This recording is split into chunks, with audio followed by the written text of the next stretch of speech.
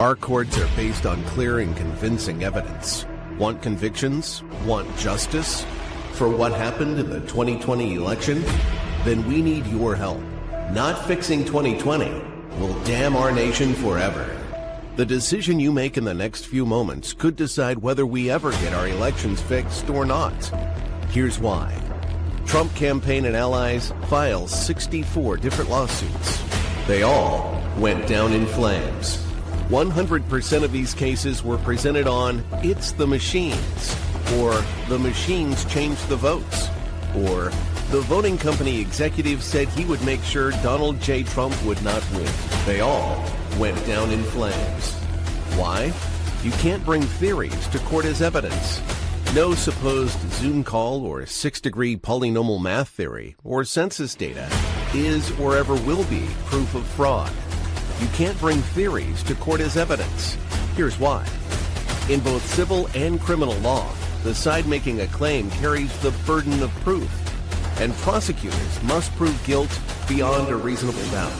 Without physical or otherwise verifiable evidence, a case cannot meet this high threshold.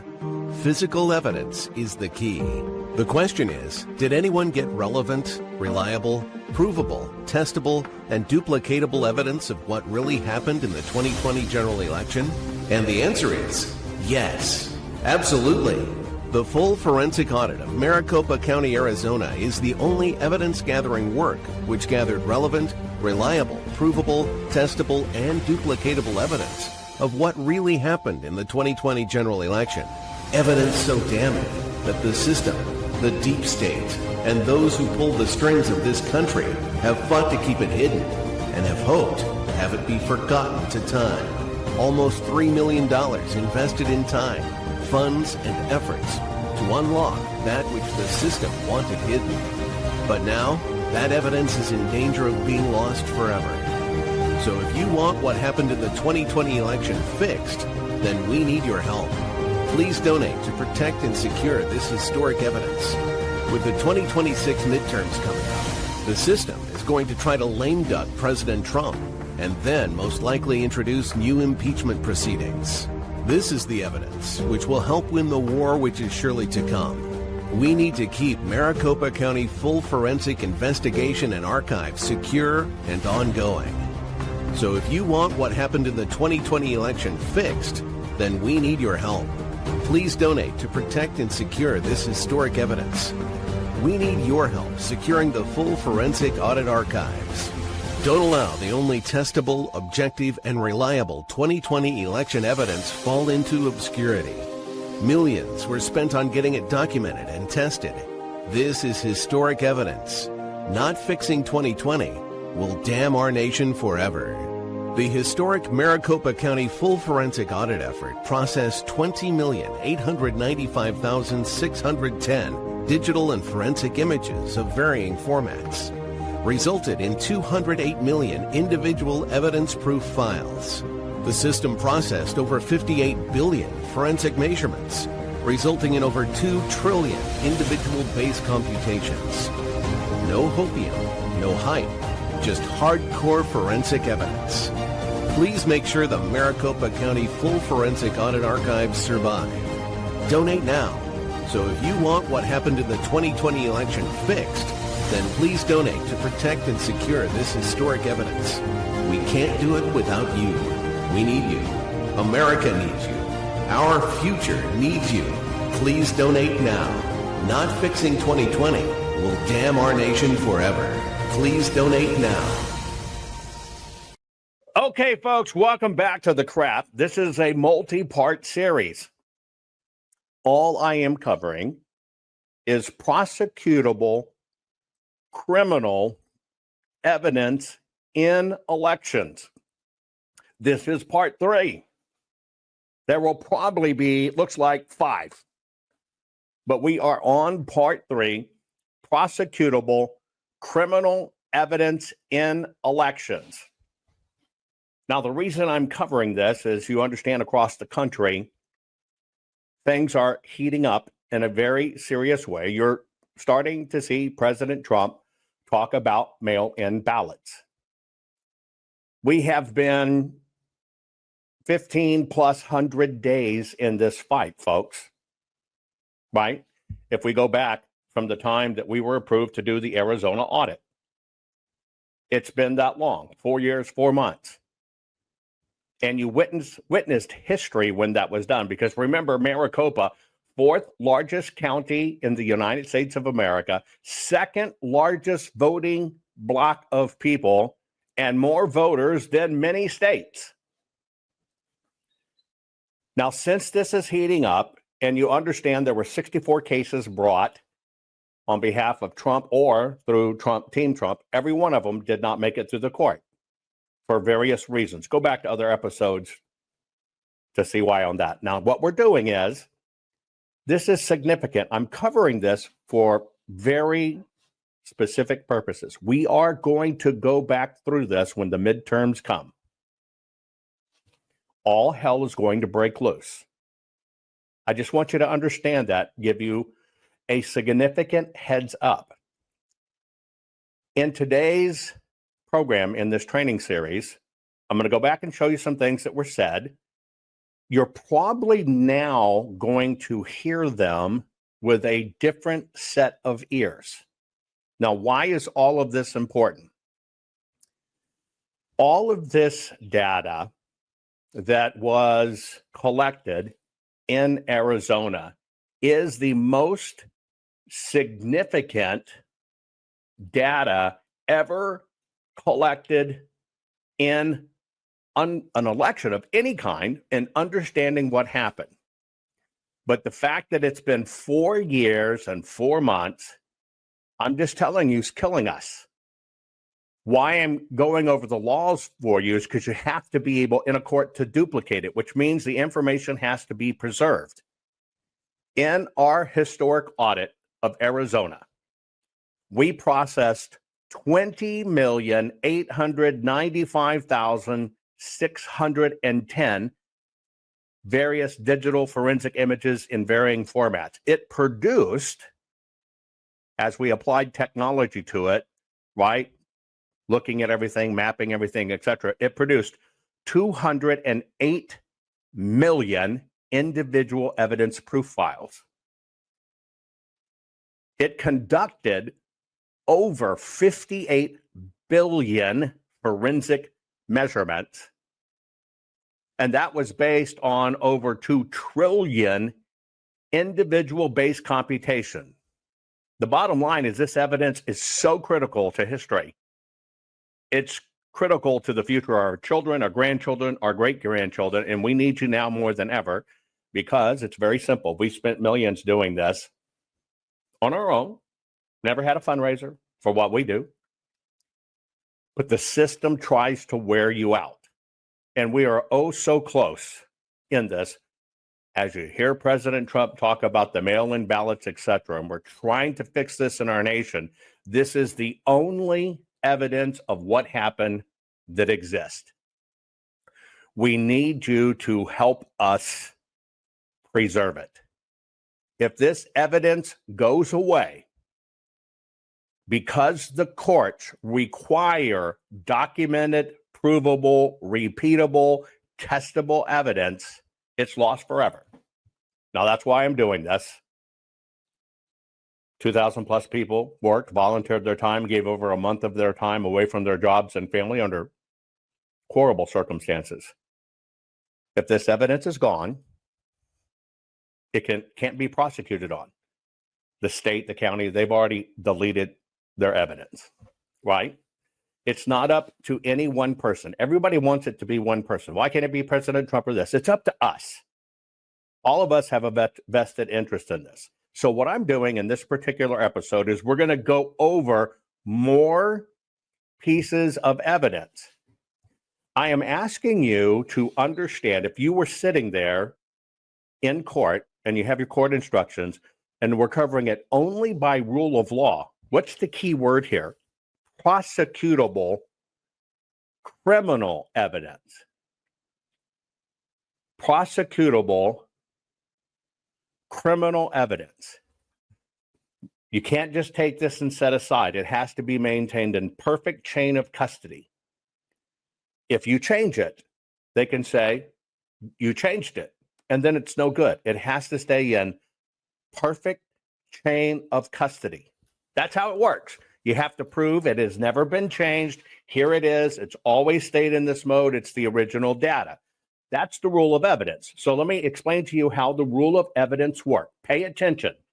Take notes if you have to, okay? Now, our courts follow what's called the federal rule of evidence, right?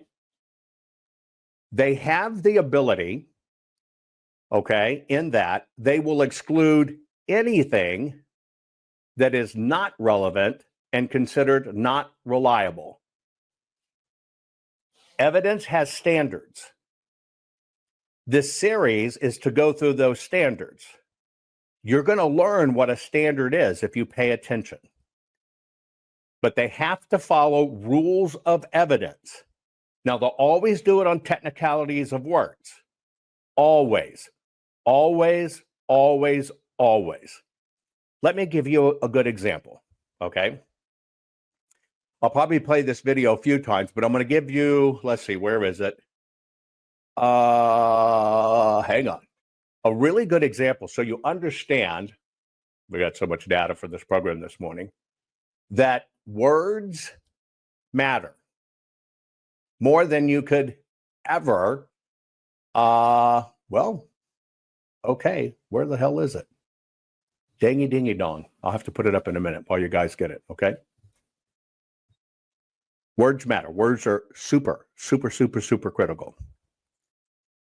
The system tries to get attorneys, people, public, etc., to use one set of words. It's the pregame.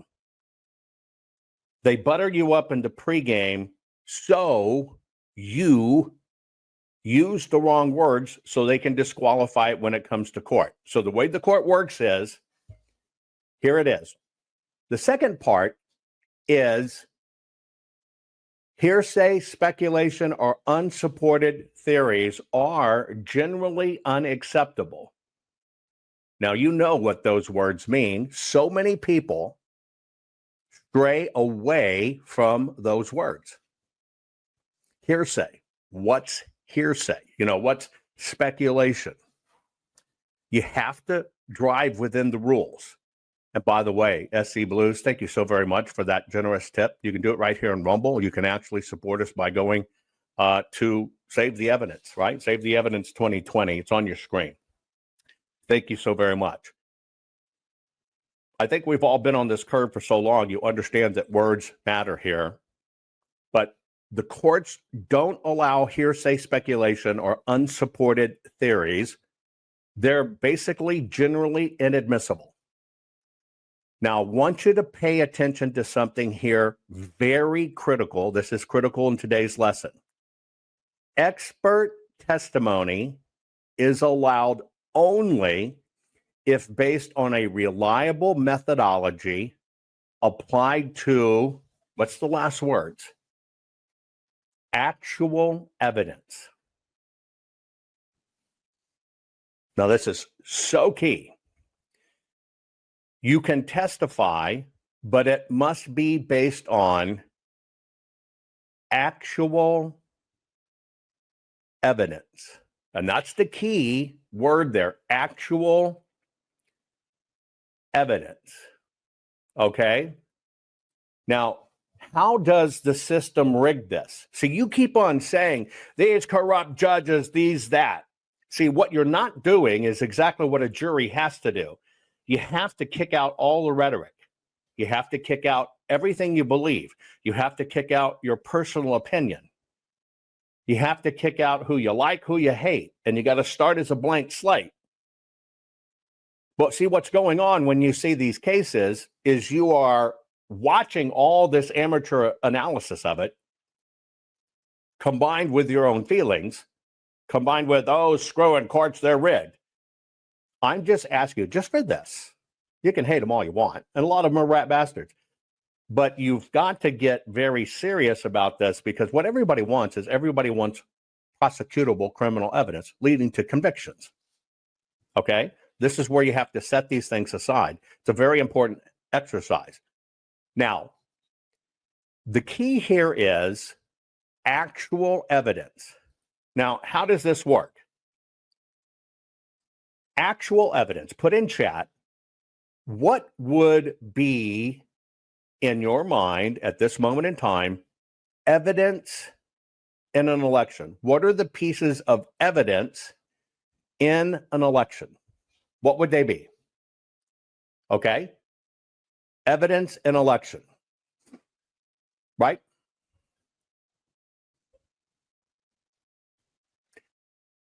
What is it? Well, ballots is one. That's evidence in election. The paper that the ballot is printed upon is evidence in an election. It's all got to be provable facts, so that requires physicality. Get it? So evidence, everything is based on physical evidence. Now, what it requires by law is everything has to be applied to actual evidence. Everything must be applied. Signatures is actual evidence. Envelopes is actual evidence. You got it? So you can't apply anything by law to come up with your theory without actual evidence. That's it. Actual evidence. That is the rule of law. So now you kind of understand what evidence is. What would be investigation? That's the next part of this, right? Actual investigation. That means you're looking at it, you're auditing it, whatever the case may be. What comes next? You've got physical evidence. You've got an investigation. What's next? Chain of custody documents would be actual physical evidence. There you go. Well, what comes next is assessment. You got to have evidence. You've got to investigate the evidence. Okay. Then you have to assess what is the outcome of that investigation. And then what's the last thing you get to apply? Theory. What happened? Where is theory in that process? First is evidence. Second, you've got to investigate it, audit it, inspect it. You got to do all you're going to do to it. Third, that comes in line from that, is you have to assess it. Now, that's basically built upon the scientific formula. Only when you've done those can you, as an expert, make your theory known. It's absolutely dead last. Now you understand why there's a formula, because if it doesn't go in that dead last segment, it is considered hearsay or speculation or unsupported theory. Why is that? Because why? You didn't start with evidence. You didn't inspect, investigate, or audit the evidence. Remember, it's got to be relevant. You didn't say, what did the evidence tell me? And now, based on all of that, you can only present your theory. That's the deal. Now, why do they do this? Physical evidence, and you know this all the time, you've seen it on TVs and movies. It can be anything from fingerprints to DNA to documents to video weapon. It has to be, now pay attention, examined by experts. Supposedly, if you're going to be the expert, you got to examine it by experts. It's got to be tested scientifically. Everybody asked, why did we publish a scientific reader for the Arizona audit? This book right here is every scientific method we created and deployed, how it's been used in the past, how we apply it, and therefore you can duplicate it. In other words, we can take this book right here and you hand it over to any team in the world and say, here's our methodology, here's every science, every technology, how they've been used in the past and verified, and how we applied it. follow this standard and then take this evidence. Now, why do you do that? Because it has to be cross-examined. Period. So you understand the formula. This is where we're going. You don't go to this extent. This is following the scientific method required by law. You can't say, well, I just feel, I just think. You got to be able to say, here you go, do it for yourself. Everything in court evidence has to be done that way. And see, you already know this. They tested a blood test, and it has XXX chance of being the criminal defendant, whatever. They allow that blood to be retested by another group to say what they say, or that hair, or that footprint, or that fingerprint. This is where the term by the book comes from. If you are a professional in any part of research and science, you must publish your scientific reader of how you do what you do and why, what methodologies use. So that's what this book is. This is the rule of law. Now, as you go down this, right? Okay. In reliability or verifiability, you come to the part that says theories and opinions are inherently subjective, even if offered by experts. Now, here you go.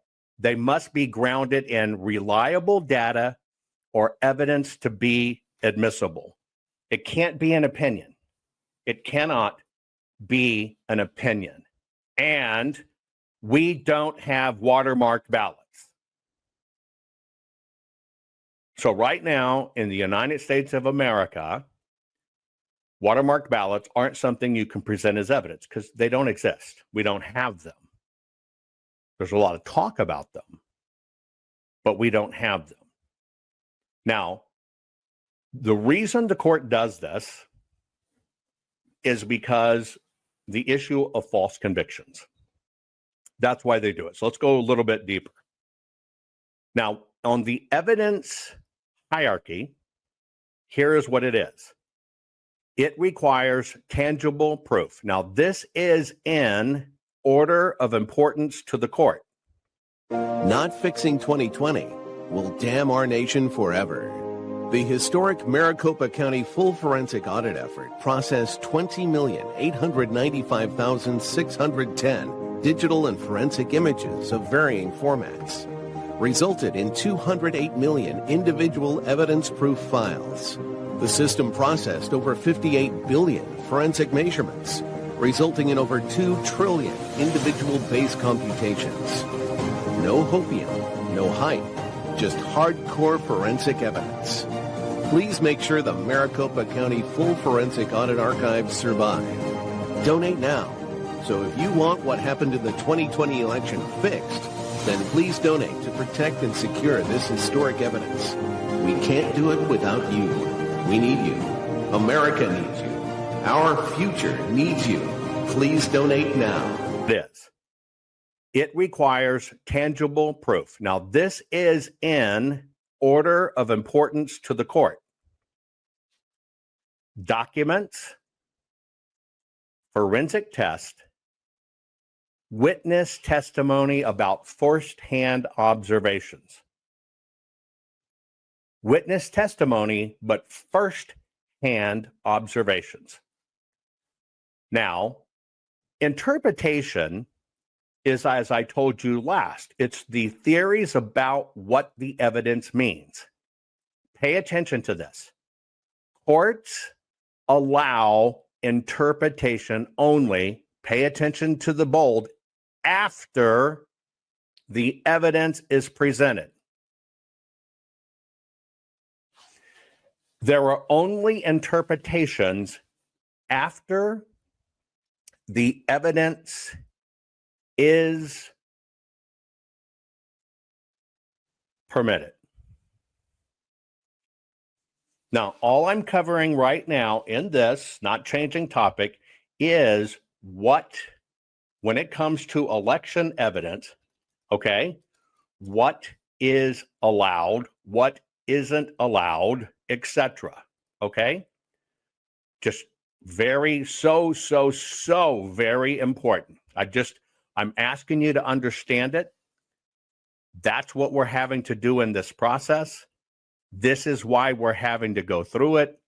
This is why we're breaking it down, because so many people don't understand from a procedural standpoint what is evidence, what is not evidence, what can be presented, and how can it be presented. That's why we're going through this drill. Now that you understand that part, and by the way, if you haven't shared this program, right, please share it.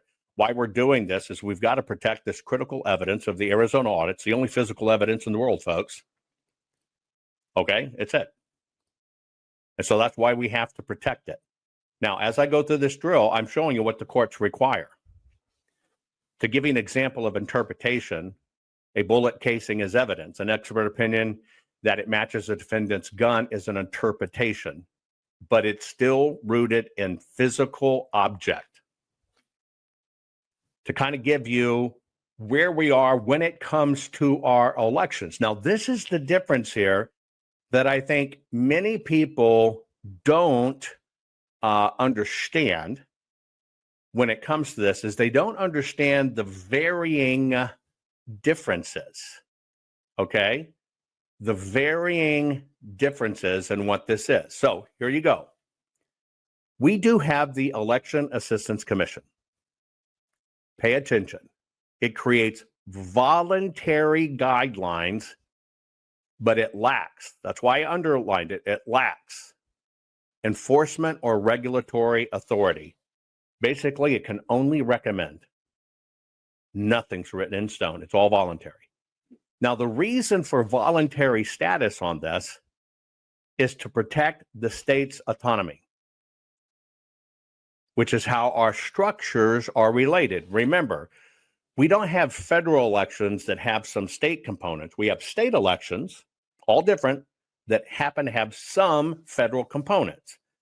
Each state governs each state. There you go. Now, it's up to the state of what are they going to do. Some incorporate, all of them, incorporate their voluntary voting system guidelines and law or testing process. Others have their own.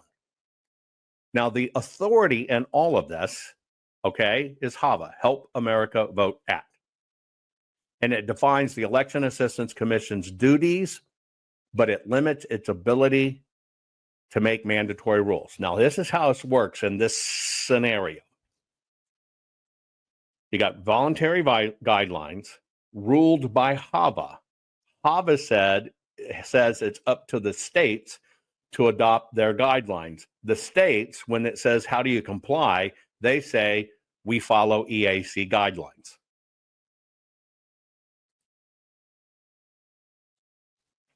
That's compliance. EAC guidelines, it's all voluntary. It's up to the state. The state can adopt what they follow. That's ruled by HAVA. The state must have that choice.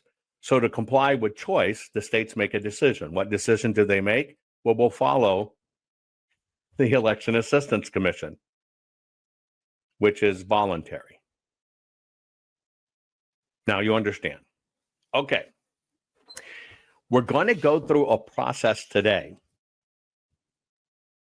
of looking at many of the things that have been presented all over the place as evidence.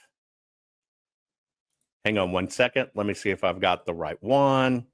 Things that have been presented as evidence, okay? Now, everything is dependent upon, 100% dependent upon, it's got to be duplicatable, it's got to be reliable, and it has to be able to be tested. So you understand the ground rules, right? So I'm going to run you through some things we've seen to help you understand, okay, why did 100% of all the cases that were brought after 2020, why'd they get chunked? 20 of them, right off the bat, 20 of them, the court said, get out of here, it's junk. But see, those were the first 20, so everybody kind of followed that stuff. The second 30 in that line, they did get to court, and there was some debate about it because they're trying to modify, but all of those went away as well. They just, no go, it's wrong, because there's procedures. Last but not least, the last 14 were just dropped by Trump.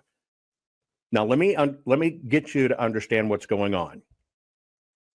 Federal court, let's call it national rules, federal court, state court.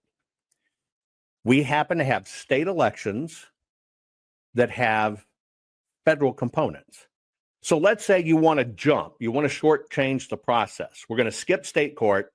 We're going to go to federal court. So if we don't get what we want, then we can go to the Supreme Court faster. You follow? Because you don't want the lower courts dragging it out.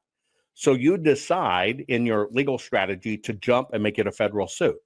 Well, most of those cases at federal court, they says, wait a minute, you didn't go through the state court.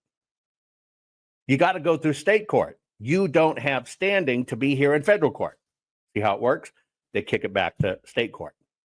Now, everybody considers that a lost case. It's technically not a lost case, but you have to follow procedure, period. You have to follow procedure, and they didn't.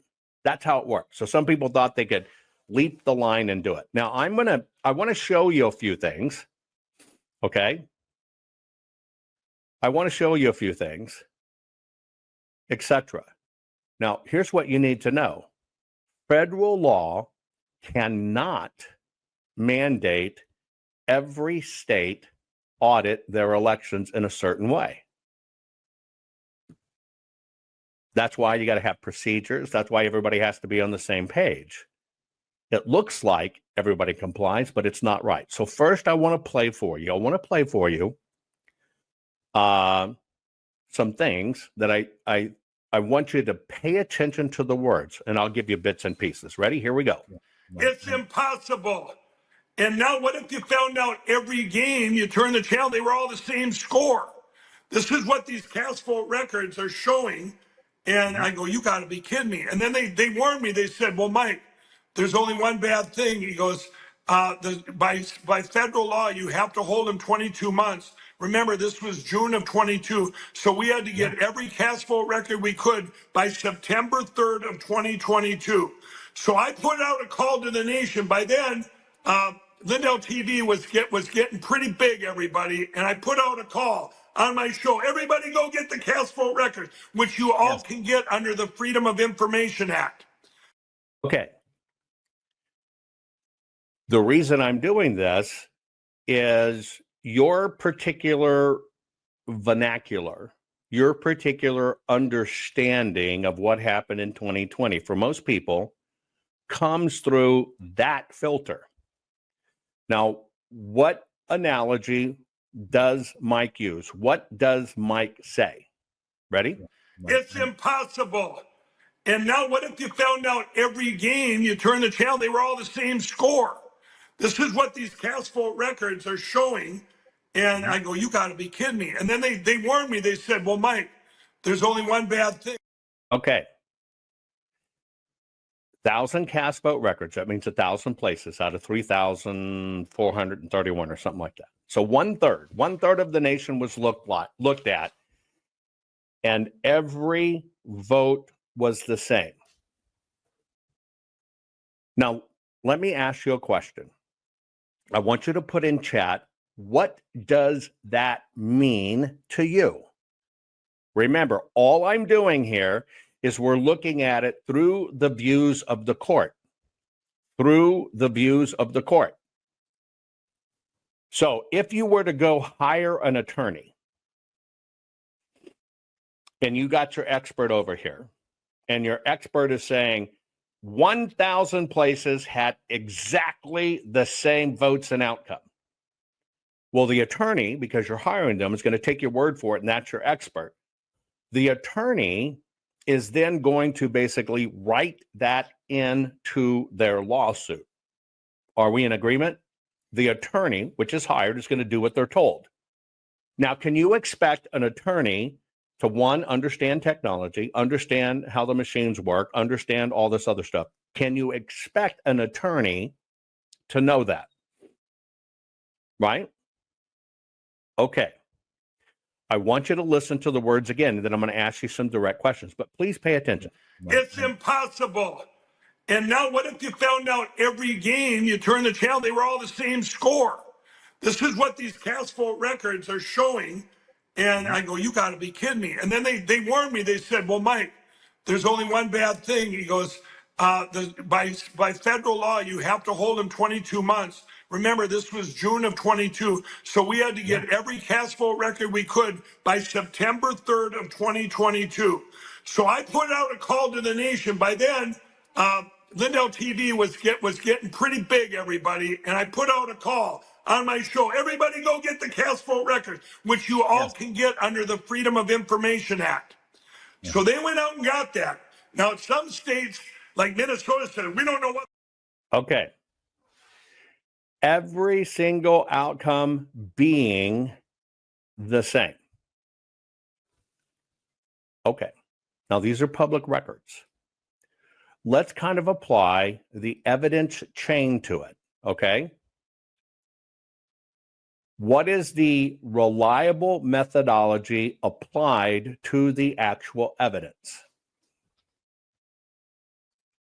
Now let's unpack this. The cast vote record is kind of like the digital version of the election.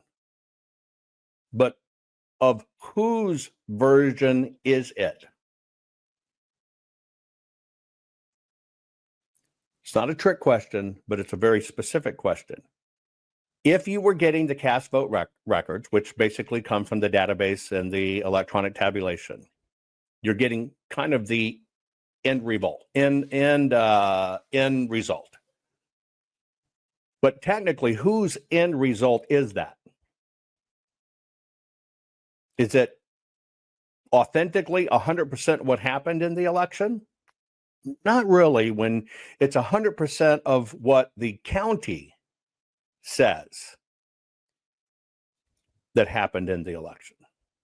Okay? Now, the assertion here is 1,000 places polled. All 1,000 places had exactly the same end result. Now, that's what's said. 1,000 places had exactly the same result. Now, we're going to separate court from public opinion at the moment. You're hearing in public opinion, in other words, what you learned to repeat was every single one of these. Not fixing 2020 will damn our nation forever. The historic Maricopa County full forensic audit effort processed 20,895,610 digital and forensic images of varying formats, resulted in 208 million individual evidence-proof files. The system processed over 58 billion forensic measurements, resulting in over 2 trillion individual base computations. No hopium, no hype, just hardcore forensic evidence. Please make sure the Maricopa County Full Forensic Audit Archives survive. Donate now. So if you want what happened in the 2020 election fixed, then please donate to protect and secure this historic evidence. We can't do it without you. We need you. America needs you. Our future needs you. Please donate now. Bring in public opinion. In other words, what you learned to repeat was every single one of these had exactly the same end result.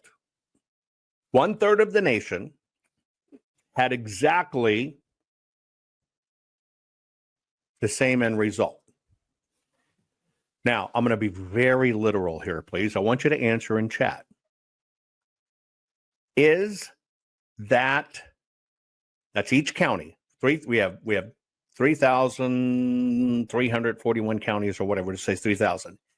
Is it possible for 3,000 counties to have exactly the same result? You're right. It's an awful, awful bold statement. But now we're looking at this from the court of law. Is it possible for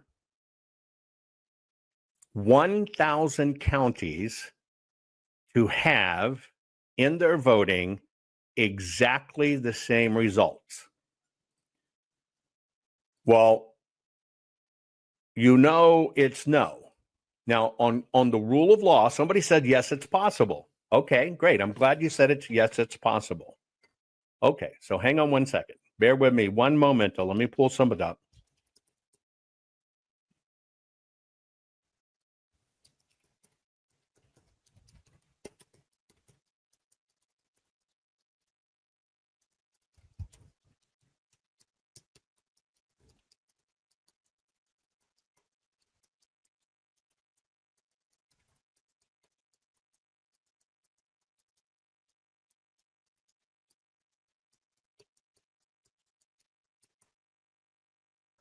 Here's the question I've asked artificial intelligence, okay?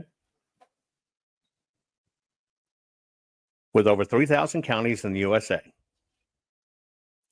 is it possible? Now, we're dealing with words here. I just want you to understand. Is it possible for any 1,000 counties to have,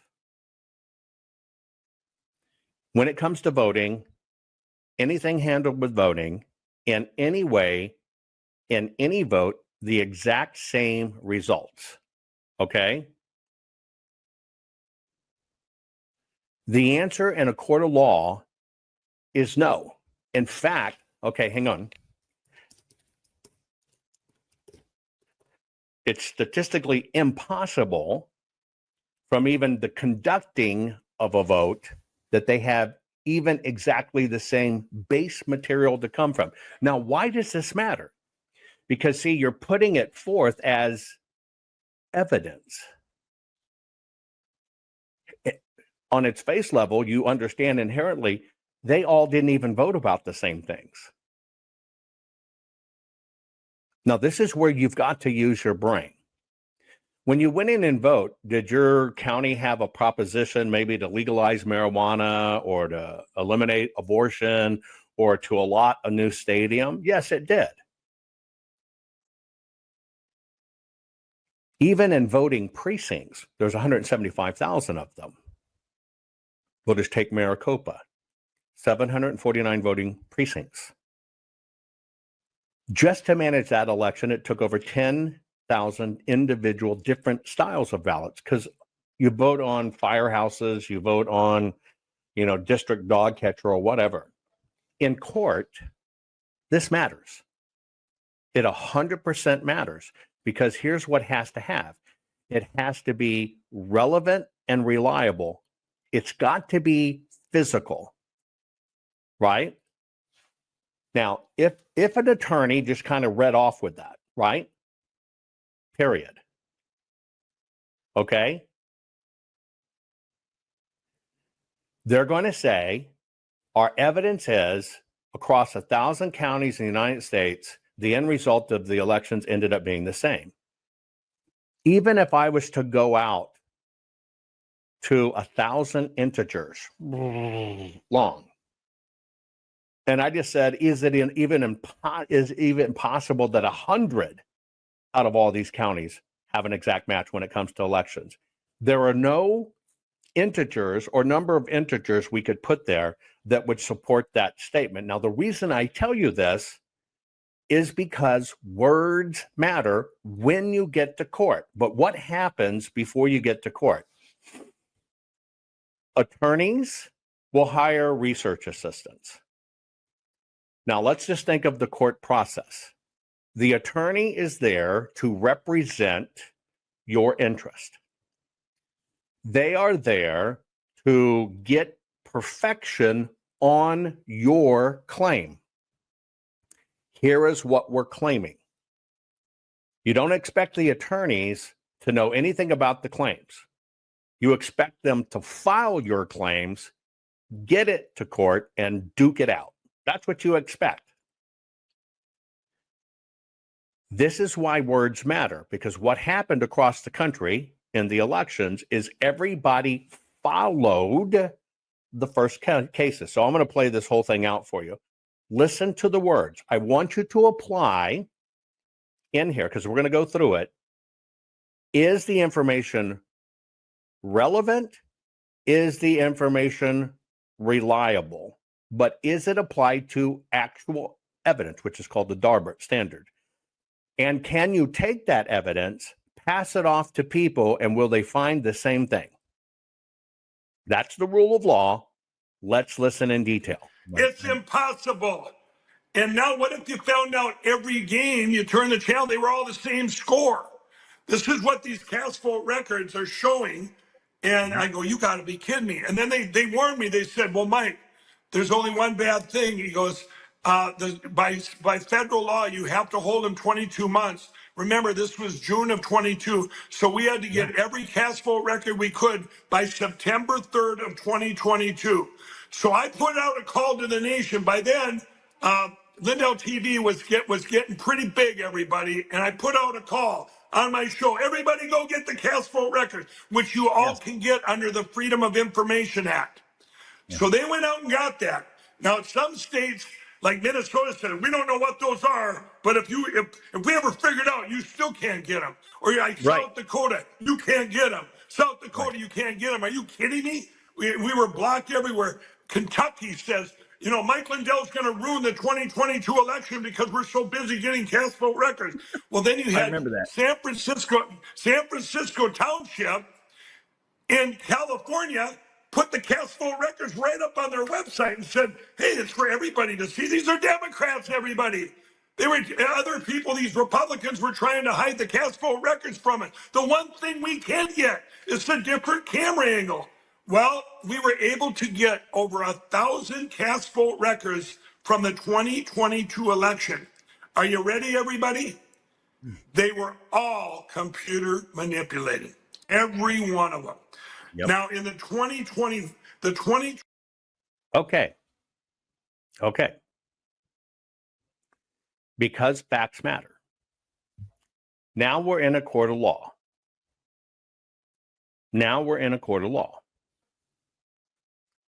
And the court requires that the elements be relevant and reliable, and it's got to be a reliable methodology applied to actual evidence. Okay? That means you got to be able to pass it off to experts. They've got to be able to duplicate it. Okay? Period. Now, here's the question.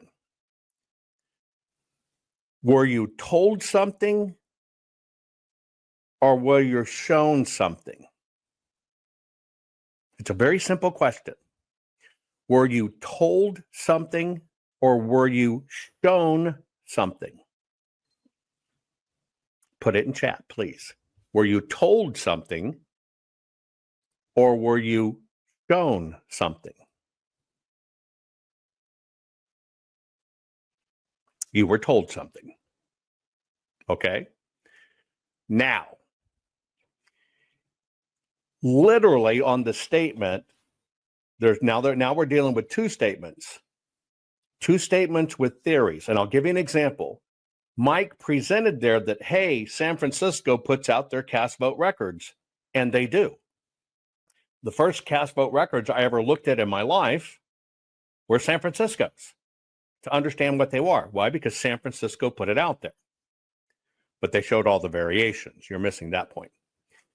Next, it's saying that two things, that 1,000 of these counties were exactly the same end result. And then it says, looking at 1,000 of these, they were managed by a computer. They were changed by a computer. 100% of them were changed by a computer. Now, let me ask you a question. You're a juror. Were you told that? Or were you shown that? Put it in chat. Were you told it? Or were you shown it? Okay. Now remember, the rule of law says hearsay or speculation or unsupported theories are generally inadmissible. Now, if you're answering it honestly, you understand you were told. You were told they were exactly the same. And then one more leap happened. You were told that they were managed or manipulated by a computer. Now, in order to understand something being managed or manipulated by a computer, what do you, as a jury, need to see? If you're sitting there in the jury box, if you're considering presenting evidence, I'm telling you, this is going to happen again in 26. It's coming. But right now, you're looking at what you think is evidence. Your whole life in election integrity has been based on what you think evidence is. You've been told they've been manipulated by a computer. Okay? Manipulated by a computer. Okay? When a computer manipulates something, what are the elements of evidence you feel you would need to show something was manipulated by a computer? Well, obviously need proof. You got to be able to prove it, right? How would you prove it?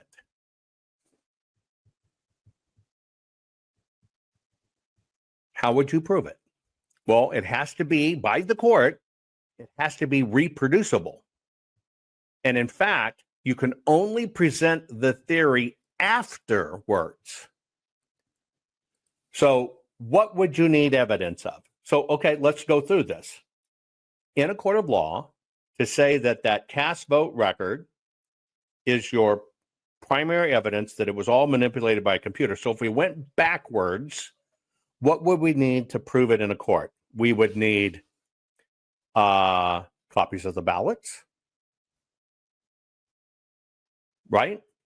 We would need copies of the first cast vote record of where it goes in the machine. We would need the adjudication files in between, you know, because it could be a smudge, could be a tear. That's called adjudication files.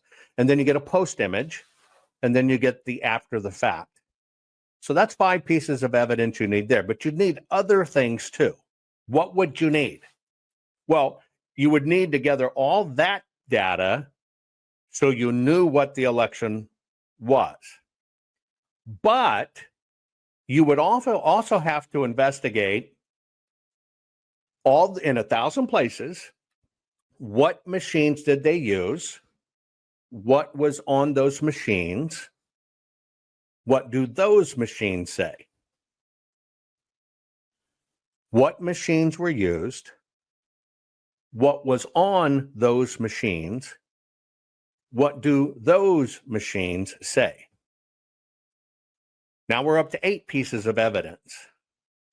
Now, if you're on the machines, you have to show where it interacted. Something interacted. Let's just say it was all anonymous pieces of hacks, let's say. Well, you'd have to show that. You got to show the change. The change. Do you follow what I'm saying? Now, the question is that what Mike is saying they have? Because all I'm talking about, I'm only using this example. All I am talking about is what is prosecutable criminal evidence. Now I'm going to ask you a question. You have now been told something. You have now been sold something by repetition, which means those statements influenced everybody in the United States of America who saw it, every influencer or broadcaster who repeated it, and it also influenced attorneys of what they thought was going on. Now I want you to go back. Every time, take a sheet of paper, fold it in half. Okay? Fold it in half. On the left side of the paper, you're going to mark down every time you hear a fact about this is what happened. This happened, this happened. Just put a little hash mark. Now, on the right side, you're going to put every time Mike shows you the proof of what happened. You got it? So just make hash marks. We're going to go through it, okay? Here we go. It's impossible. And now what if you found out every game you turn the channel, they were all the same score? This is what these cast vote records are showing. And I go, you got to be kidding me. And then they warned me. They said, well, Mike, there's only one bad thing. He goes, by federal law, you have to hold them 22 months. Remember, this was June of 22. So we had to get every cast vote record we could by September 3rd of 2022. So I put out a call to the nation. By then, Lindell TV was getting pretty big, everybody. And I put out a call on my show. Everybody go get the cast vote records, which you all can get under the Freedom of Information Act. So they went out and got that. Now, some states like Minnesota said, we don't know what those are, but if we ever figured out, you still can't get them. Or like South Dakota, you can't get them. South Dakota, you can't get them. Are you kidding me? We were blocked everywhere. Kentucky says, you know, Mike Lindell's going to ruin the 2022 election because we're so busy getting cast vote records. Well, then you had San Francisco Township in California put the cast vote records right up on their website and said, hey, it's for everybody to see. These are Democrats, everybody. They were other people, these Republicans were trying to hide the cast vote records from it. The one thing we can get is a different camera angle. Well, we were able to get over 1,000 cast vote records from the 2022 election. Are you ready, everybody? They were all computer manipulated, every one of them. Now, in the 2020 election, they were all computer manipulated of the 1,100. Now, when 2022 came around, we reached out for the cast vote records again. By this time, there was so much pushback. Like we know it's a law, but we're not going to give anybody these cast vote records. They're onto us. They're onto us. And we were only able to get about 540, I believe, of the 3,143 counties. But guess what, everybody? There were some counties that were not computer manipulated. So we had perfect examples of, and they were in Florida, by the way. They were in Florida. Miami-Dade County was one that had, that for some reason, they didn't manipulate it because I don't know, DeSantis was there. If you're a real good Republican, you too can win an election. You know, you just got to be a real good Republican like DeSantis and not like Donald Trump. So they didn't do anything there. That's my theory, right? Well, anyway, we had a perfect example. Now, you heard all kinds of things through there, all kinds of things, a lot of accusations. He also paints it, some people gave it up, some didn't. So giving up were good guys, not were the bad guys. Oh, they were onto this. They knew we had them, so we got less. And then he says, that's my theory. Now, what do you think America hears in that? Now, what he did is he just legally absolved himself. That's my theory. But what happened is the tone got set. Now, did you have any marks on the right side where you were shown evidence? Because remember, we're only looking at this from the filter of the court that requires you've got to show repeatable evidence. Period.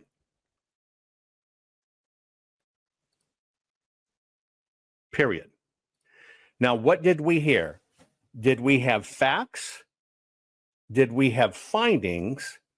Or did we have hearsay, speculation, or unsupported theories? I want you to vote on what you heard. Did you hear in any of that facts that are relevant and relatable? And, or did you hear hearsay, speculation, or unsupported theories? Now, next, if San Francisco puts their cast vote records automatically online, does that implicate every other county that does not? Simple question, yes or no. If in fact San Francisco puts their cast vote records online, does that implicate 3,430 other counties as not doing it? No, it doesn't. It means nothing. Okay? But you heard they were all corrupted, 100% computer manipulated. Now, this is what we're going to unpack, is we're going to unpack now the computer manipulation. Now, what's important about that scene, okay? It's impossible. And now what if you found out every game you turn the channel, they were all the same score? So a lot is done in there. I'm not going to play that anymore. I just need to get a screenshot. Okay. Now, this is a court technical question. Okay. Let me get this on my screen. Remember, I'm only taking this to the instance of court. That's it. That's the only reason I'm doing it. Okay. Of the two, as you're seeing it come across the country, who is the person espouting the facts? You got two people on screen. Who is the person espouting the facts? Put the answer in chat. Who is it that is presenting the facts of the case?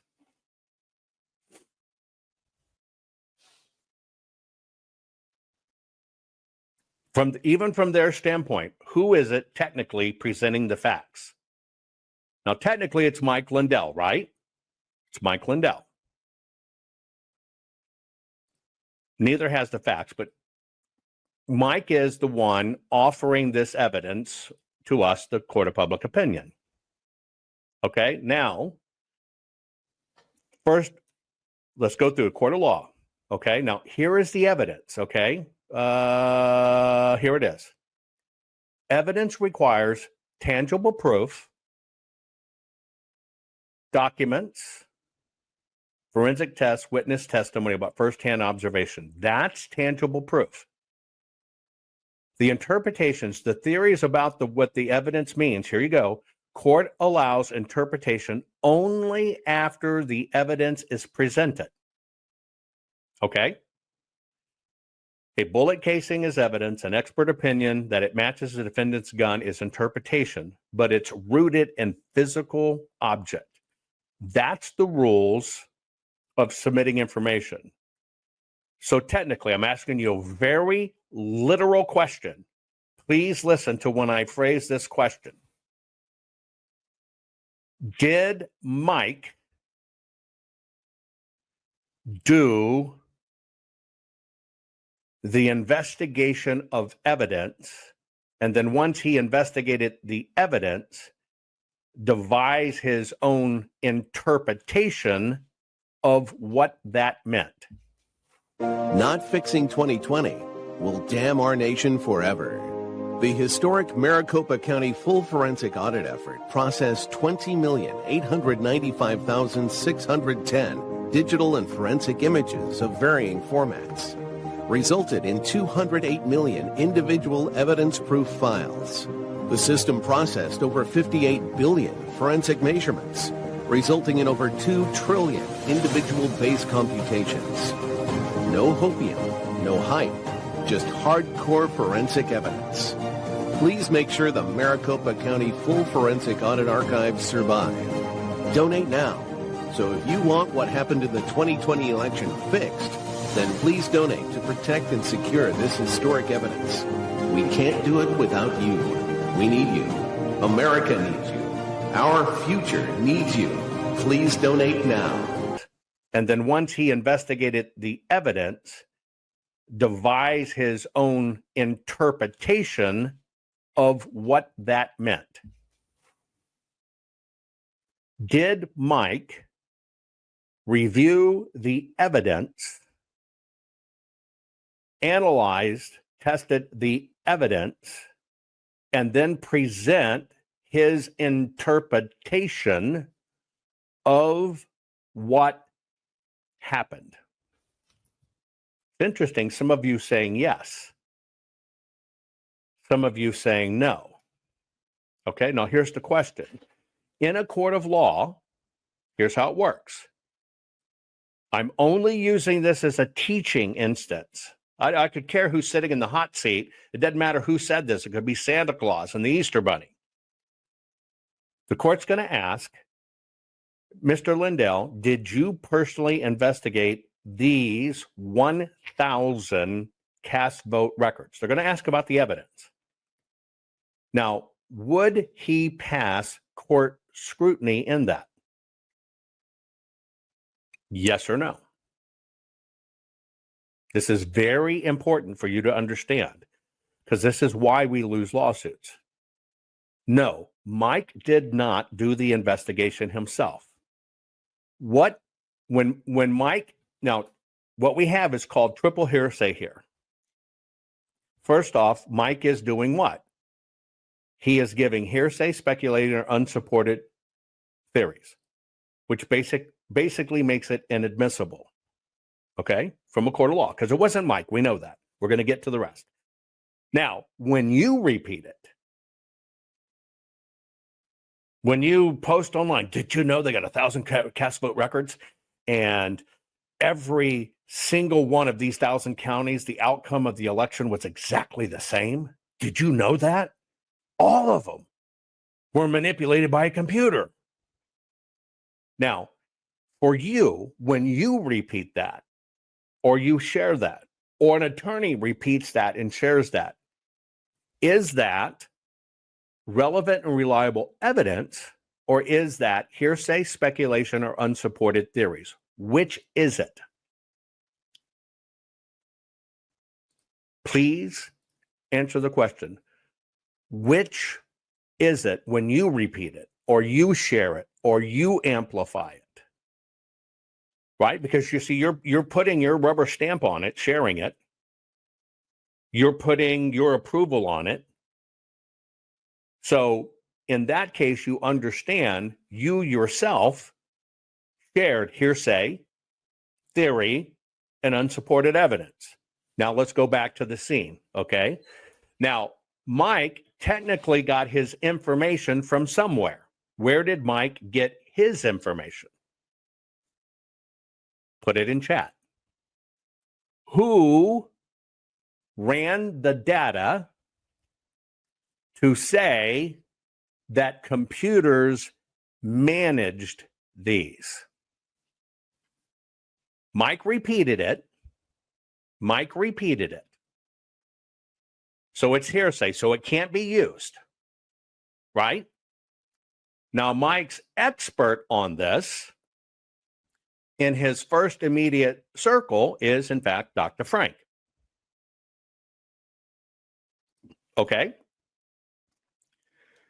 Now, so now in court, let's say we're going to present Dr. Frank as the expert witness. Now, this is where it gets a little technical, but follow, you'll appreciate this. The court follows the rules. It's called the Federal Rules of Evidence. It excludes any material that is not relevant or reliable. Relevant or reliable. Okay? It objects and can't present hearsay or speculation or unsupported theories. Now, expert testimony is only allowed if it's based on reliable methodology applied to actual evidence. Now you're with me, right? Reliable methodology applied to actual evidence. Now, if we look at evidence, it's got to be some form of tangible proof. Documents, forensic tests, witness testimony firsthand. You got to look at it first, and then you have to interpret what it means. That's when interpretation comes in. But that's after the evidence is presented. Now, in this case, they tell us what their original evidence is. What is, we're accepting every word as fact. You're basically sitting in a testimony box. What are they saying their evidence is? You know it. Just think through it. What are they saying their evidence is? Now, remember, all of this stuff made the rounds in all the cases. They mentioned the word. It's not PCAPs. Different subject. They mentioned the words in what he said, how they came to this conclusion. There was some evidence in there. Yes, the cast vote records. How many? There you go. 1,000 individual sets of cast vote records. So we know from exactly what they said what the evidence is. Okay? They're saying our evidence is 1,000 individual cast vote record sets. Okay, so now we know the evidence base. So we're going to go back and look at this formula. So you've got the evidence. Is the evidence relevant and reliable? Well, you can say that the cast vote records, because it deals directly with elections, you bet it's relevant. It's very relevant. Very relevant. A cast vote record by nature, when you get the final one, is basically certified by the county saying this is real, this is what happened. So it's reliable. So it actually basically, okay, they are beginning with relevant and reliable evidence. Now, we got to throw speculation aside. Because remember, you only get, it says, ready? Expert testimony is only allowed if based on reliable methodology applied to actual evidence. Okay? So we know they have actual evidence. We know Dr. Frank's the expert. So now we got to go to the next thing. Here it is. Ready? It needs evidence, right? And it needs to be interpreted after the evidence is presented. Got it? So, the rule of thumb is this must be able to be cross-examined. You can see it everywhere. It has to be able to be cross-examined. Tangible proof that can be tested scientifically and cross-examined by the court. So now you're sitting in the court. That's all we're doing on this drill. That's all we're doing on this drill. Okay? You're going to cross-examine it by the court. It's the same evidence that was presented to Tina Peters. Here is evidence of what we claim. What are we claiming? That we got 1,000 cast vote record sets, that all 1,000 records, the elections had the same ending outcome, okay? And because we see that, they were all, quote, 100% computer manipulated. So now we know the facts, right? Write that down. 1,000 cast vote record sets. That was their evidence. Evidently, they analyzed it, okay? And in the analyzation of the evidence, they basically came to two facts. One, that all 1,000 showed that all elections had the same outcome. Not were similar, but had the same outcome. And then the next thing they asserted was all of them, 100%, none of them were different. They were computer manipulated. So now these are your facts. Okay. So if you're the court and you want prosecutable criminal evidence, remember, that's what all of us want. We want prosecutable criminal evidence. I don't even know why I have three thumbs down, but I can tell you why. You're making a decision based upon people you like. You're making decisions upon people you trust. But the bottom line is you won't even cut a jury. You know why you won't cut a jury? Is because you've cast your vote, down thumb for me, without having any evidence presented yet and having that evidence by rule of law being cross-examined to be interpreted. That's a failure in ethics, but let's go on, okay? So now we're going to basically put the expert on the stand. Now, I want you to remember, this is the same evidence that was shown to Peters. Here's what we found. It was all, even in 1,000 places, it was all the same outcome. And when we looked at all these, they were computer manipulated. So now you bring your expert to the stand. Okay? So you're going to ask your expert, okay, because see, the court requires it. We know what you did. Now we're going to test it scientifically, and we're going to cross-examine it in court. So the very first thing the court does that has the court has the responsibility to anybody says, okay, we know what you're interpreting here, and we know that you presented evidence.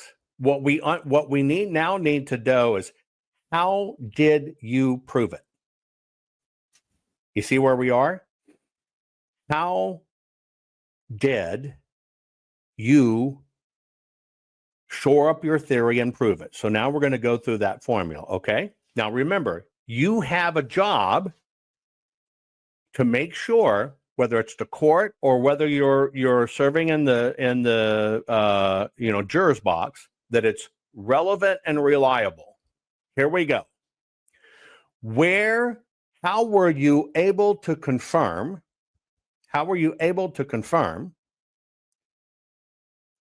that all of these places ended up the same and they were manipulated by a computer? So now we basically go to this. Okay, so the expert in this case, here's the expert. This is the one that sold Tina Peters. We're only looking at prosecutable criminal evidence. You're putting theories aside. You're putting everything else aside. Okay, what did you use to test your evidence? So here's the answer number one. And I'll play the surrogate. I selected a small number of counties, 4 large counties in Michigan, to develop a key turnout curve. I averaged their voter turnout by age, percentage of 20-year-olds, percentage of 30-year-olds who voted, to create a baseline polynomial. Now, here's the question.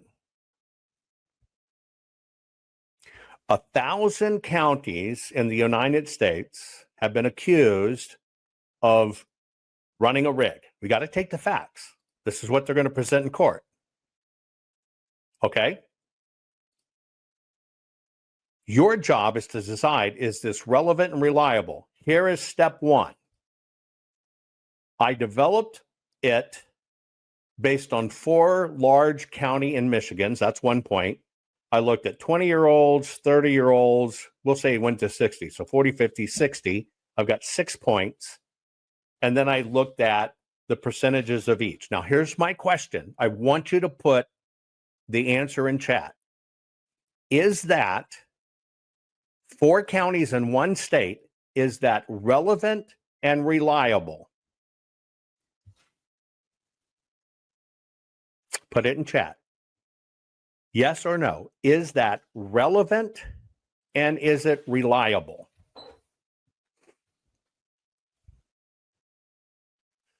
But I always want you to keep in mind what millions of people heard on social media, on broadcast, and got put in their cranium. Is any of that relevant or reliable? Now, I'll just ask you a more direct question. In Tina Peters' prosecution, the formula that she was convinced was at play in her county was based upon 4 large counties in Michigan. To Tina Peters in Mesa County, Colorado, is that relevant?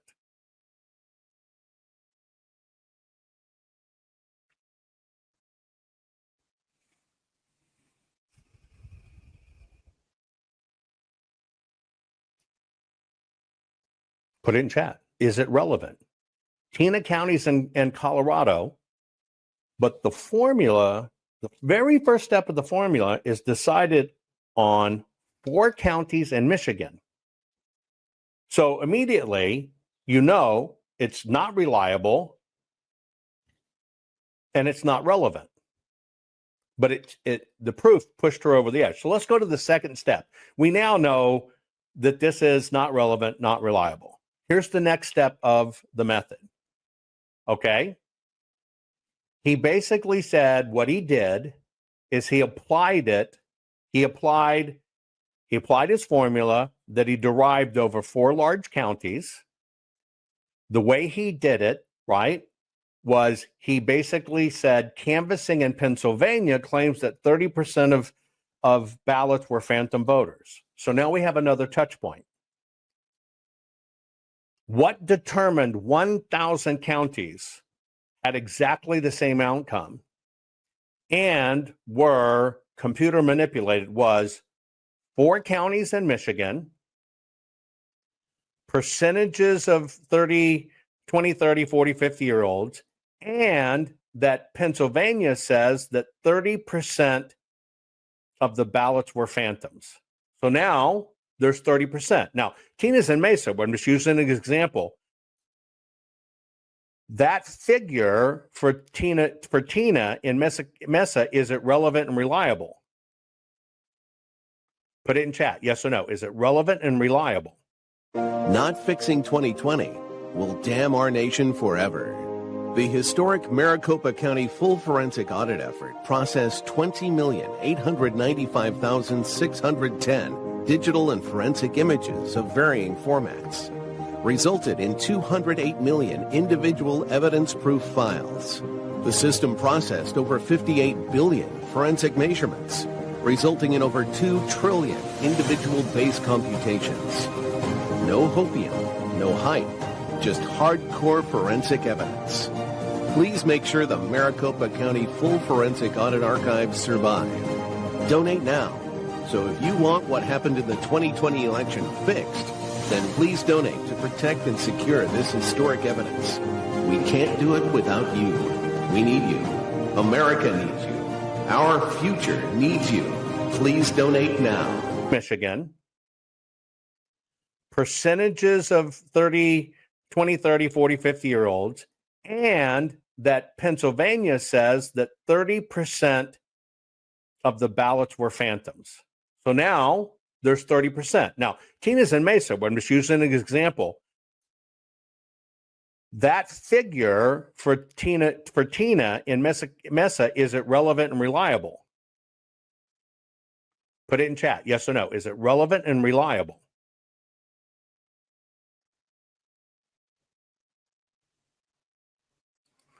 Well, probably what you realize is claims aren't facts. And the number one rule of court is hearsay, speculation, and unsupported theories are inadmissible. Okay, I'm going to give you one more fact here. Maybe there's a saving grace in it because he says he's able to prove they were computer manipulated. So far, 4 counties out of 3,431.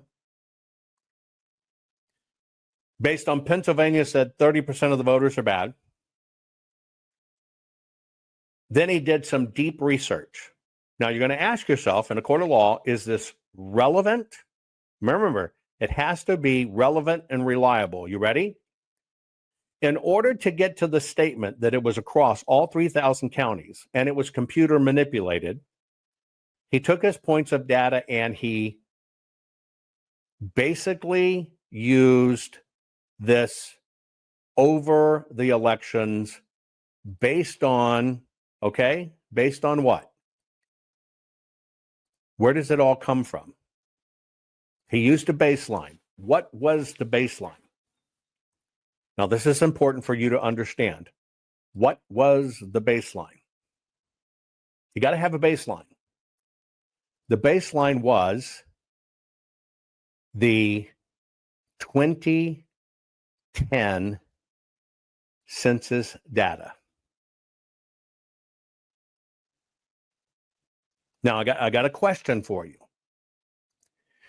You're deciding in the court, based on 4 counties in Michigan, a statement from Pennsylvania, statistical averages, and the 2010 census, you are able to claim that the election was computer manipulated. Now, let me ask you a question. The 2010 census applies to the 2020 election. How? Yes, you can get statistical data. Now, the only thing in there that's known as a hard fact is the census data. It's published and certified by the government. So we have one hard known fact. But does the 2010 census data show you how people would vote? And can you prove that through the 2010 census data that something was computer manipulated in an election? Here's the whole point. It's hearsay, it's speculation, it's unsupported, and it actually cannot be repeated. So from a court of law, can we get a prosecution off this? Yes or no? Direct question. On that data, can you get a prosecution?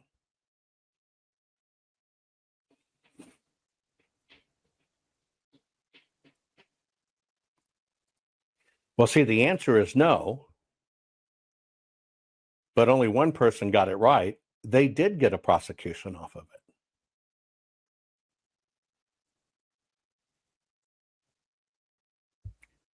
Where was the prosecution?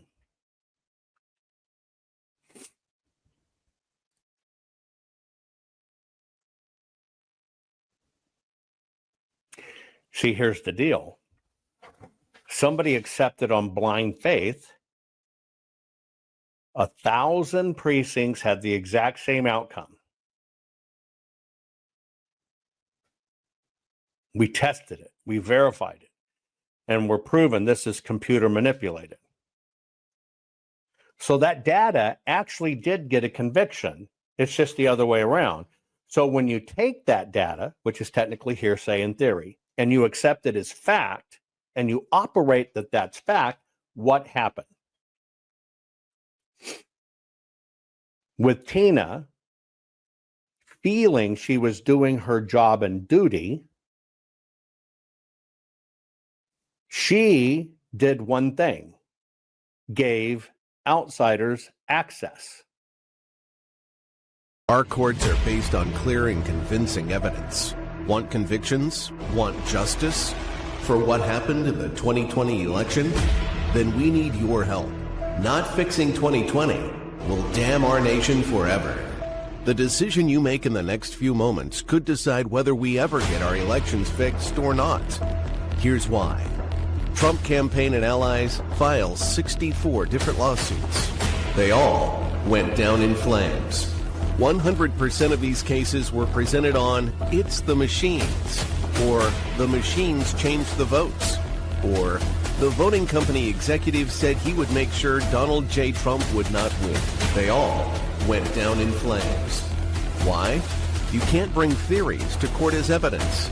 No supposed Zoom call or six-degree polynomial math theory or census data is or ever will be proof of fraud. You can't bring theories to court as evidence. Here's why.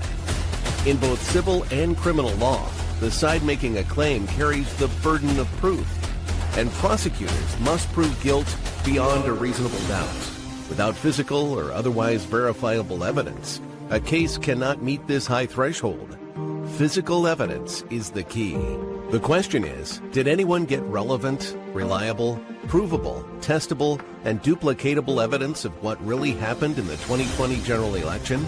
And the answer is yes, absolutely. The full forensic audit of Maricopa County, Arizona is the only evidence-gathering work which gathered relevant, reliable, provable, testable, and duplicatable evidence of what really happened in the 2020 general election. Evidence so damning that the system, the deep state, and those who pull the strings of this country have fought to keep it hidden and have hoped to have it be forgotten to time. Almost $3 million invested in time, funds, and efforts to unlock that which the system wanted hidden. But now, that evidence is in danger of being lost forever. So if you want what happened in the 2020 election fixed, then we need your help. Please donate to protect and secure this historic evidence. With the 2026 midterms coming up, the system is going to try to lame duck President Trump and then most likely introduce new impeachment proceedings. This is the evidence which will help win the war which is surely to come. We need to keep Maricopa County full forensic investigation and archive secure and ongoing. So if you want what happened in the 2020 election fixed, then we need your help. Please donate to protect and secure this historic evidence. We need your help securing the full forensic audit archives. Don't allow the only testable, objective, and reliable 2020 election evidence fall into obscurity. Millions were spent on getting it documented and tested. This is historic evidence. Not fixing 2020 will damn our nation forever. The historic Maricopa County full forensic audit effort processed 20,895,610 digital and forensic images of varying formats, resulted in 208 million individual evidence-proof files. The system processed over 58 billion forensic measurements, resulting in over 2 trillion individual base computations. No hopium, no hype, just hardcore forensic evidence. Please make sure the Maricopa County full forensic audit archives survive. Donate now. So if you want what happened in the 2020 election fixed, then please donate to protect and secure this historic evidence. We can't do it without you. We need you. America needs you. Our future needs you. Please donate now. Not fixing 2020 will damn our nation forever. Please donate now. But when you take that data, which is technically hearsay in theory, and you accept it as fact, and you operate that that's fact, what happened? With Tina feeling she was doing her job and duty, she did one thing, gave outsiders access.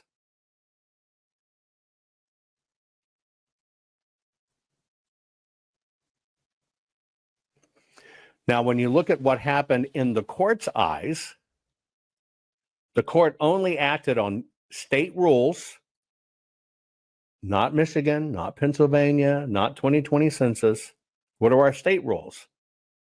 And if you allow outsiders into the database, you allow outsiders to do this or to that, it's a crime. Those are laws. Now you have to ask yourself, if state law says outside people can't be in the machines, right? And somebody gives them access to the machines, have they basically broke the law? Well, the technicality is yes, they have broken the law, which means you have to back up.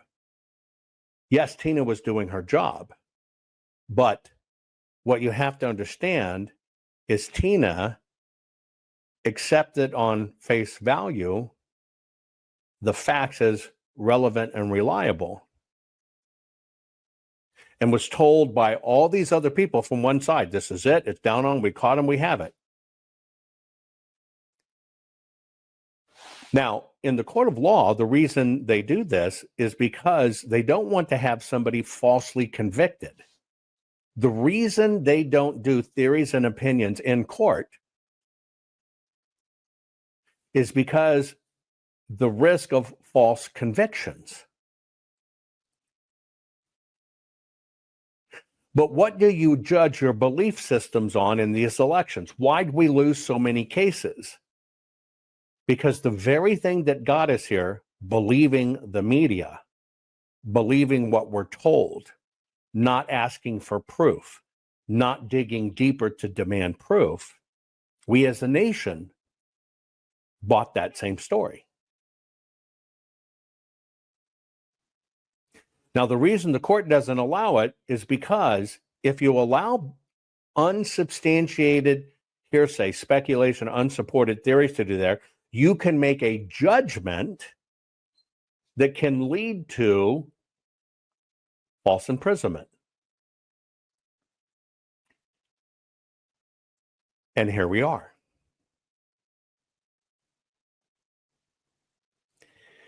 All of this on all sides comes down to belief systems. It's it. It always comes down to belief systems. As a human, we're not trained to question.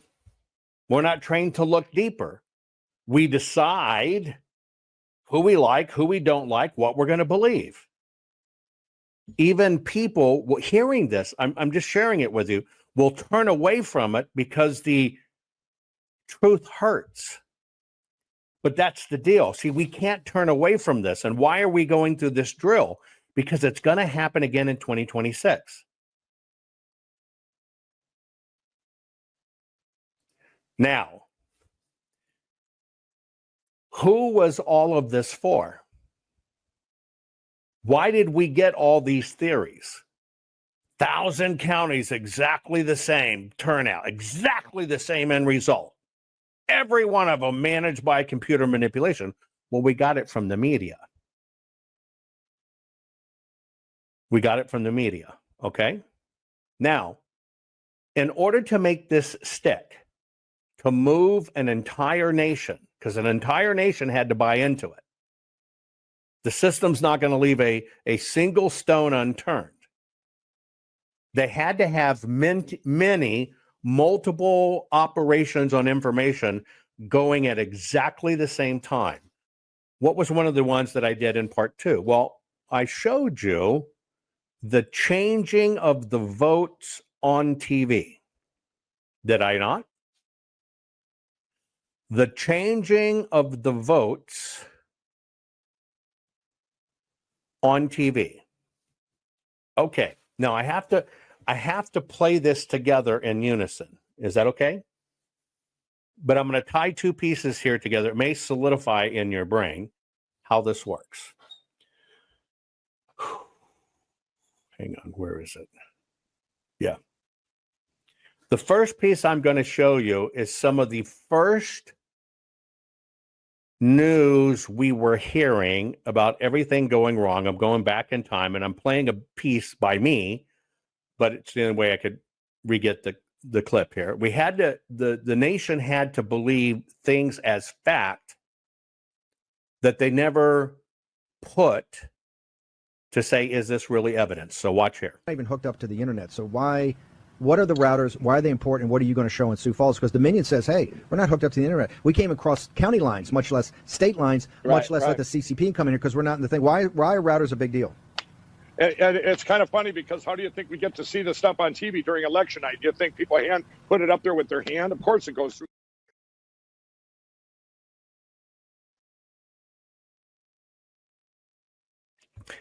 Now, at this point in time, the big news is we're doing a full forensic audit. This is the tie back to the machines.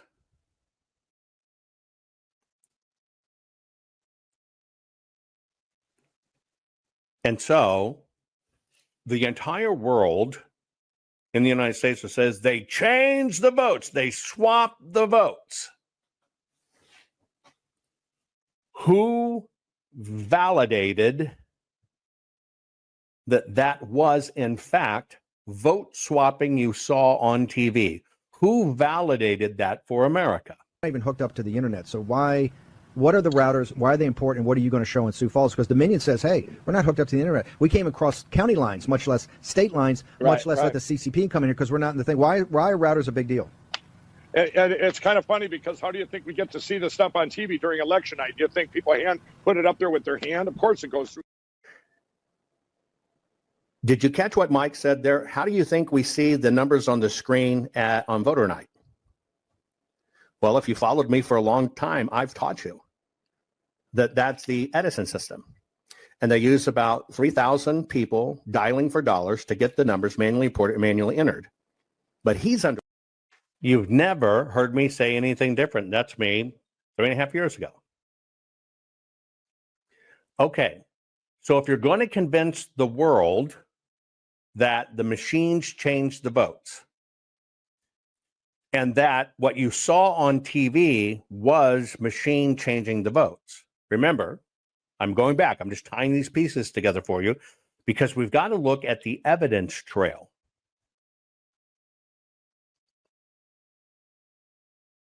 Period. So the origin, you now know different. I've taught you different. I've shown you exactly where to go research it, how it's done, how the data is collated or whatever. But you are told, nope, the machines have modems and they are what sends it to the TV stations. So whole nation, through credibility of someone they trusted, bought that the machines changed the votes. But how did they drive that home? That the machines did it. After gaining access to a forensic image of the Dominion election management system in Mesa County, Colorado, IT experts demonstrate how easy it is to switch tens of thousands of votes from Trump to Biden in seconds by simply changing the index number next to each candidate's name. Okay, now here's the deal. This is what told you, oh, we know how it was changed. Because remember, you need that piece of evidence, how it could be changed. What you're about to see here is somebody said, here it is, it uses this piece of software. We saw it change. Here's how it was done. Now, there's a little switch and here's how it was done. The here's how it was done is in a controlled environment where they ported the information into said software program and then they begin to manipulate it. But most people don't catch that, but watch this. After gaining access to a forensic image of the Dominion election management system in Mesa County, Colorado, IT experts demonstrate how easy it is to switch tens of thousands of votes from Trump to Biden in seconds by simply changing the index number next to each candidate's name. This is a backdoor utility called SQL Server Management Studio that is actually installed on the image of the voting system. So is it certified? It is not on the list of certified software. What I'm going to do first, I'm just going to pull up the presidential results in Mesa County for that election. And here they are. You can see Biden has 31,000, Trump has 56,000. Okay. So I'm going to come up here now, and I'm going to make a quick change. Change that. You changed that to a 2. Yep. Now this is a closed example. Okay. And then I'm going to come up here and I'm going to rerun the report. And There you go. Biden, 56,000, Trump, 31,000. Okay. You're in a court.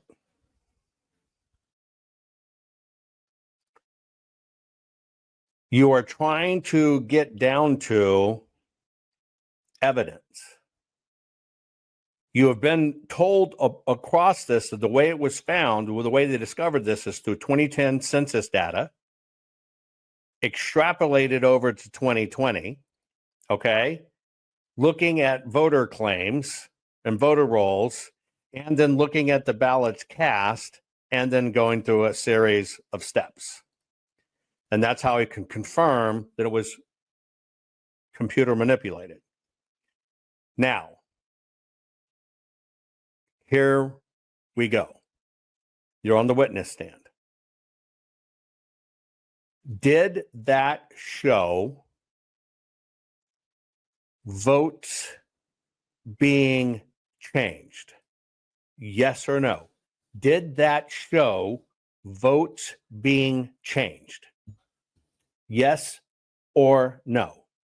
Put it in chat. Did that show votes being changed? In reality, it did not show votes being changed. In literacy, it did not show votes being changed. Okay? Did it show the manipulation of an election outcome? Did it show the actual manipulation of an election outcome?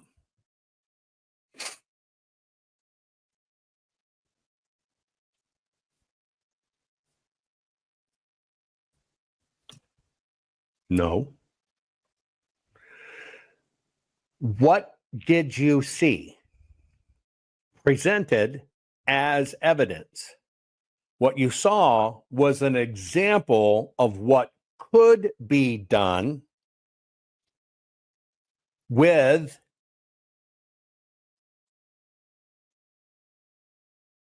SQL Server.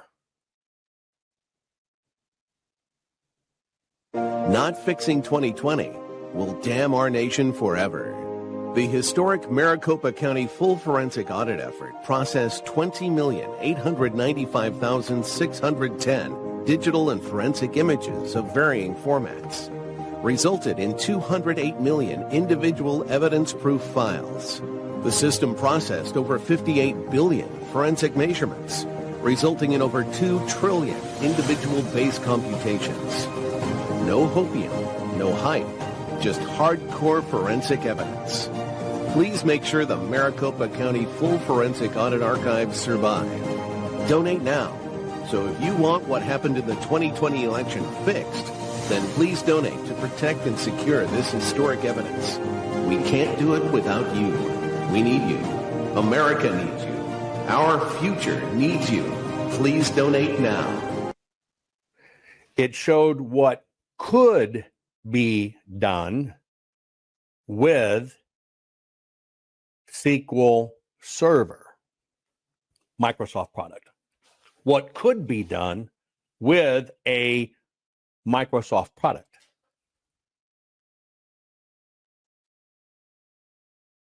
Now, let me ask you a question. I want to send these people away for life. We have now been shown that with SQL Server, you can change the numbers. Are these people in this courtroom guilty or not guilty? Put it in chat. Guilty or not guilty?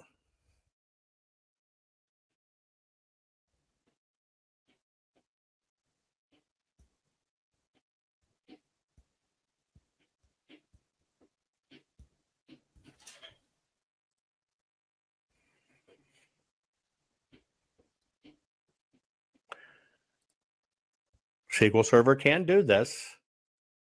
Are they guilty or not guilty? Put it as not guilty or yes guilty.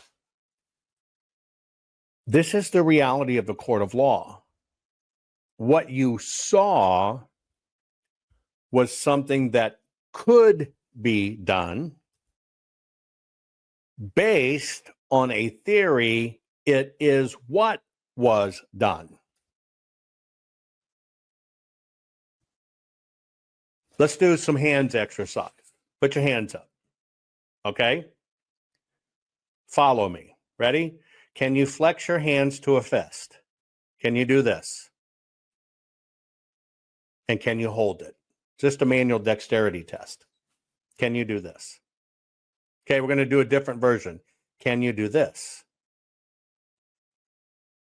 Put it in yes or no. Can you take your hands, put them up like this, and could you do this? And subsequently, can you do this? Well, now I can prove in theory you can beat somebody to death, or you could shoot them and kill them. It's a fact. You have the ability to do that.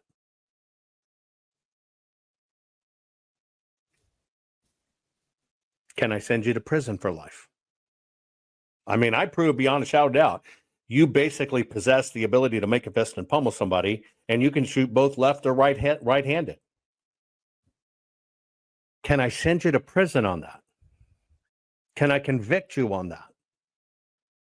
Do you even want a system that can convict you on that? Because we're looking at basically the same evidence. I basically gave you a theory. I showed that you possess the capability.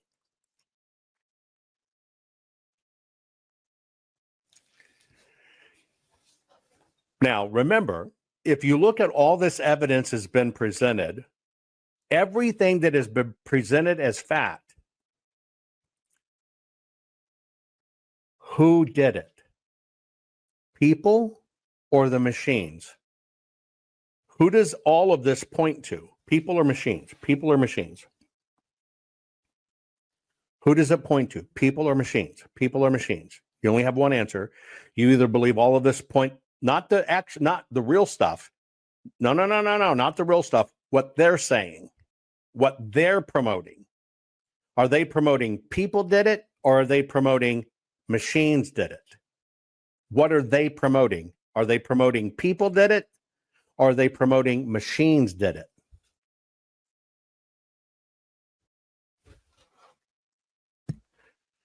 All of the evidence that is presented, if you look at all of its states, always point to the machines.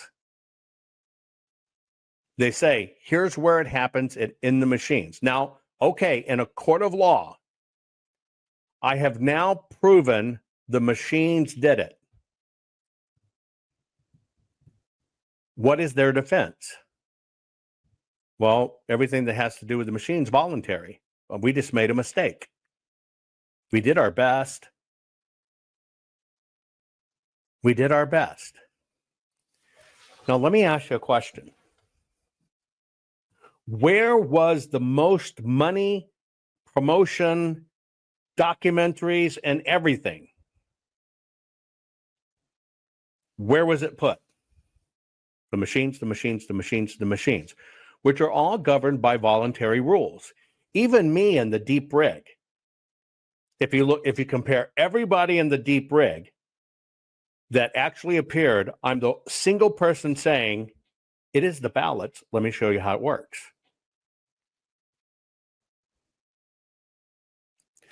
But all dollars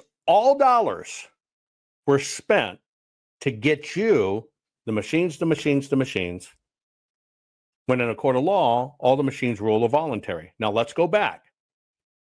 I want you to look at the evidence being presented. It's the machines. Here's more of the evidence. After gaining access to a forensic image of the Dominion election management system in Mesa County, Colorado, IT experts demonstrate how easy it is to switch tens of thousands of votes from Trump to Biden in seconds by simply changing the index number next to each candidate's name. This is a backdoor utility called SQL Server Management Studio that is actually installed on the image of the voting system. So is it certified?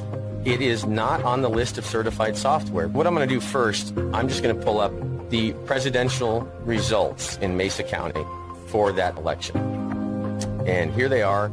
You can see Biden has 31,000, Trump has 56,000. Okay. So I'm going to come up here now, and I'm going to make a quick change.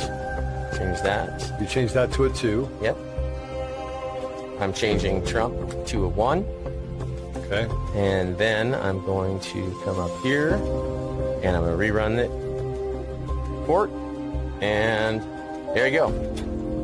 Biden, 56,000, Trump, 31,000. So I just flipped the results of the election using a tool that's actually built into the voting system. And what I did is not even logged. There's no trace of what I just did now. For some reason, the logging of activities by a user that has the password are not retained. In Pennsylvania on live TV, Trump had 1,690,589 votes, while Biden had 1,252,537 votes. The time was approximately 11:08 Eastern Standard Time. The next interval report shows Trump's votes decreasing to 1,670,631, and Biden's votes increasing to 1,272,495. The time is approximately 11:09 p.m. Live on CNN, exactly 19,958 votes were switched from Trump to Biden. This means Trump lost 39,916 votes. Okay. Machines, switch votes. Now, the people who followed in the media, Mike Lindell says, well, that's how they get the stuff on TV. There it is. It goes right to TV. How do you think they get the numbers? Do you find it coincidence that the experts that ended up on that team were the experts that said, yes, that's how they get the numbers? Now, here's what happened throughout the United States. Here's another instance of drastic vote swings earlier on election night. Okay, so let's take a look between 9:11 p.m. and 9:32 p.m. on CNN. Joe Biden first starts off at 706,000. Trump is at 371,000. Look at that. How did Joe Biden drop to 517,000 from 700,000? Now Joe Biden gets 300,000 votes. How is this possible? And Trump is crawling along down there from 360 to 385,000. Joe Biden going up to 871,000. And all of a sudden, Trump gets a large increase to 413,000. And then instantaneously drops down to 292,000. And Joe Biden going from 880,000 to 495,000. How can you drop literally half the amount of votes that you had when all voting is done in an additive process? You count a vote, you add it to the total. Votes do not go down. Why are we seeing negatives? And look, we understand that mistakes happen. We've said it before that a human can make a mistake and a machine can make a mistake. But should one error result in a swing of 300,000 votes? Okay, so if we take a look at Pennsylvania, we talked about a 19,000 vote switch that occurred. And let's say this was one human error. But what about all these? Are these all innocent errors as well? And what about all these all over the country? How many errors are okay to have in an election? How many votes were changed by these errors? And who is claiming responsibility for these errors?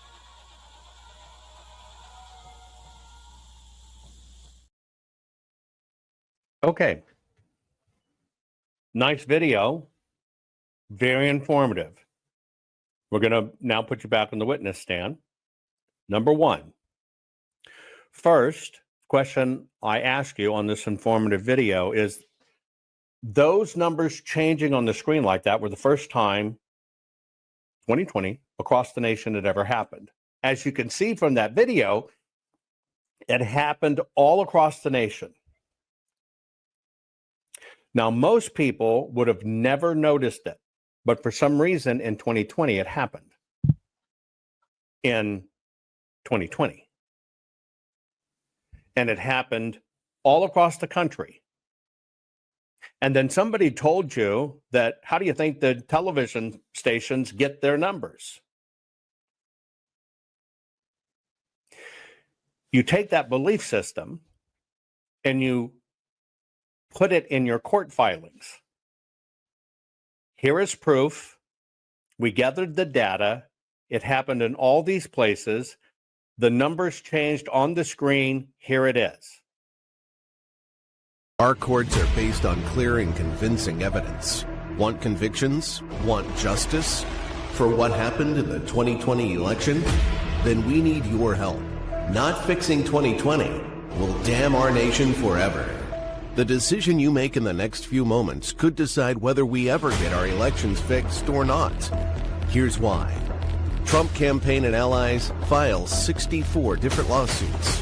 They all went down in flames. 100% of these cases were presented on "it's the machines," or "the machines changed the votes," or "the voting company executive said he would make sure Donald J. Trump would not win." They all went down in flames. Why? You can't bring theories to court as evidence. No supposed Zoom call or six-degree polynomial math theory or census data is or ever will be proof of fraud. You can't bring theories to court as evidence. Here's why. In both civil and criminal law, the side making a claim carries the burden of proof, and prosecutors must prove guilt beyond a reasonable doubt. Without physical or otherwise verifiable evidence, a case cannot meet this high threshold. Physical evidence is the key. The question is, did anyone get relevant, reliable, provable, testable, and duplicatable evidence of what really happened in the 2020 general election? And the answer is yes, absolutely. The full forensic audit of Maricopa County, Arizona is the only evidence-gathering work which gathered relevant, reliable, provable, testable, and duplicatable evidence of what really happened in the 2020 general election. Evidence so damning that the system, the deep state, and those who pulled the strings of this country have fought to keep it hidden and have hoped to have it be forgotten to time. Almost $3 million invested in time, funds, and efforts to unlock that which the system wanted hidden. But now, that evidence is in danger of being lost forever. So if you want what happened in the 2020 election fixed, then we need your help. Please donate to protect and secure this historic evidence. With the 2026 midterms coming up, the system is going to try to lame duck President Trump and then most likely introduce new impeachment proceedings. This is the evidence which will help win the war which is surely to come. We need to keep Maricopa County full forensic investigation and archive secure and ongoing. So if you want what happened in the 2020 election fixed, then we need your help. Please donate to protect and secure this historic evidence. We need your help securing the full forensic audit archives. Don't allow the only testable, objective, and reliable 2020 election evidence fall into obscurity. Millions were spent on getting it documented and tested. This is historic evidence. Not fixing 2020 will damn our nation forever. The historic Maricopa County full forensic audit effort processed 20,895,610 digital and forensic images of varying formats, resulted in 208 million individual evidence-proof files. The system processed over 58 billion forensic measurements, resulting in over 2 trillion individual base computations. No hopium, no hype, just hardcore forensic evidence. Please make sure the Maricopa County full forensic audit archives survive. Donate now. So if you want what happened in the 2020 election fixed, then please donate to protect and secure this historic evidence. We can't do it without you. We need you. America needs you. Our future needs you. Please donate now. Not fixing 2020 will damn our nation forever. Please donate now.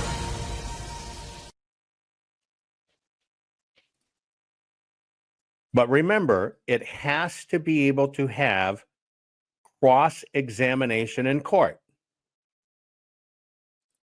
Now, in cross-examination from court, you bring in the people not responsible for the elections, but responsible for the data that goes on TV.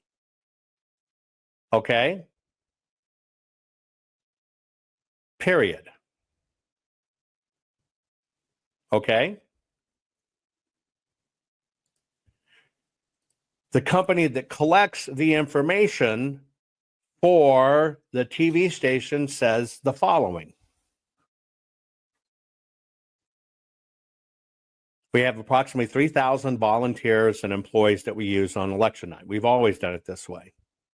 And what they do is we have telephone lines where we call. We're constantly calling. We call the counties, we call county recorders, we call the state, etc. We're constantly dialing, and then our people dialing are entering into our software the numbers. So let's just call that 1,000 entry points. Somebody's calling. They're entering the information in. They send it to Edison, who's getting this data. Edison then creates this little ticker tape that is a product sold to TV stations, to the networks. It's a license. And it kind of keeps a running track and total. Now, here's the question.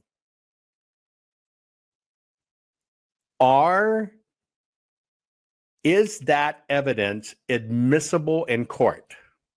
Is it admissible in court? Okay?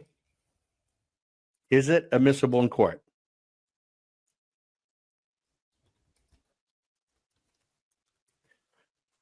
One side is saying all of the voting machines are connected to the internet and they're reporting this data. The people that have the product are telling you, we have people who dial. We've done it this way for 20 years. It's the way we always do it. We watch other news. When they post it, we might take their number. We might take this number. We might take this number. This person may enter it. Okay. Would you allow that in court? Is that proof that somebody swapped a vote or changed a vote? Now, I'm playing a technicality in words here. Okay, ready? Here's what I've asked you. Is that proof somebody swapped a vote or changed a vote? Or that a machine swapped the vote or changed the vote? Is that proof that a voting machine or a person swapped the vote or changed a vote? Well, the answer is no, but let's get more nitty gritty. Let's say President Trump was down 34,000 votes. Did they take 34,000 votes that came in from ballots for President Trump and hand them over to Biden?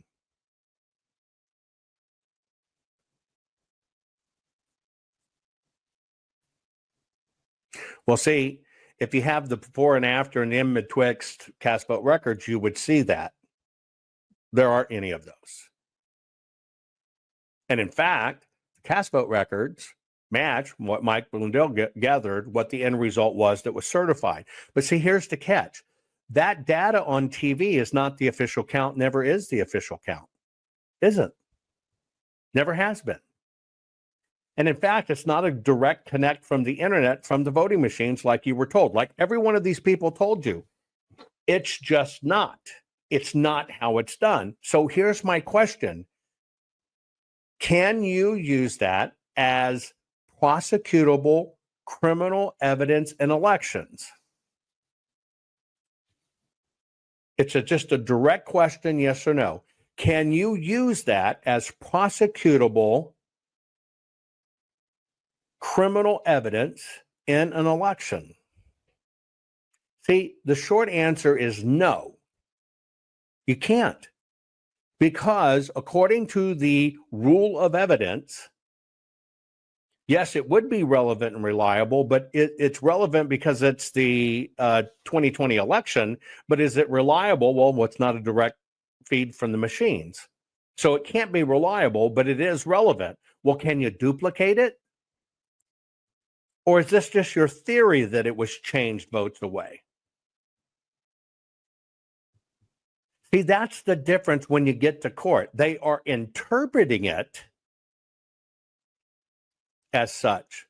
But did they actually make that determination after the evidence was presented? And the answer is, how would you determine if the mistake was made by the machines or the mistake was made by Edison? All you have to do with the Edison people is, out of 3,000 people, very easy poll, after you entered something in, did you realize you made a mistake and then modified it to make it more correct from what the numbers were?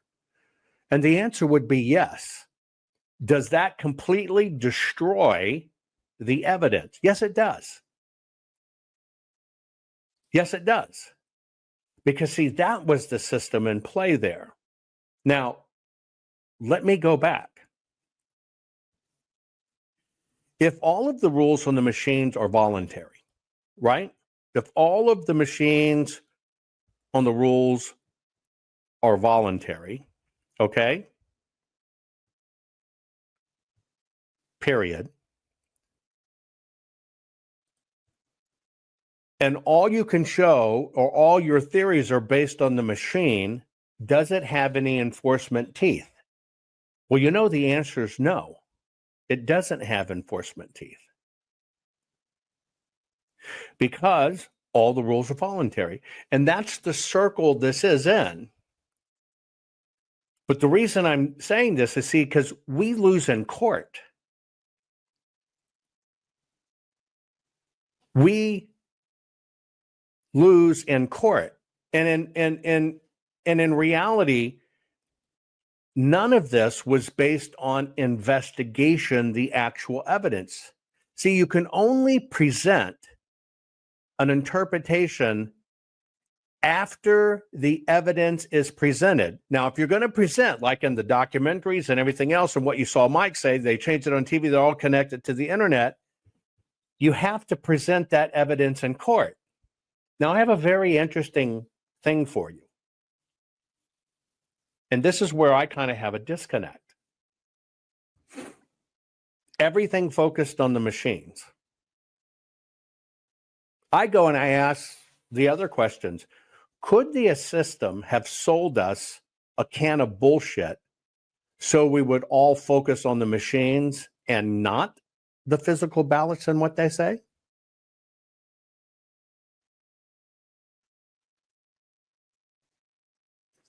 And the answer is yes. Then we have to ask the other question. What did the system almost exclusively promote?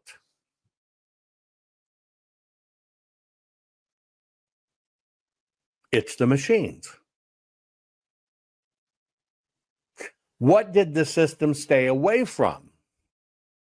Physical paper ballots and what they said. But they promoted the hell out of the machines. Because, see, when you focus on the machines, nobody's technically guilty because all of the rules are voluntary. So it's everything, no matter what it is just a boo-boo. Just a boo-boo. When you focus on the paper, every instance where the paper shows something different is all a felony at the state and federal level. But where did they stay away from? Where did they stay away from hard evidence? They stayed away from the ballot paper and they stayed away from the voter rolls.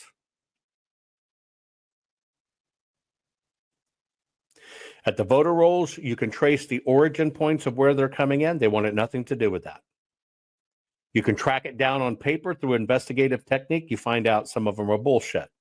For the ballots, we know where they come from, what machine they went through, everything. That's what they stayed away from. But what did the system feed everybody?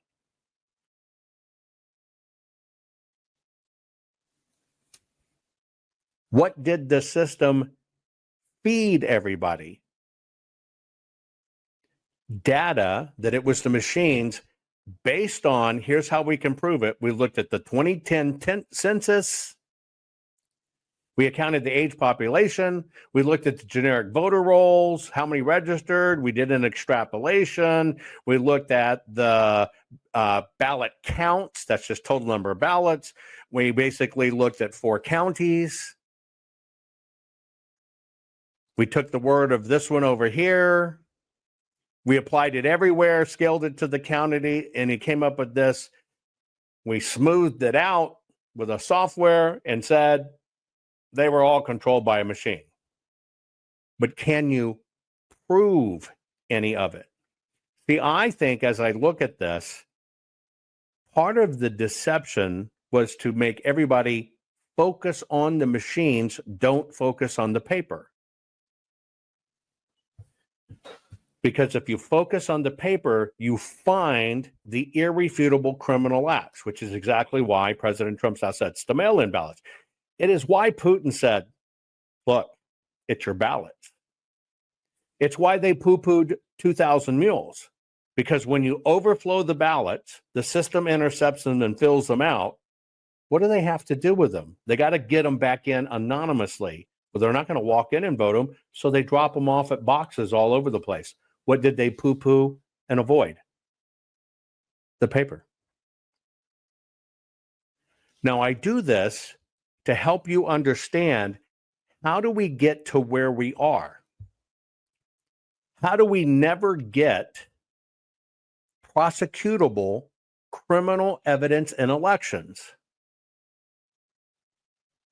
Now, we're 4 years, 4 months into this, folks. 4 years, 4 months into this. And people to this day still swear, I saw the numbers change on TV. You know, they go right to it, and I heard it.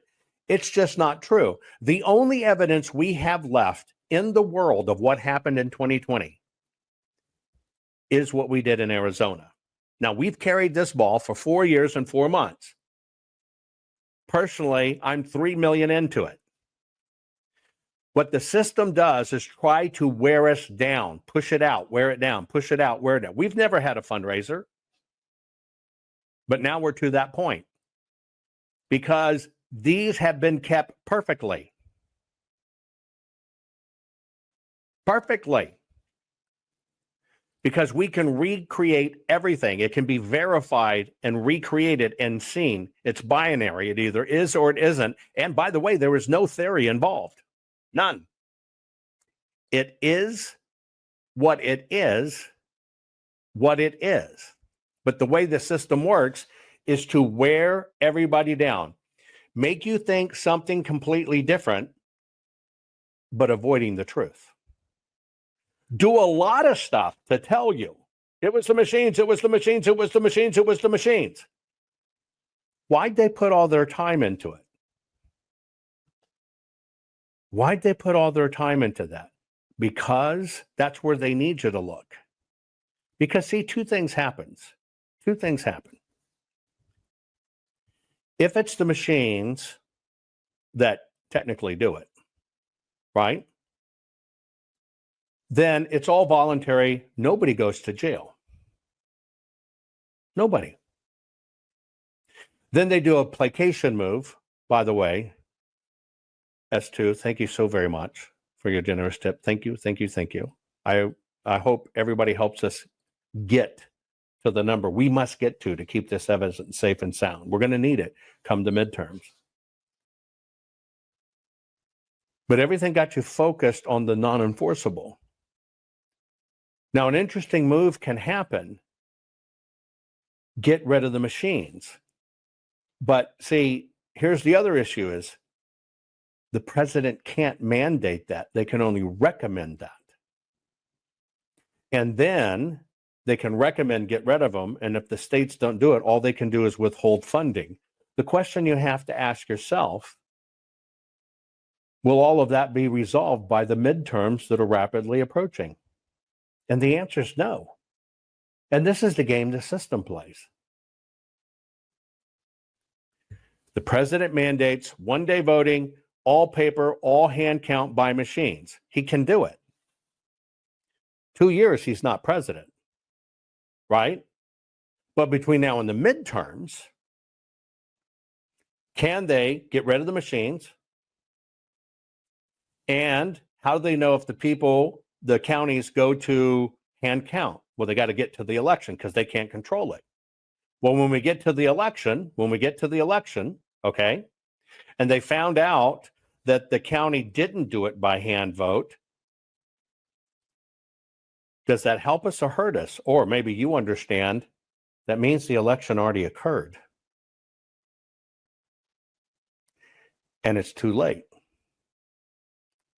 That's what the system wants us to do. It's a time buying device. And we're on a short window. East Texan, thank you so very much for that generous donation. All of this, folks. We've got to keep these files. This is it. This is where we are. This is it. This is where we are when it comes to evidence and facts. The system knows it. That's why they try to break us. But you got to understand, they're playing for the 2026 midterm window. And if they flip it, they're going to impeach Trump. And it's going to happen. Guys, thank you for all your support. Denise, thank you for that. Please go to our Give, Send, Go. Please give your donations. Help us hit this number because this is all we got, folks. Yeah, other people are sitting on our 2020, 2010 census data, my special formula, whatever. It means nothing. It means nothing. But for those of us and all the people, God bless you, all these people on the floor that gave their time for well over a month, from their families, their friends, being ostracized, being humiliated, being death threatened. This is your legacy. You made this happen. 2,000 of you across the country. It is you who did this work. It is you who made it happen. It is you who gave your time and everything else. They won't let you speak. You'll have somebody in elections now say, well, they didn't use different papers, but yet every one of you on the floor saw it, know it, and touched it. You did this. This is your legacy. This is your legacy. You made this happen. We got this audit because of those of you watching. We forced the lawmakers to do it. Now, what they're trying to do is they don't want this evidence ever to be out. But that's why we've stayed continually in audit mode. We never stopped. That's the kicker. You might ask, why does this have to happen? We have to stay in audit mode. It never stopped from the day we signed the contract. Because then all the evidence is new, and here's the new stuff, and here's what it led to. You are allowed that in a court of law. They can't have that happen. But they all spent time crapping in your craniums. I want to let you know, regardless of whatever happens here, and I hope we meet this goal and we get through it because it's going to be important. But every one of you people that did anything to help the Arizona audit happen, that gave your time, God bless you. God bless you, because all of this is repeatable. And so if the midterms go bad, it's going to be a war. But it is this evidence right here that can change everything. It is the only physical evidence in the world from beginning to end, every step of the process, that can show how it's done. And that it does happen, that can be retested and done. But you got to understand, we're all battling the system that keeps on telling you every day it's the machines, it's the mean, it's Croatia. They'll even tell you 30 top-notch experts made sure Donald Trump won the 2024 election. Well, if they made sure he won, that means they were in the servers. That means they were in the county. That means they were in the voting machines. How'd they get in? Oh, and if they made sure that none of the Trump votes were changed, why didn't they focus on the down ticket? Because we lost our ass there. Oh, by the way, if they made sure Trump won, we know they tried to take away votes from Trump, which means you have all the evidence, screen captures, you know how they do it. Where's that? Oh, by the way, why are these 30 people fucking anonymous? It's the same rig. It's the same junk. They're only buying time. I appreciate you being here. Share this program. We have even more coming. I'm telling you, We have a lot more. But this is why I have to break it down point by point. I love you all. Share this program. Please make sure we reach this goal. Not fixing 2020 will damn our nation forever. The historic Maricopa County full forensic audit effort processed 20,895,610 digital and forensic images of varying formats, resulted in 208 million individual evidence-proof files. The system processed over 58 billion forensic measurements, resulting in over 2 trillion individual base computations. No hopium, no hype, just hardcore forensic evidence. Please make sure the Maricopa County Full Forensic Audit Archives survive. Donate now. So if you want what happened in the 2020 election fixed, then please donate to protect and secure this historic evidence. We can't do it without you. We need you. America needs you. Our future needs you. Please donate now. This is part 4. And what we are talking about is prosecutable criminal evidence in elections. Prosecutable criminal evidence in elections. Now, why are we doing this? For several reasons. Number one, to go back in time, there were 64 lawsuits brought for the 2020 election, either by President Trump or Trump allies. 20 of those were immediately dismissed by the courts, claiming things like without merit, no standing. The following 30 cases predominantly followed the 20 cases in the structure of how was the lawsuit designed, what was the pleading, what was the evidence. Now, in my opinion, it is the evidence that basically made all of these cases fail. Well, those additional 30 after the first 20, courts dismissed them, period. The remaining 14 that were left, Trump and Trump allies, anybody who sued on behalf of Trump or President Trump's team, they just basically gave up and dropped the suits. So there were technically no wins. It is not that there wasn't proof. There's many things that indicate, we all know, right? We all know the machines are bad.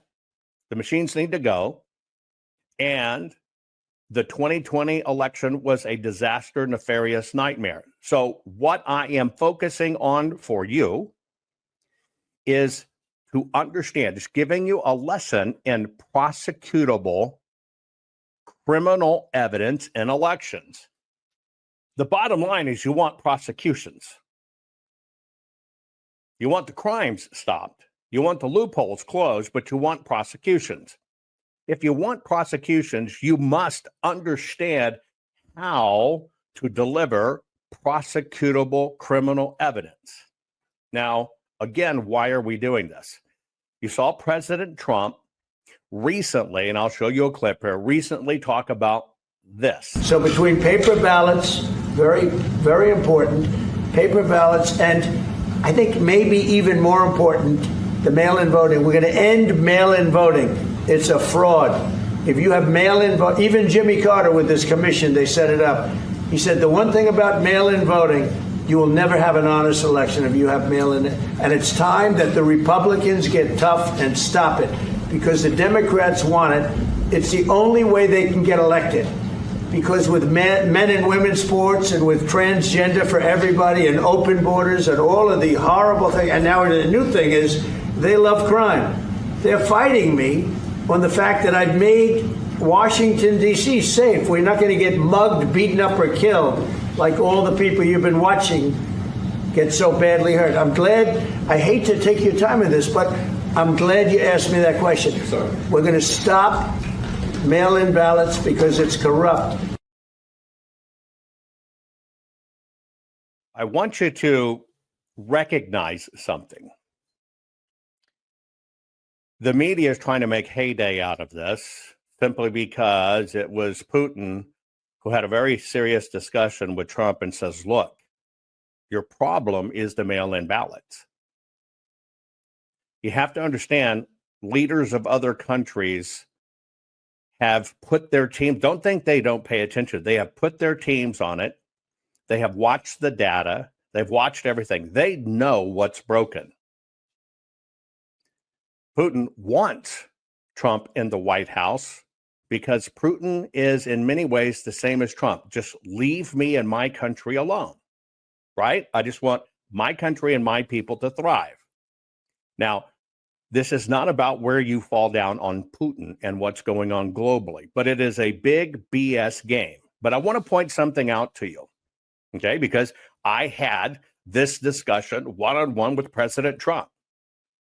96 minutes worth of sitting down. Here's the facts. Here's how it works. Here's what goes on. And just like any world leader, the most important man in the world, they're going to do their homework. They're going to go through it. They're going to make sure it's right. But more importantly, then they're going to be attacked by operatives who want to steer them away from the truth. Most people don't even recognize, just because it's wordplay, that as President Trump, the leader of the free world, ostensibly the leader of the Republican Party, is saying we must get rid of mail-in ballots. What is the Republican Party doing?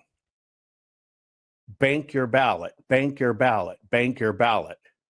In order to bank your ballot, meaning get it in early, you have to get it as a mail-in ballot or an early vote ballot. Do you not understand the disconnect there? The one man they don't want to run, they tried to keep him out. They did nothing for election integrity, not a bit. Raised almost $400 million after the 2020 fiasco, did nothing to help with audits or fix the election. Yes, they did file 72 lawsuits 24 hours before the statute of limitations expired. I want you to think about that. They didn't even get the people served. It was all gone. It was BS. It was theater.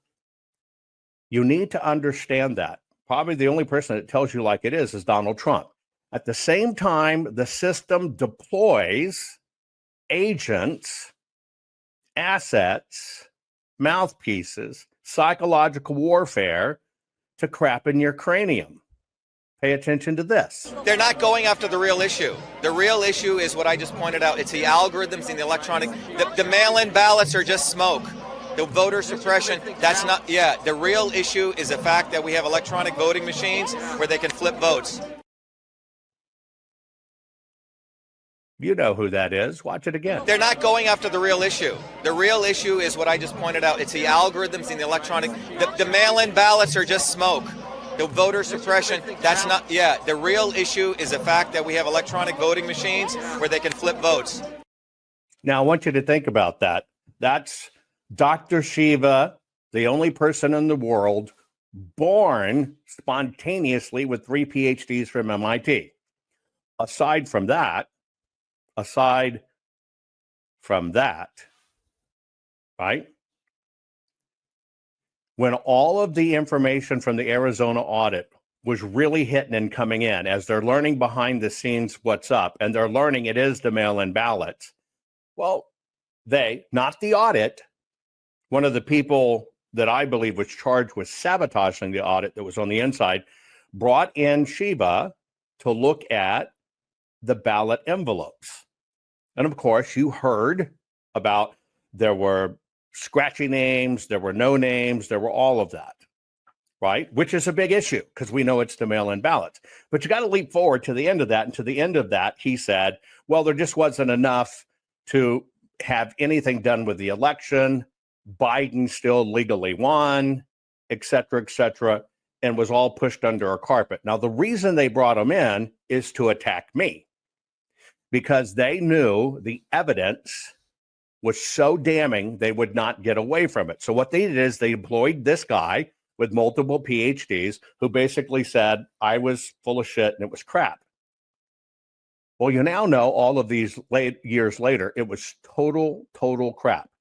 So I got to ask you a question. Who are you going to believe? So between paper ballots very, very important, paper ballots, and I think maybe even more important, the mail-in voting. We're going to end mail-in voting.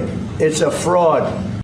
They're not going after the real issue. The real issue is what I just pointed out. It's the algorithms in the electronic.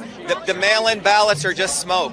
The voter suppression, that's not, the real issue is a... Now, I want you to think about that. They dropped him in doing an outside project, not officially for the Arizona audit, because he couldn't pass muster. That's why he couldn't do it. He wanted to do it. He couldn't get approved. So one of the people brought him on the outside, paid him on the side, and his whole thing was to basically disrupt the Arizona audit. Now, why I tell you this, it's been 1,500 plus days, almost 1,600, right?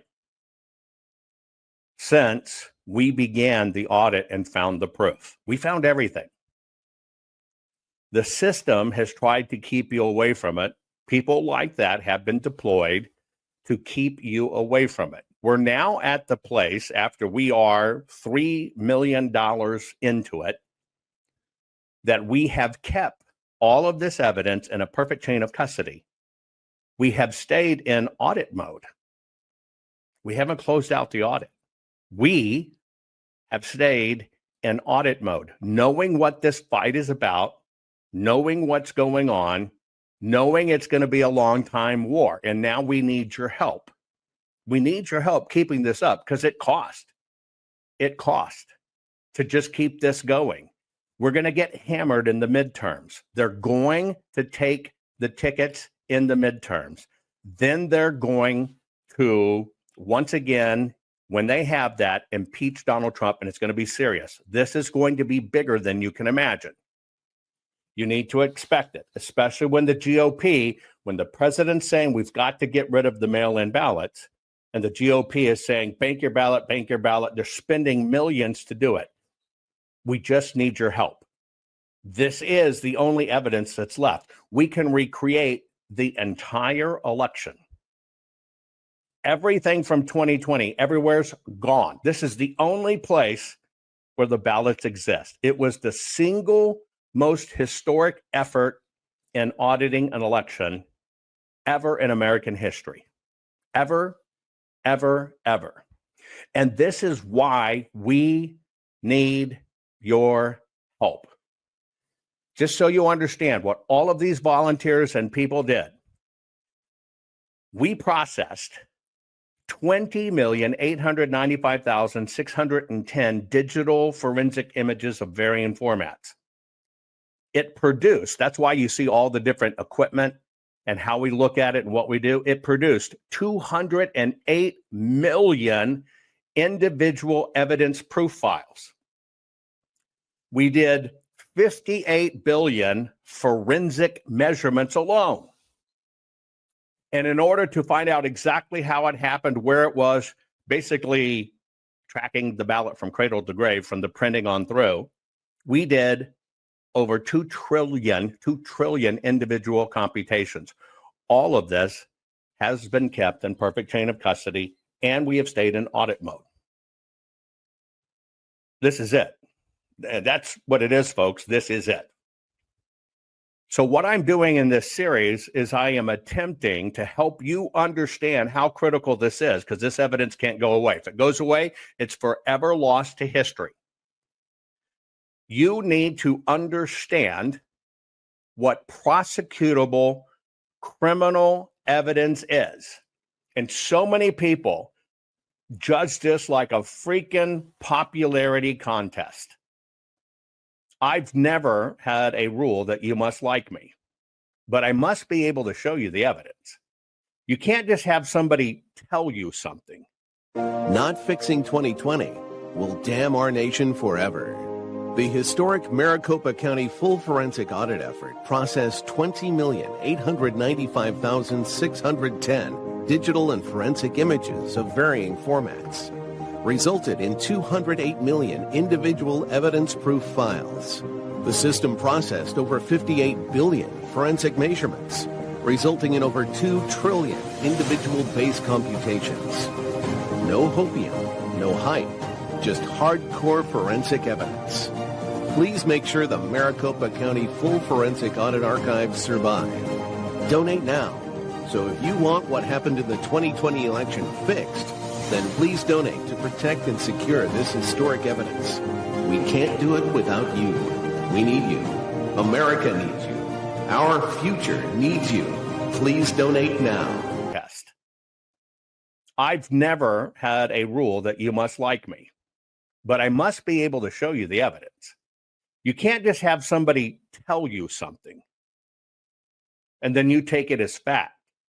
If they're truly in forensics audits, they're going to show you, here it is, here's how it was done, etc. So that's why we're doing this. So I want to explain this to you so you understand everything, okay? This is how evidence works when it comes to elections. The courts follow strict rules called the Federal Rules of Evidence. That's one.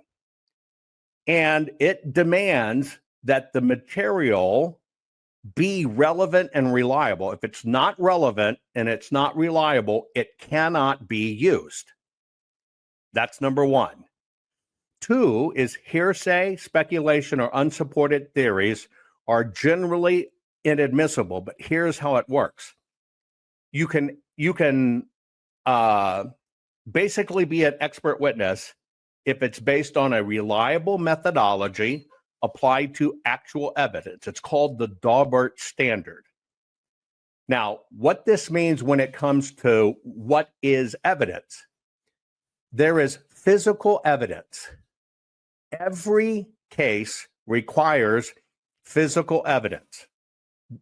You understand why in a murder case, if the body's missing, mostly they can't get a conviction. Physical evidence, physical evidence.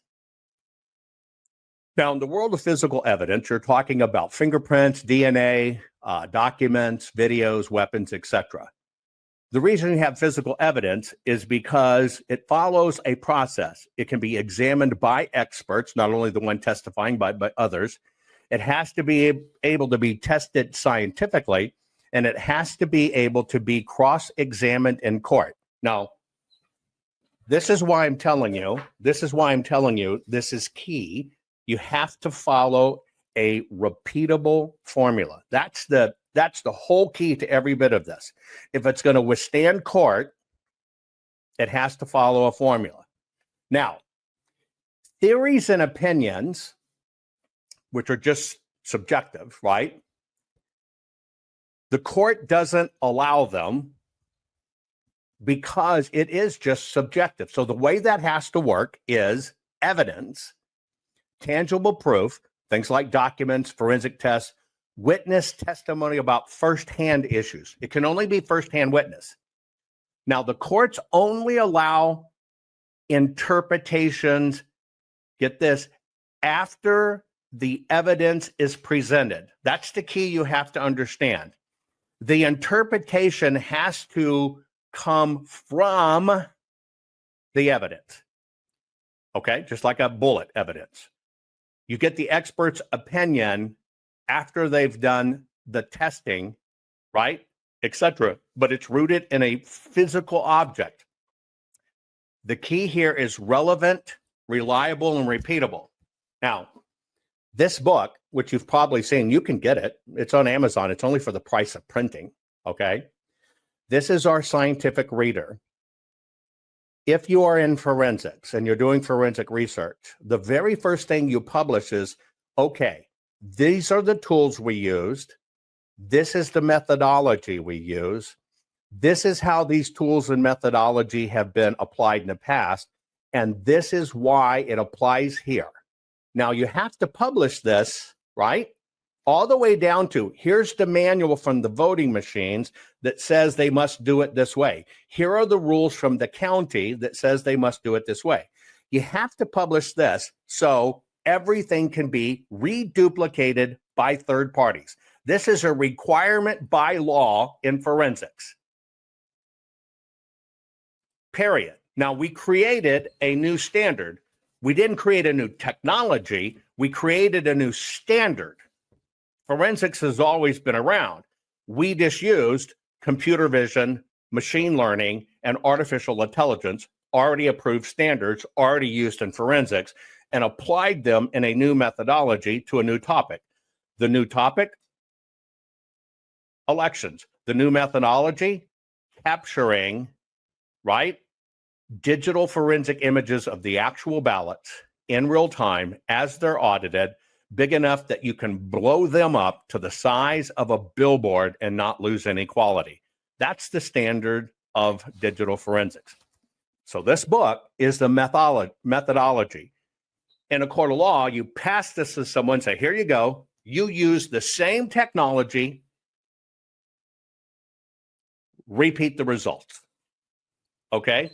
So this is the only time in the world this has ever been done. Period. The only time in the world it's ever been done for an election. Maricopa is the fourth largest county in the United States of America, the second largest voting block of people, second largest voting block. And when you realize it's 2 million plus ballots, and the heretofore challenges in the past that you could say were looked at forensically anyway, like hanging Chad, were 65,000 ballots. You have to understand the magnitude of this. Therefore, we're scrambling to save this because this is going to be repeated in 26. But because we are still in open audit mode, everything's still current and everything applies. Period. That's why we need your help. So what we're going to do in this, and that's why there's so much psychological warfare. That's why the people you can trust and you know and have the track record tell you the truth. So between paper ballots, very, very important, paper ballots, and I think maybe even more important, the mail-in voting. We're going to end mail-in voting. It's a fraud. If you have and the moment the truth gets out, the system promotes useful idiots, killing that message. They're not going after the real issue. The real issue is what I just pointed out. It's the algorithms and the electronic. The mail-in ballots are just smoke. The voter suppression, that's not, the real issue. Okay. So why does it matter to keep an audit open? When you close your audit and say, here is everything, it's settled, then a different time clock begins. That time clock falls into a classification of law that says, well, you knew, you didn't do anything about it, another election has occurred, therefore it's the doctrine of latches, meaning nanny, nanny, boo-boo, it's too late. We don't play that game. So what we have done and have always done is keep the audit open. Additionally, we already know, because of all we've learned doing this, that I can develop 5 to 6 more brand new applications of technology. We already devised 25 to get to where we were. We thought in the beginning we would need 10.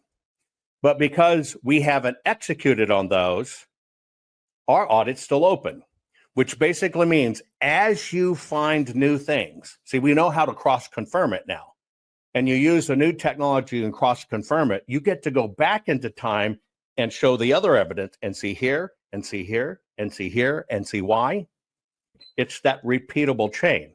That's why you must stay in audit mode. Period. Now, the system does this because they know, just holding on to data can be 10 grand a month. Forget all the new programming, all the new code, all the new hours, all the new work, right? All the new work. Crap.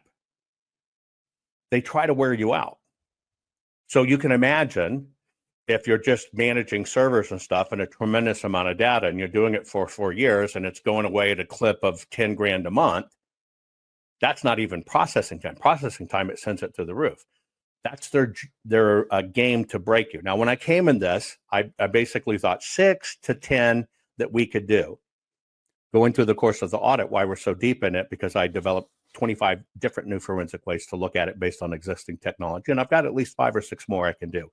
This is how it works, okay? This is how it works. This is the game. They've tried to wait us out. Not fixing 2020 will damn our nation forever. The historic Maricopa County full forensic audit effort processed 20,895,610 digital and forensic images of varying formats, resulted in 208 million individual evidence-proof files. The system processed over 58 billion forensic measurements, resulting in over 2 trillion individual base computations. No hopium, no hype, just hardcore forensic evidence. Please make sure the Maricopa County Full Forensic Audit Archives survive. Donate now. So if you want what happened in the 2020 election fixed, then please donate to protect and secure this historic evidence. We can't do it without you. We need you. America needs you. Our future needs you. Please donate now. I developed 25 different new forensic ways to look at it based on existing technology, and I've got at least 5 or 6 more I can do. This is how it works, okay? This is how it works. This is the game. They've tried to wait us out. But you can't hold on to that forever, right? Period. It's more and more and more and more and more. It all shows it. So we're the only one that proves widespread, that it's repeatable, that it's systemic, that it's systematic, and that it was planned at the racketeering level. That's why they focus on elections and say voter fraud's very minimum. Well, voter fraud is somebody voting dead mama's ballot getting caught. Now, let me ask you a question. It's going to hit you like a ton of bricks. You ready? We know, and I'll give you a Maricopa example, but when you get it, it's going to hit you like a ton of bricks. We have a process in the United States of America called secret balloting. Meaning, as soon as the ballot's separated from the envelope, you don't know who voted it, and you really don't know where it went. It's called secret balloting. But almost every cycle, the AG, out of 2.5 million voters, will find somebody somehow that did something wrong. Well, you voted that ballot you weren't supposed to. The first thing you need to understand is, how did they know? All of these cases, if you look at them, nobody goes to jail. They do a little bitty fine, big deal. See, I think that's part of the rig. They will stick one in where somebody will take the fall for a certain amount of money. The AG looks good because they say, look, we caught voter fraud. See this? She voted dead mama's ballot out of 2.5 million people. Well, see, that's voter fraud. That's why they keep on saying voter fraud is not a big deal, because they show one case out of 2.5 million. But see, I don't work in the field of voter fraud.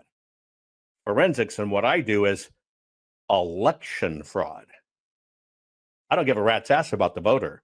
I give the concern to the election officials. What did they do? What should they have known? And how did they aid and abet and or do it? That's federal racketeering. That's how they brought down the mafia. Now you understand why I'm not only the most hated, I'm the most feared, and why they have to stay away from it. I work on election fraud. Period. This is how it works. That's called federal racketeering. You can look it up. This is part 4. Now, here's how I'm going to do this. This is going to be a little bit unique from the first ones I did. I'm going to play for you a video that was released by the Lindell Network. It's a video of evidence. Okay? As I play this video, I'll play a little bit, and then we'll go back and we will ask the questions about, is this relevant? Is it reliable? What is the methodology? And can it be repeated? You do that, so can it be verified? Can it be verified? And remember, it's got to be verified. It's got to be repeatable in order to be used in court to be able to get a prosecution for the crime. That's where we are. I will stop this at intervals, then we will discuss it. Have your pen and paper ready. I want you to be aware of a few things. Are you seeing evidence? or are you being told there's evidence? It's kind of like when you see me, I show you, here are 1.9 million ballots this way. Here are 100,000+ ballots this way. Here it is. You can see it. Or are they saying, it's a little below you because you're not an advanced math person. But if you understood a 6-degree polynomial, this is what it is. There's a difference between telling you and showing you. So mark down what the claim is. What the claim is, mark it down. Then devise another little mark as to whether did they tell you or did they show you evidence, and then we'll unpack each one. You ready?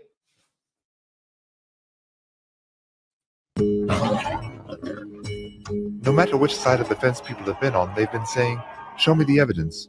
I'll believe it when I see the evidence." And people on both sides agree that something went terribly wrong in November 2020, but there really has been no comprehensive place to see the evidence of widespread fraud until now. This video is pure data, so don't get mad. You can't be angry when a scientist confirms that gravity pulls downward at negative 9.8 meters per second squared, even when that fact works against the narrative you've heard. So here we go. Just before we show you some new disturbing video evidence, we'll talk about statistical anomalies in 3 states in question. In the early hours of November 4th, 2020, Democratic candidate Joe Biden received several major vote spikes in Michigan, Wisconsin, and Georgia, suddenly placing him in the lead when he had been trailing Trump by a significant margin. 8,954 individual vote updates were analyzed. Across nearly all updates, there follows a clear statistical pattern. However, a very small number of batches are especially questionable. The 4 most notable aberrations were 2 in Michigan, 1 in Wisconsin, and 1 in Georgia, and all occurred in the same 5-hour window in the middle of the night. Okay. Let's just start unpacking this.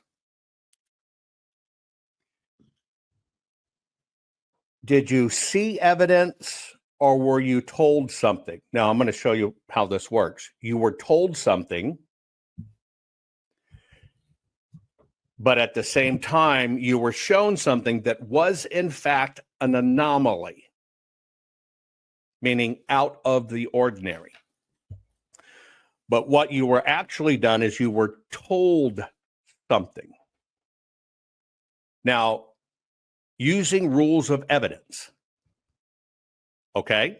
Using rules of evidence. Here's what we have to ascertain.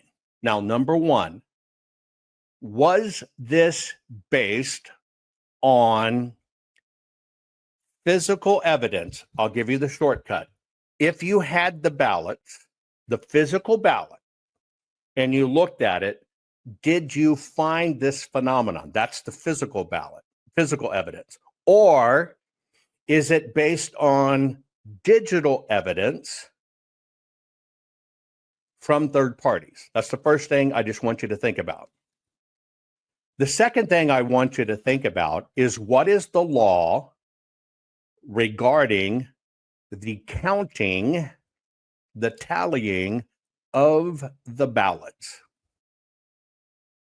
Put your answers in chat. 1, did you see? And thank you for reposting. Guys, repost this thing far and wide. You're gonna see stuff. I don't care who found it. It's all great. It's all useful. Right? This is no impunity to them, but we are talking about prosecutable criminal evidence. Okay. So most of you know this was digital evidence from a third party. So somebody from a third party, right?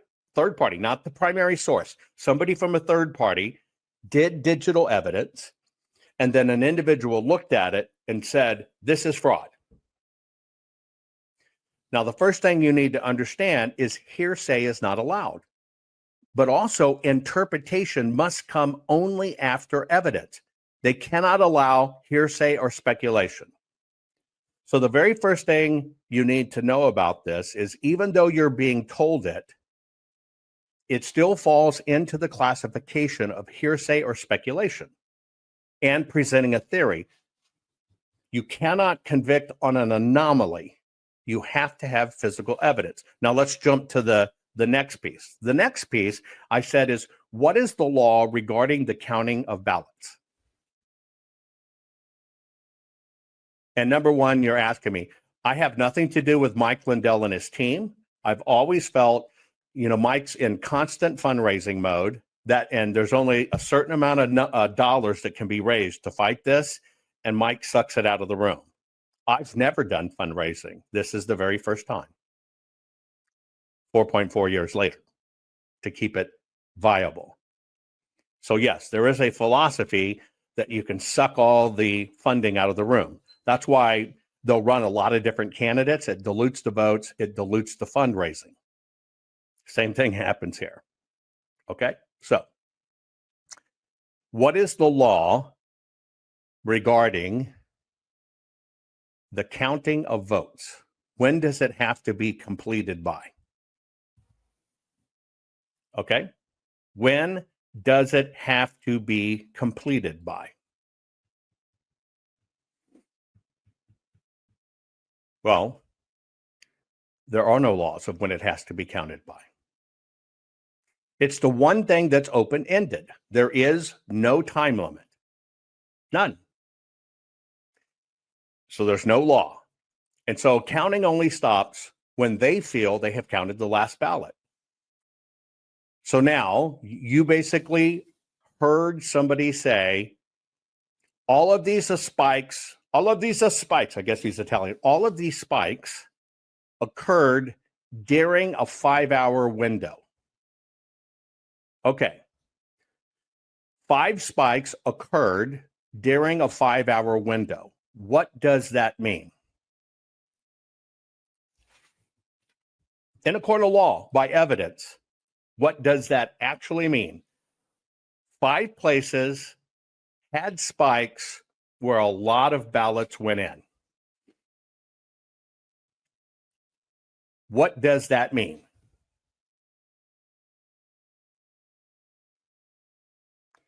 Is that evidence? Is that evidence? I know what the implication is. Cheating, run enough until you win. But see, I didn't ask you what the implication was. I asked you literally, what does it mean in a court of law when it comes to prosecutable criminal evidence? It's not even the time of the crime. They're all disconnected. They're all over 5 hours. See, here's the deal. Okay? Period. Here's the deal. If there is no rule when they all have to be counted, then you have nothing to measure against. If it said counting must stop at this time and then you can count no many, and then you saw it, it would be an issue. But we don't have that in our laws and votings in the United States of America. We don't have it. Now, what could be the difference between the first place and the fourth place or the third place? One place said we didn't have enough people. One place said, well, that's when everything finally got delivered from the precincts. The other place said, we were just understaffed. Do you follow? They're always going to have the boo-boo clause. There's always an excuse. So you have to understand that is not prosecutable criminal evidence. All I am focusing on is prosecutable criminal elements or evidence. Let's continue. When in some places counting reportedly had stopped. Not only do these updates... Now, in some places, counting stopped. It's true.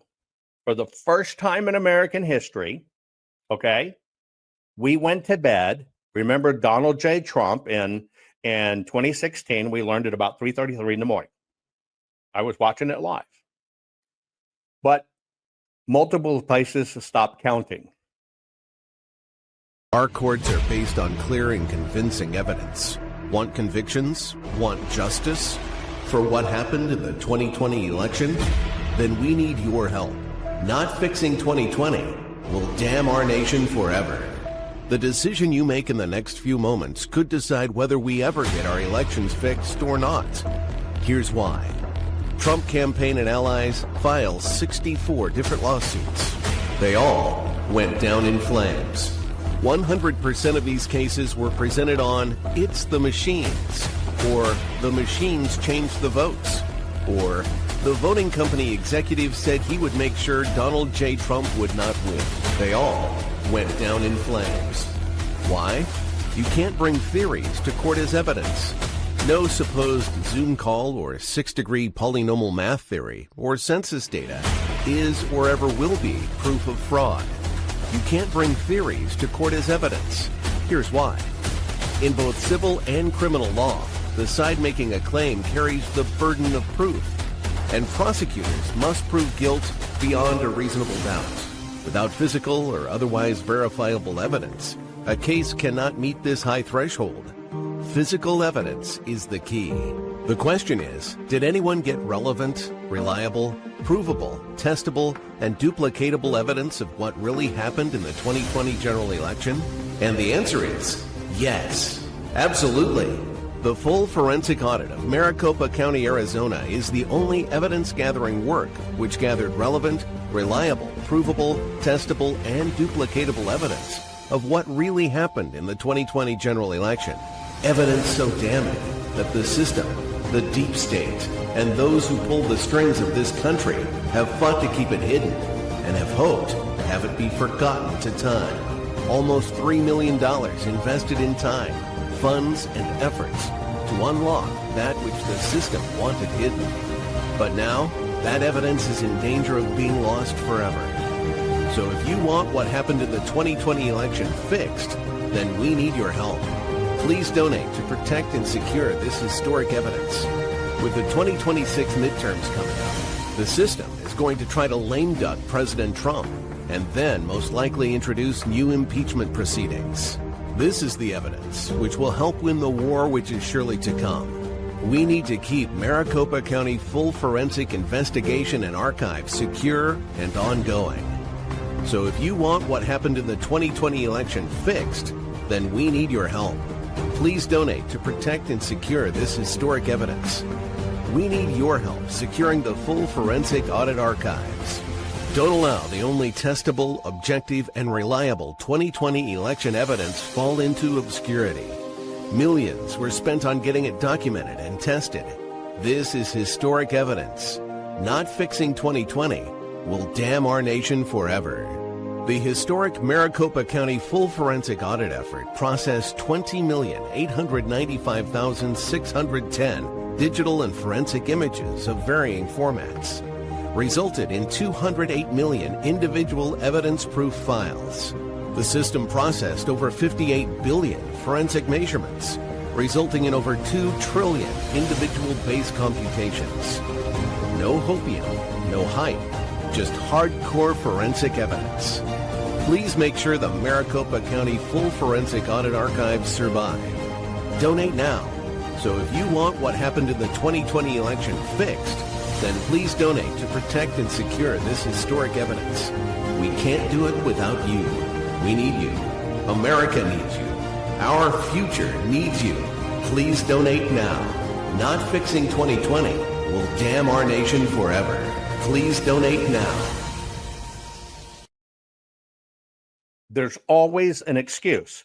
So you have to understand that is not prosecutable criminal evidence. All I am focusing on is prosecutable criminal elements or evidence. Let's continue. When in some places counting reportedly had stopped. Not only do these updates... Now, in some places, counting stopped. It's true. For the first time in American history, okay, we went to bed. Remember Donald J. Trump in 2016, we learned it about 3:33 in the morning. I was watching it live. But multiple places to stop counting. Is that prosecutable criminal evidence? Put it in chat, yes or no. Is that prosecutable criminal evidence?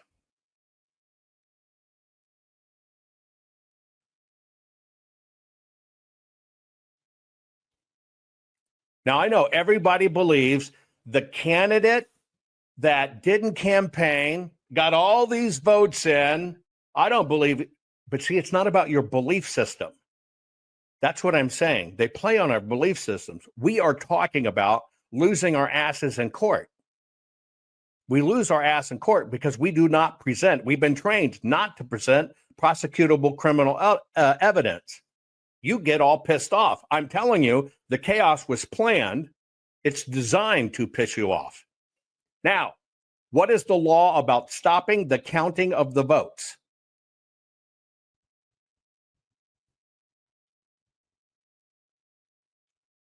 What's the law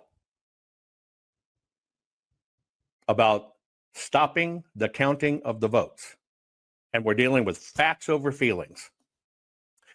There is no law.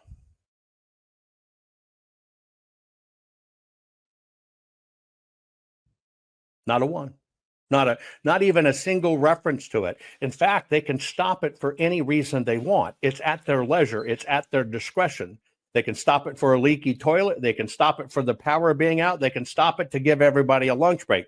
There is no law in any state about stopping counting the votes. So is that a material fact? Yeah, it's a very indicative fact. Why the hell they stop? But in a law, when it comes to a law, prosecutable evidence, that's not a crime. Should it be changed? Yes, but that's not what we're dealing with. We're dealing with prosecutable criminal evidence. I want to share with you why we don't get this fixed. Because the chaos is intentionally manufactured. Because they need the problem. They need you to talk about, well, everybody stop counting. It's the same thing. But it's not against the law. See, we're now where we want prosecutions. We don't need theories. We don't need pontificators. We don't need bow ties. We don't need pundits. We need prosecutions. And so what we're doing is we're talking about prosecutions. The bottom line, you have to understand, stopping counting is not against the law. It looks bad. It's very indicative that something's screwy, but it is not breaking the law.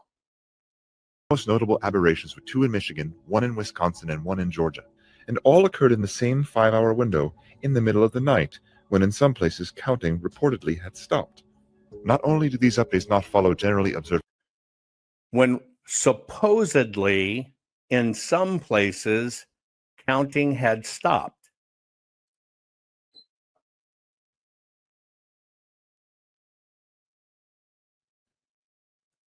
The key words there is you get supposedly or reportedly. That's where you get shot down in court.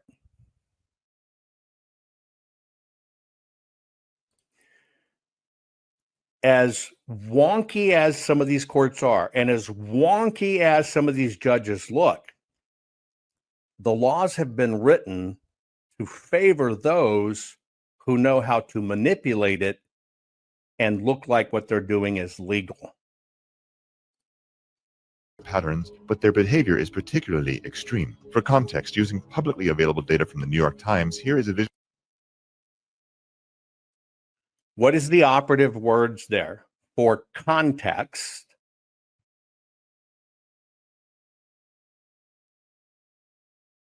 where'd the data come from?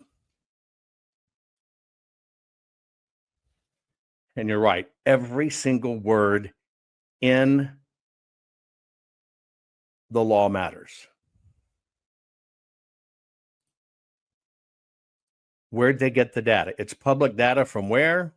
Not my Times, but the New York Times. Did you catch that? Now, this falls under hearsay.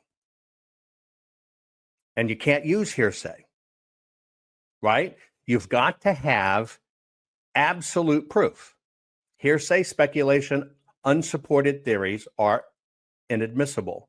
Now, what he's actually saying, we're taking the public data that the New York Times gets from a public source, Edison.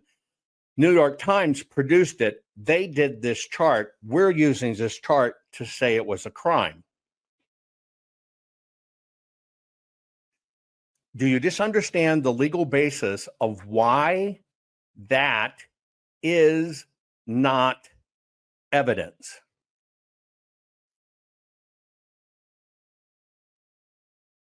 You understand why that's not evidence. Third party, meaning not involved. Remember, it's got to be relevant. The first key is it's got to be relevant.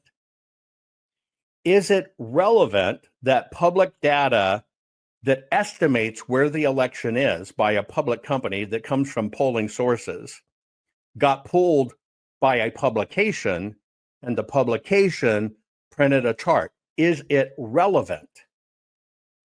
It's not evidence. It's not evidence. It's never been evidence. It's an indicator that you should look. It's an indicator that you should dig deep, but you can't prosecute on it. All I'm doing is we're going over what is prosecutable evidence. Okay, that's it. Behavior is particularly extreme. For context, using publicly available data from the New York Times, here is a visualization of the number of votes by candidate in Michigan from the beginning of the election night to 7 p.m. Eastern Time on November 4th. Trump is in red, Biden is in blue. Notice the sudden and improbable spike in votes for Biden at 6:30 a.m., where Biden received 141 at negative 9.8 meters per second squared. Sorry. I screwed up. Okay. He said, notice the sudden and improbable.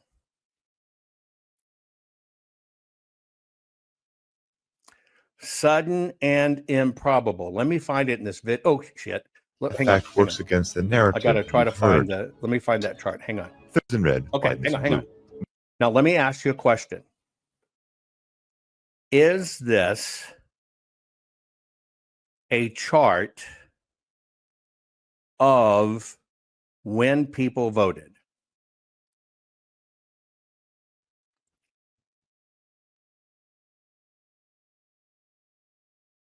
Is that a chart of when people voted? No. Now, this is key. What is this actually a chart of? Where does the data technically come from? When people cast their ballot? Were the actual voters involved? First-hand witnesses? No, it has nothing to do with when the actual voter voted. Now, what that is, I'm going to show it to you. This is when the tabulators counted them as votes. You understand the difference? This is when the tabulators counted these as votes. Now, how do you show this is an anomaly? In a court of law, how would you show that this is an anomaly? Not fixing 2020 will damn our nation forever. The historic Maricopa County full forensic audit effort processed 20,895,610 digital and forensic images of varying formats, resulted in 208 million individual evidence-proof files. The system processed over 58 billion forensic measurements, resulting in over 2 trillion individual base computations. No hopium, no hype, just hardcore forensic evidence. Please make sure the Maricopa County Full Forensic Audit Archives survive. Donate now. So if you want what happened in the 2020 election fixed, then please donate to protect and secure this historic evidence. We can't do it without you. We need you. America needs you. Our future needs you. Please donate now. Now, how do you show this is an anomaly? In a court of law, how would you show that this is an anomaly?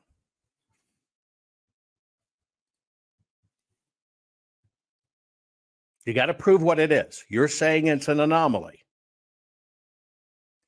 In a court of law that requires repeatable, verifiable, there you go, Kendon, you've got to show past history. You know what you're never seeing in any of these? The same data charted. And you know why you don't see that? Is because it happens in multiple forms every single election that has mail-in ballots and huge adjudication curves, because they run all of those last, technically in the count, not the scanning them in, but the count of them. And so even to prove it's an anomaly, that it actually is a statistical outlier, you got to go back in time. You must establish, right? You must establish this. Now, here's why you're not seeing it. Because you will see these spikes in every election. You will. Maybe not as dramatic. And if you were to look at when the spike occurred, almost always it occurs when they run in the early vote and the mail-in ballots. Why doesn't it occur in the line? Why doesn't it occur in voting lines? Because it's gated. And gated means you waited in a line, you come in, you check in, you got to go to a machine. That has a fairly regular cadence, right? But the data import goes, and that's why it jumps. Okay, that's why it jumps. Now, everybody told you that those were bulk votes loaded for Joe Biden. Now, the way they're getting that is the scale. Get it? The scale. The scale is, you see the jump, okay? You see the jump, and it's blue. Basically, they know it's a Biden vote.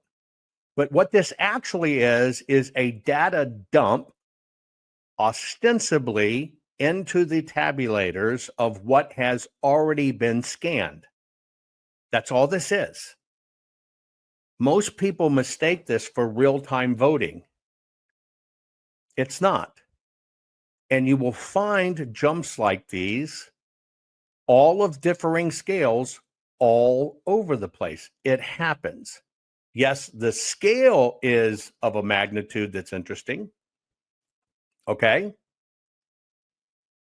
But is that indicative that it's actually a crime or fraudulent? Remember, you've got to have prosecutable criminal evidence. Okay, now hang on for a second here. In these tally systems, all these, you got two things that happen. You got transfer of cards, which is really where it is, and you've got a rescan of ballots. Who committed the crime? The person that inserted the card, or the person that their job was to make sure everything's scanned in as a check measure? Who of those two committed the crime?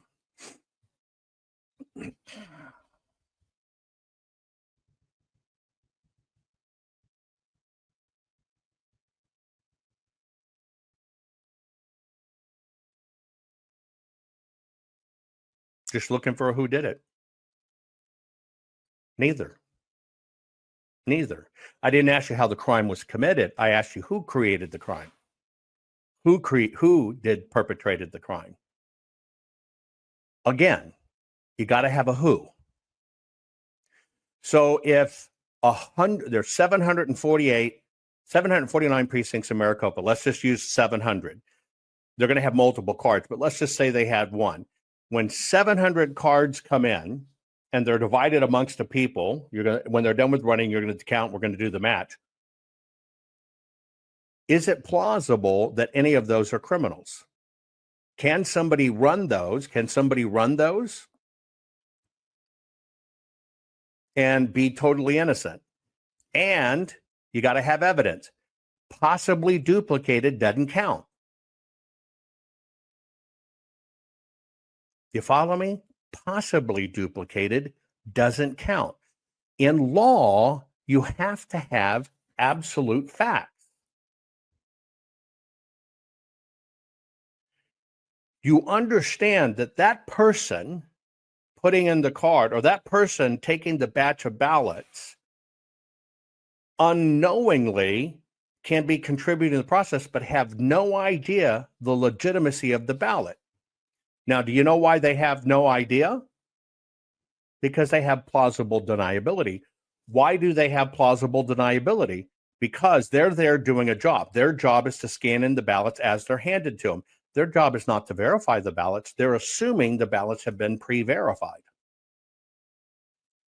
You see how this is distributed culpability? So it's very hard in this instance to get the who. That's why I'm showing you. You got to get to the who. The only reason we're talking about this is what is prosecutable criminal evidence. Now, if you can show the ballot was cast, they intercepted the ballot by nefarious means, they held it out here, they got all the numbers of the election, then they allowed it come down, but we got all these extra ballots that popped up, but nobody signed for these. We can't find the original. They do have a paper, and then we find out they were all duplicated. Then you actually have evidence of multiple people in the process doing it, and you have a link. You see how evidence has to work? There's only one place in the world you have all that evidence. The Maricopa Full Forensic Audit has every bit of that, provable by law, duplicatable by science, investigatable, reliable, because it's their information, not ours. That's what a forensic audit is. You got to pay attention to the details. So what we're doing is we're going through this. Let's continue unpacking this. Notice the sudden and improbable spike in votes for Biden at 6:30 a.m., where Biden received 141,258 votes, while Trump only received 5,968. This extreme ratio is surrounded by updates that are nearly the same in ratio. This particular update is 23 times more votes for Biden. Okay, now I want you to listen. This word is kind of very important. He's going to give you one ratio, then he's going to tell you they're nearly all the same ratio, and then he's going to give you one that's even further off the chart. This is where words matter. Listen again. 258 votes, while Trump only received 5,968. This extreme ratio is surrounded by updates that are nearly the same. Surrounded by updates that are nearly the same. Ratio. This particular update is 23 times more votes for Biden. This particular is 23 more. This is where words matter. And is the most extreme update favoring Biden in all data sets across all states. So he just said they're all basically the same ratio. And then immediately defeats his own statement by saying, here's the most egregious one. That's why this doesn't qualify for evidence. The situation in Wisconsin is even more stark. A single update to the vote count brought Biden from trailing by over 100,000 votes into the lead. Thirdly, a vote update in Georgia at 1:34 a.m. Eastern Time on November 4th, which shows 136,155 votes for Joe Biden and only 29,115 for Donald Trump. The extents of these 4 vote spikes in question are more than the margin of victory in all 3 states, which means the spikes were not only abnormal in regards to percentage for Joe Biden, but also in magnitude of the vote count. Okay.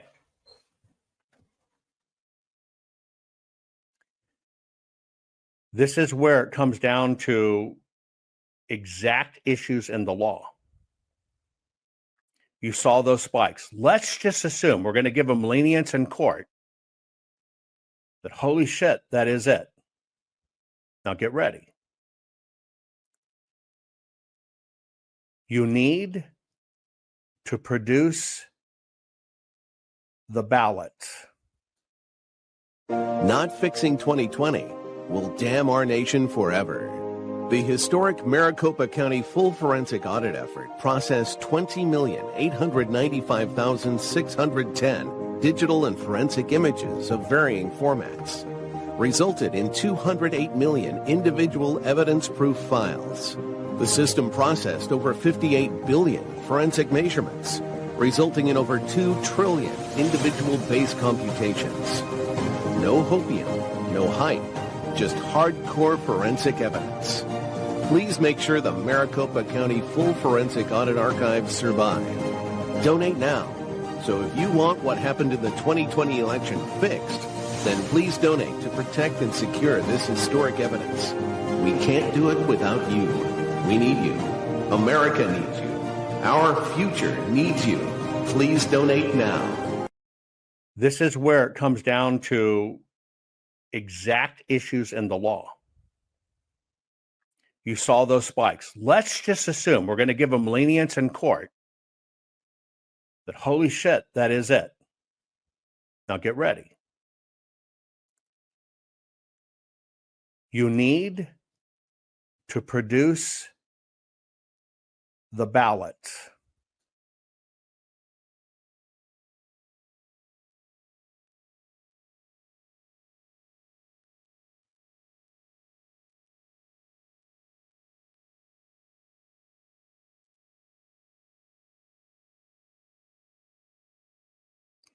Then you have to ascertain something you don't see in this process. How did they come into the system? Where did the crime occur? The crime is not running them in. That's not the crime. There's only 2 crimes that happen. At the moment the nefarious act is done, the secondary crime is when it was certified. But the court requires, where did this ballot come from? Now, one of the things they do in this process is they cloud that. And that data doesn't tell you it. But then there's another catch in the process. Remember at the beginning of the program, I told you that the GOP raised $400 million for election integrity, and they beat on their chests. They filed 72 lawsuits to get a hold of the ballots and stuff so they could do their work. I think most of them hit about midnight. They filed it technically on the day that all of that data was destroyed at midnight. So what it means is they filed a suit. The court has to tell the states and stuff, you must keep this data. It didn't even reach the courts in that time. It was just filing day. It didn't even reach even the service of it. Courts haven't even looked at it. They just filed it. By the time the court looked at it, what happened? All of that data was legally destroyed. Now you got to ask yourself, in all of the face of the data, why would they wait under 24 hours from the deadline of it all to be destroyed to file the suits? Because they don't want the answers. But they do want you to believe they're playing along, that they're trying to fight this.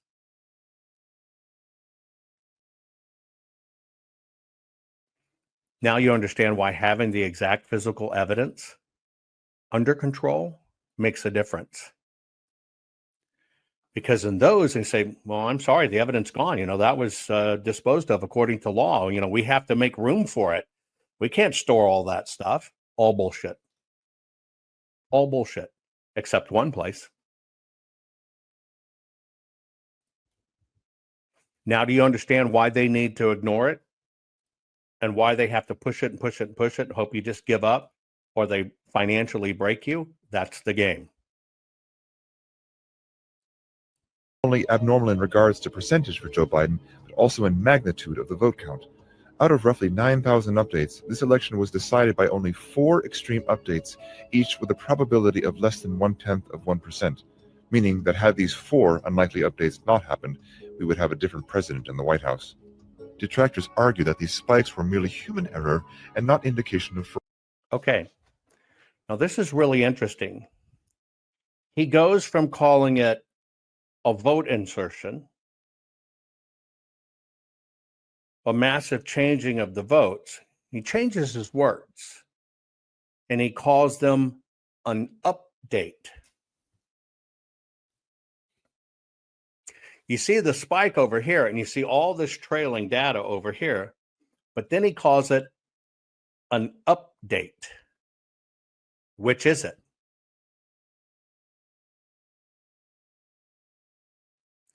Well, it's based upon supposedly the telemetry of the ballots being tallied. It's not an update of anything. This is where words matter. I question in this video, why the change in verbology? Meaning that had these 4 unlikely updates not happened, we would have a different president in the White House. Detractors argue that these spikes were merely human error and not indication of fraud, and the errors have been corrected. If the errors have been corrected, where is their evidence? Why were the results never changed? Others have said that the spikes indicate heavily Democratic precincts. If that were the case, then Okay. Now,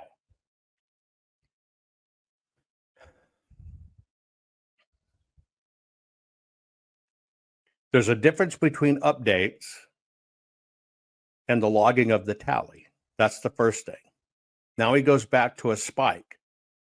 And then he goes back to saying, well, they favored Democrat areas. Now, that's implying it was the Democrats that did it. It was the Democrats that did it. I'm the only human in American history that has personally looked at 2 million single ballots cast in a single general election. That's it. I'm it. Sole man standing. This process, the reason you see all the colors, let me just give you this photo because I designed this. So I want to take you through it just real quick so you understand what you're looking at, okay?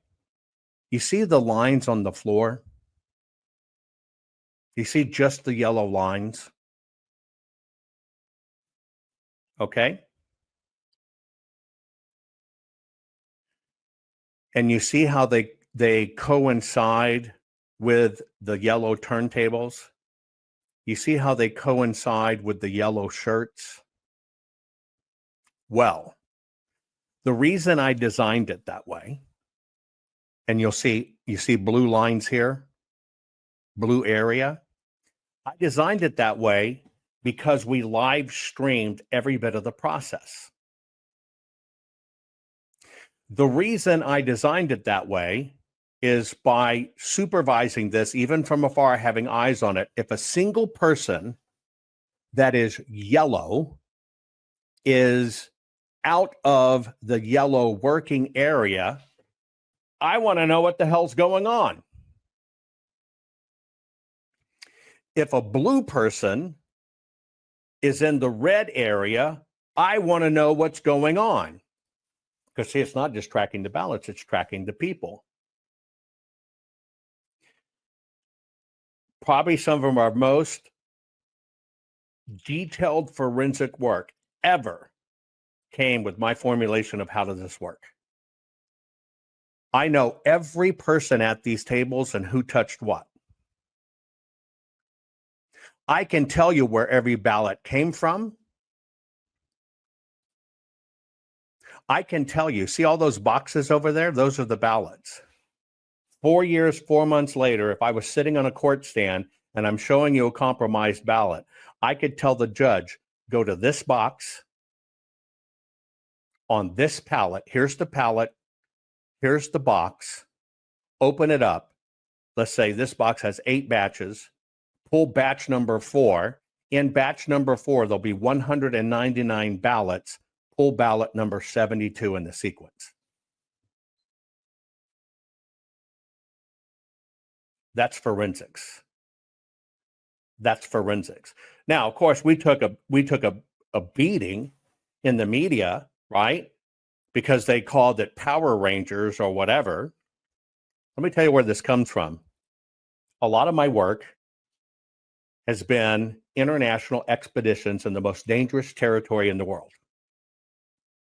And so being a commander, which is my rank, and I'm looking at my teams in the field, I may have one team in a helicopter. I may have one team over cliffs over here with a 1,000-foot fall. I may have one team over here with the cliffs and they got a 3,000-foot fall, but it takes me 4 hours to get here. It takes me 1 hour to get there. Get it? All the team is colored. And they have individual colors. I'll give you an example. If you were looking at blue on one of my teams combined with green, which is a particular team, one's male, one's female, if I was to see blue fall off a cliff, one, I would statistically know they died, but I would also know it's a 325-pound, 6'6" individual. If I saw green fall off the cliff, I would know it's a female just from visual. And she's 120 pounds, fall off the cliff. Now, the difference in those two is allocation of resources for extraction. All designed to view from afar.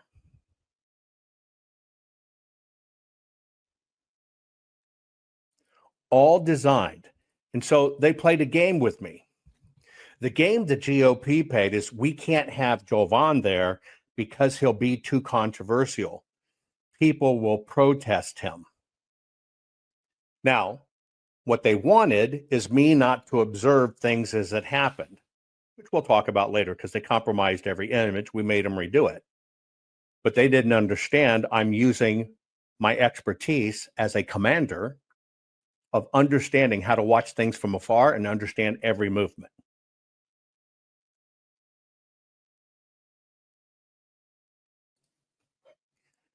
That's the level of sophistication.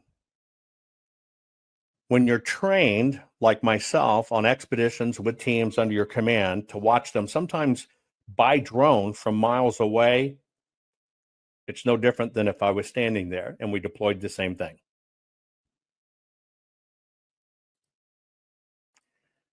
That's the level of sophistication that went into this audit.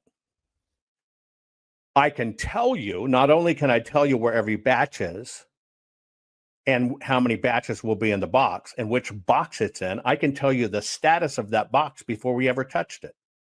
All of these little things about percentages saying it's Democrat areas, which you're about to see, I can tell you it's horseshit. I can tell you exactly down to the time, the precinct, the place, the machine, the tabulator, what did what. I don't have to know by that spike. I can say, right, and I'll give you an example of how this works. I want to show you one chart, okay? And in that one chart, I want to show you just one thing. And this will help you as we go forward. This will kind of help you understand how things are defined. Anyway, I'm trying to find a shortcut to get it. Hang on. And I'm going to show you something because everything has to be tracked and it must be incredibly detailed, right? It has to be detailed as to what happened and when it happened. Now I'm going to show you kind of a shortcut screenshot. But remember, this is not my data. This is their data. Remember, we're not creating opinions. We're not creating anything like that. Now, let me show you this so you understand it. Not only can we tell you where every box is, we can tell you exactly when it was run in. More important, let me remove this bot and banner. This is a shortcut. I can tell you why did they run in over 100,000 ballots on December 8th and 9th after the state had certified the election on November 30th.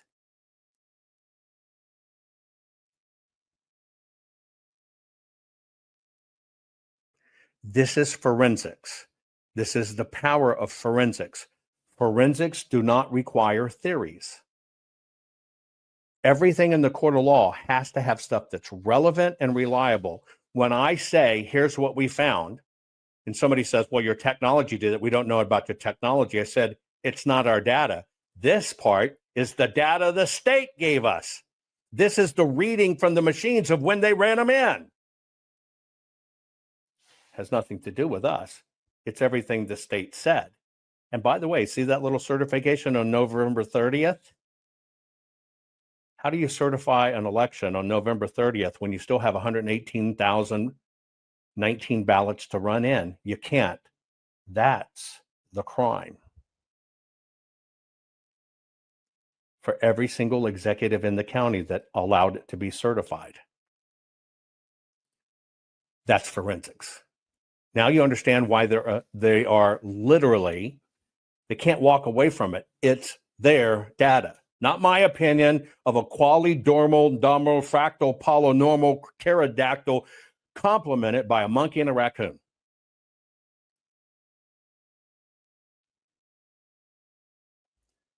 Forensics. That's why we're having this drill and I'm taking you through it. I need you to understand what it takes to get prosecutable criminal evidence. They're trying to wait us out. They're trying to bankrupt us. We've never done a fundraiser for us. This is the first time. Let's go back to where we are. Pay attention to the words.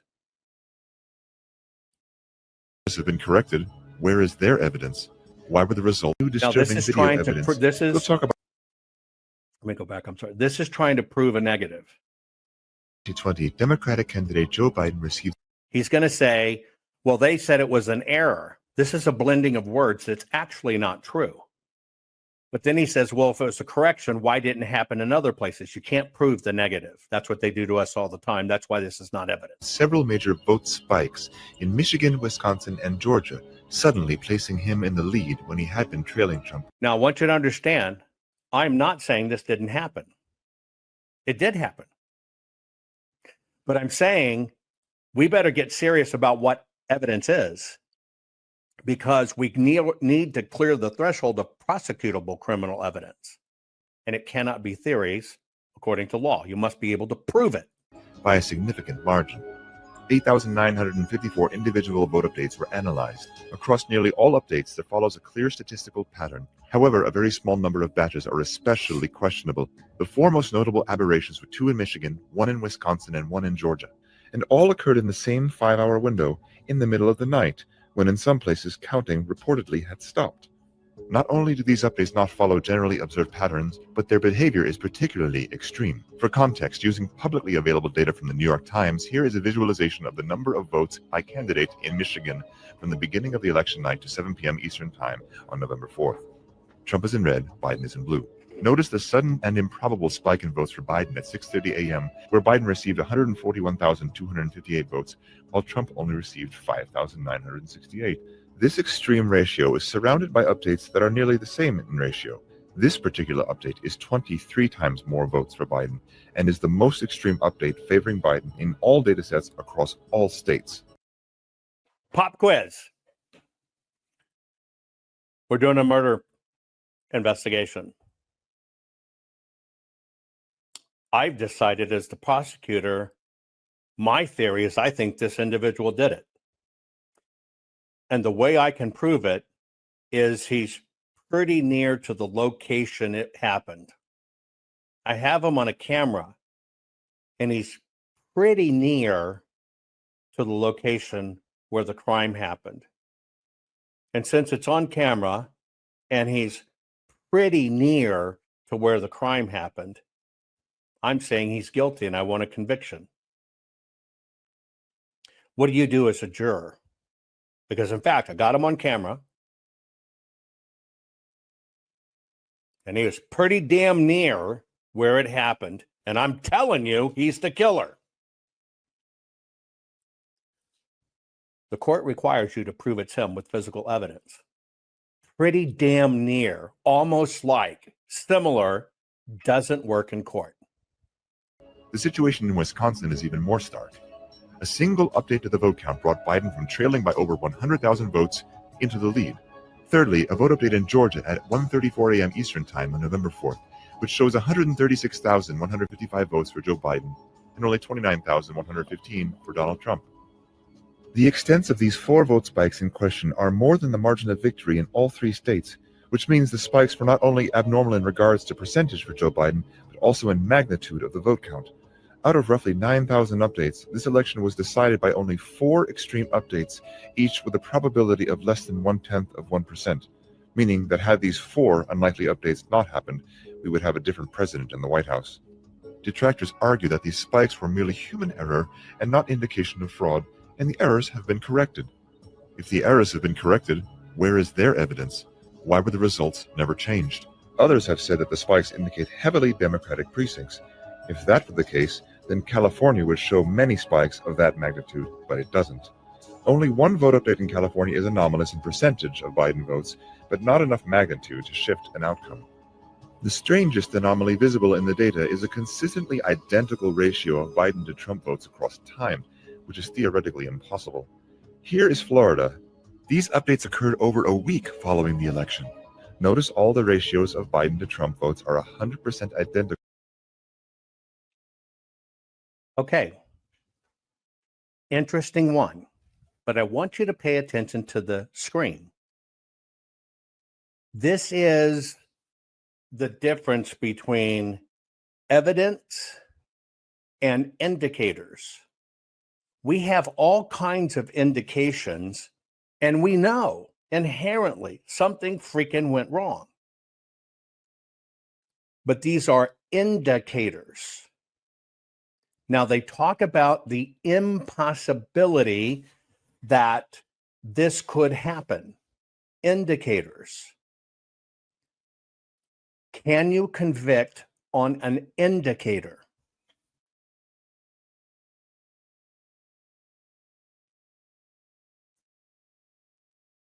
See, that's the issue. You can't convict on I think. You can't convict on I theorize. You can't convict on indicators. Look, the wife's dead. We talked to old girlfriends. They said he was a jerk, a meanie. One of them said he hit her. He had a girlfriend. He said he hated that bitch. Get it? Things can be incredible indicators. Most of this is incredible indicators, right? But it has a few fatal flaws. We'll talk about the depth of the flaws more in a bit, but you got to understand when it comes to the machine, all the rules. Now, I want you to pay attention. All the rules are voluntary. So he's showing you a machine, saying, look, the machine did it. It's the machine. You can see it by the percentages. The federal role in the elections is the Election Assistance Commission. It creates voluntary guidelines, but it lacks enforcement, and it is not a regulatory authority. Now you go back. Why do they even have voluntary status? Because each state has to operate alone. We have state elections that have a federal component, not federal elections that have a state component. And so what happens is it protects the state's autonomy. And basically, that's how our elections are structured, period. It's how we administer them. The state adopts what's the actual law. Many states integrate the VVSG, Voluntary Voting System Guidelines, into law or the testing procedures. Others set their own. So the authority comes down to the state. Now it says HAVA, Help America Vote Act, defines the Election Assistance Commission's duties, but limits its ability to make mandatory rules. So in other words, it all goes down to the state. And then the state says, we follow what we've decided to do is to follow the guidelines of the Election Assistance Commission because they know better. What are the guidelines of the Election Commission? Voluntary. Now tell me, you see all these anomalies on machines. You see all these anomalies looking weird on machines. But you find out it's voluntary. Now, let me tell you how bad this is. You've got a voting machine. Think of a Dell computer. When they certify the machines, and I'm just going to shortcut, it must have Democracy Suite number 10 on it. And they send that machine to the state. Here's what you can run your election on. Now, let's say one person at the state level sticks a different piece of software on that machine. Is that a crime?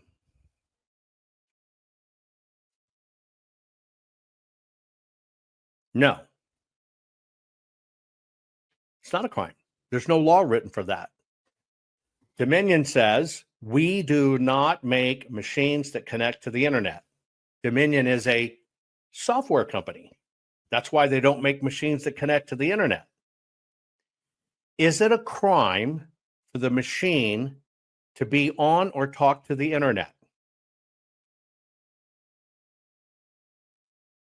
No.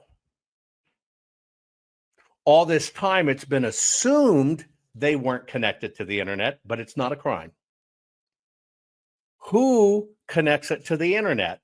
Well, when they send the machine to the state and then goes to the county, they say, hey, if you want to monitor the results, you should probably consider a third-party program to monitor them. Just connect it into your LAN. It's in their manual. The very person at the county that decides, oh, I want to see the results in real time because I'm going to sit at home on my ass on my iPad, they plug it in to see that. Is that a crime? No, they have the right to do it. Did they perpetrate the crime? No. Did it open a back door? Yes. But who did it? See, this is how it's designed. It's designed to happen by just thinking you're doing your job. It doesn't take a criminal. But they all follow voluntary guidelines. So all this stuff on machines doesn't even fucking matter if it went to Serbia. It doesn't matter. It's not a crime. No, it is not by law. It has to be secure. That is incorrect. It's right here. Anything they do for security. Now, somebody just posted, and I want you to read. I want you to hang on. You said they got to have them secure, right? Okay. Hang on one second. I want to try to show you a bigger one if I can, but I'll show you this one if not. Hang on one second. And you're going to read it. I'm going to pump it up here. Okay? You say it has to be secure as a law. Well, here it is. Ready? You can read it for yourself. I'm going to put it on the screen. This is the sole reason they get everybody to focus on the machines. The sole reason why they stay away from the paper and keep you on the machines. Here it is. Read it. Tests include basic functionality, accessibility, security capabilities. These are voluntary. The state gets to determine what they do. That's by the Help America Vote Act. They just determine they'll follow the HAVA guidelines. What are the HAVA guidelines? Voluntary. How do you convict somebody for voluntarily following rules that they don't have to follow and they think they made their best judgment? You can't. And this is why they keep you focused on the machines. The paper and the certification are the crimes, not the machines. Okay? Let's keep on going. Over several days. This pattern shows up in many states. It appears that a computer algorithm is involved in the process, which is doing something called weighted race distribution. a feature of Diebold voting machines known as early as 2001, which gives values to votes rather than simply counting them. Here in California, we see an update of one vote. About 65% of that value is given to Biden. Okay. Now this looks damning. How do you get a tenth of a vote? Well, facts matter. When it comes to the Diebold machine, they haven't been used since 2007.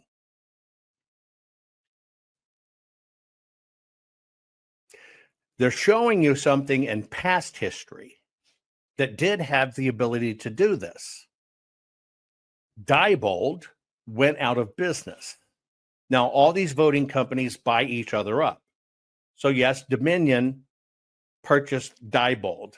The biggest problem here is this is what they did to New Hampshire. New Hampshire had the biggest problem, okay? Now,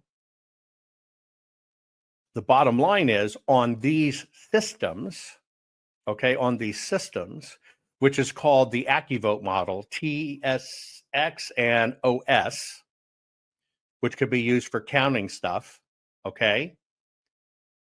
Software kind of remained, but the machines were gone, totally gone since 2007. If you were to look at it statistically, it was less than 0.5% of anywhere in the nation could you have seen anything that was related to old Diebold. They don't even make them anymore. Certainly not the machine. But then when you look at it deeper, even the place where that 0.5%, let's just round it up to 1% were used, none of them were in these areas where the issues occurred. In 2007, they had issues in California. The company sold. The machines are no longer made, used, or deployed. Yes, one company bought the software, but again, that software, and even if it was software, it's voluntary. And that's it. Again, is this prosecutable criminal evidence that in 2007, a machine was forcibly retired because it could do this and went out of production, but in 2020 it happened. Therefore, we can reach back to 2007. This is the issue with prosecutable criminal evidence in elections. If you're going to take over a country and have a coup, you better have it down. That soft shift could have been exactly, it happens by software. But what do they keep on telling you? It happened by the machine. You got a problem when that machine doesn't exist.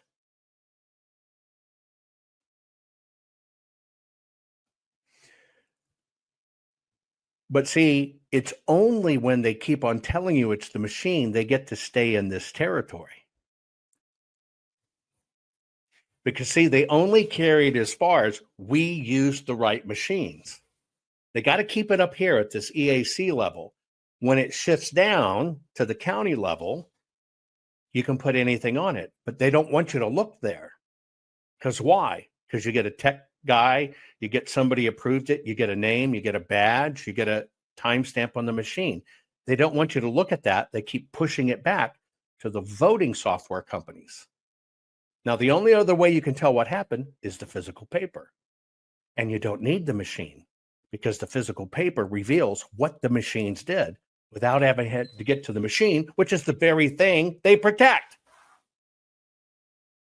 Now, do you understand why they are so hell-bent on making sure you don't see the physical ballot paper evidence of what actually happened?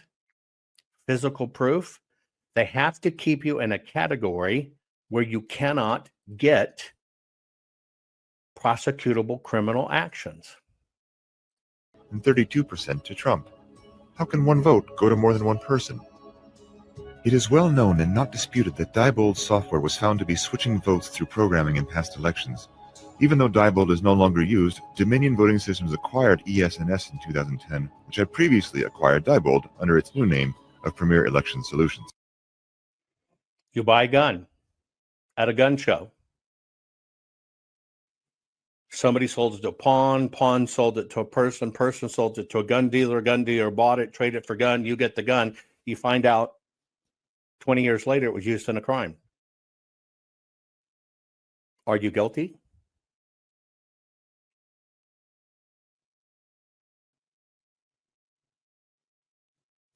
Honest question. Are you guilty? This is what I'm trying to show. You get fed a lot of, some of it's not even circumstantial evidence, but you get told it's a crime. You get told it's bad. That's why I ask you to discern between what you're shown and what you're told.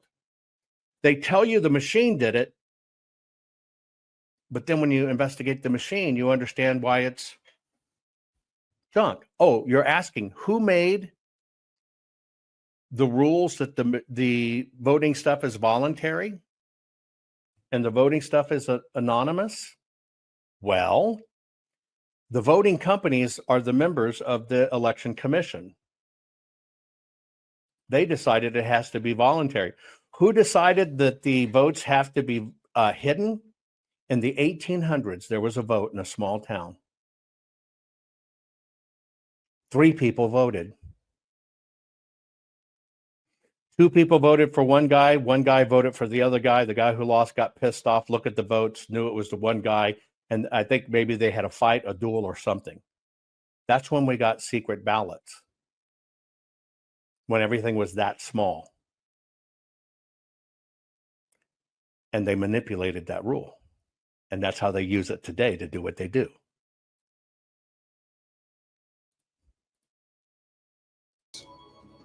This does not exhaust all statistical data anomalies encountered in the 2020 election, but data anomalies is only one factor to consider.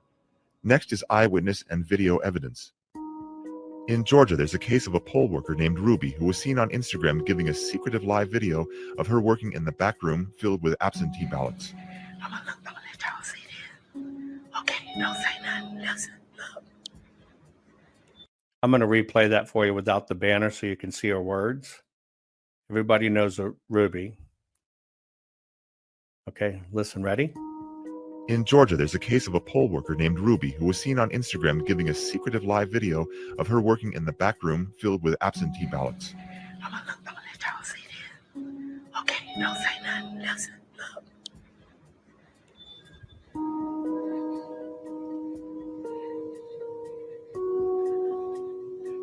At 10:30 p.m. on November 3rd,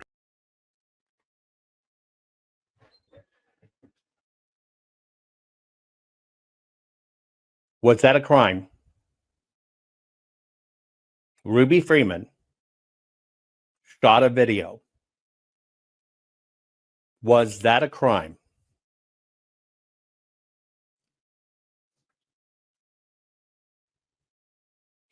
Ruby Freeman shooting a video is not a crime. States have statutes that you can't video individual ballots, or it's a misdemeanor. So at most it's a misdemeanor, but you didn't see individual ballots. You saw all the stacks of ballots. Now, let me ask you a question. Now, they gave her the Medal of Freedom to kind of protect her because she made a stupid mistake in their crap. But, ready? Was it a secret video?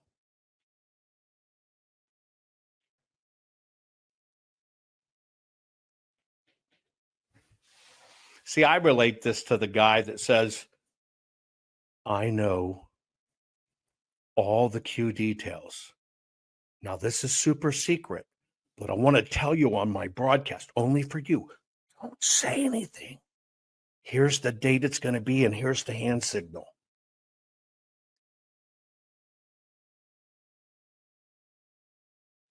What was so fucking secret that you broadcast it online? All junk, all crap. But the narrator told you it was a super secret video to make it seem more crime-like. Whereas about the only thing that could have been done about that, was you're not supposed to take videos of ballots. Technically, she has events. I didn't show a ballot. Again, that's why I ask you, what's the difference between bringing these things together and telling you it's a secret? This is why I want you to understand crapping in your cranium. Let's continue. All media and poll watchers were told to leave State Farm Arena because ballot counting was going to stop. But Ruby and her daughter and 3 others remained behind at State Farm Arena. They pulled boxes of ballots out from under the table that was placed there in the morning and distributed them to several counting stations. Back to Fulton County, Georgia right now, where our reporter Blaine Alexander apparently has some new reporting on the expectations for that count. Well, Rachel, we've learned that the counting continues tonight. You know, right here in State Farm Arena behind me, we've learned that there are 5 people who are still inside, still working to scan those absentee ballots and try and get those numbers tabulated. Now, initially, we were told that everybody went home at about 10:30, but I just got off the phone with the county spokesperson who tells me that indeed there are still some people in there quite literally burning the midnight oil, scanning ballot after ballot and trying to get that information in. And Blaine, specifically, you said 5 people are inside that building. That's 5 actual individuals who are working on all the absentees in Fulton County right now? Just 5? Wow. Talk about having the sort of fate of the nation in your hands. Ruby is seen here in this video running the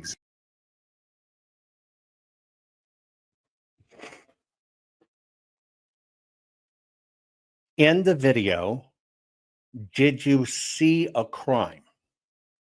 Put it in chat if you saw a crime.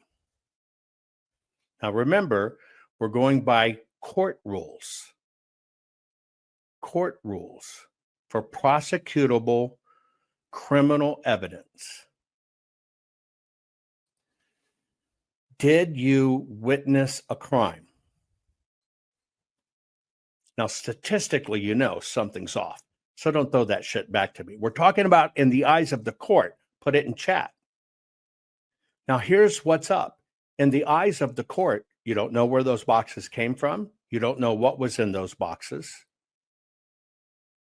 Some of them stayed. They admitted it on open TV. So you got to understand how the media plays into this stuff. They admitted it on open TV. That releases them of the culpability.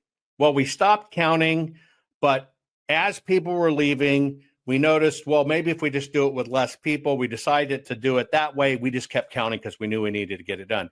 Do you understand the media gave them the pass card to show it wasn't nefarious? They fucking meant it. You see our reporter. They meant it. They're dedicated.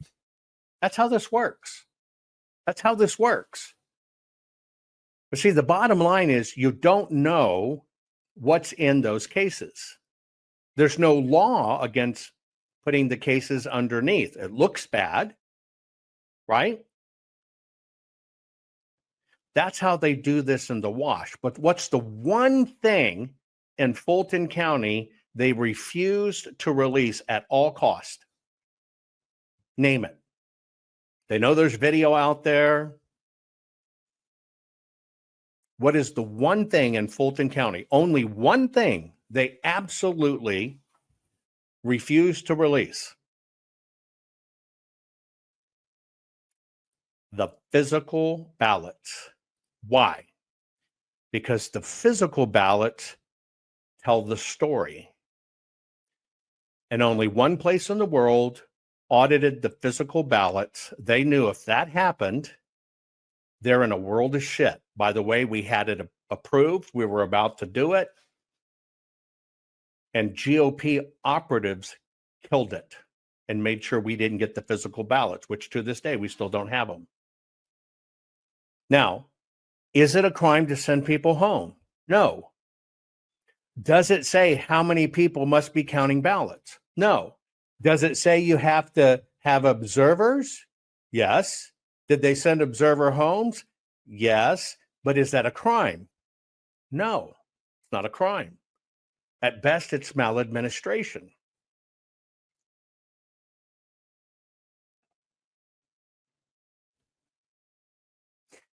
I knew. I was the expert for the court. I already knew they rescanned them. I already knew we could catch them and show they counted them twice. All of that was to be kept secret. Why? To get the physical ballots. We knew we would catch them. We knew our forensics would show what machines, who did it, when and where. What happened? The GOP person did a video on social media showing you how duplicates are caught, stuff that should have never been talked about. What happened to that person that released it? He was promoted the next year to the vice chair of the GOP.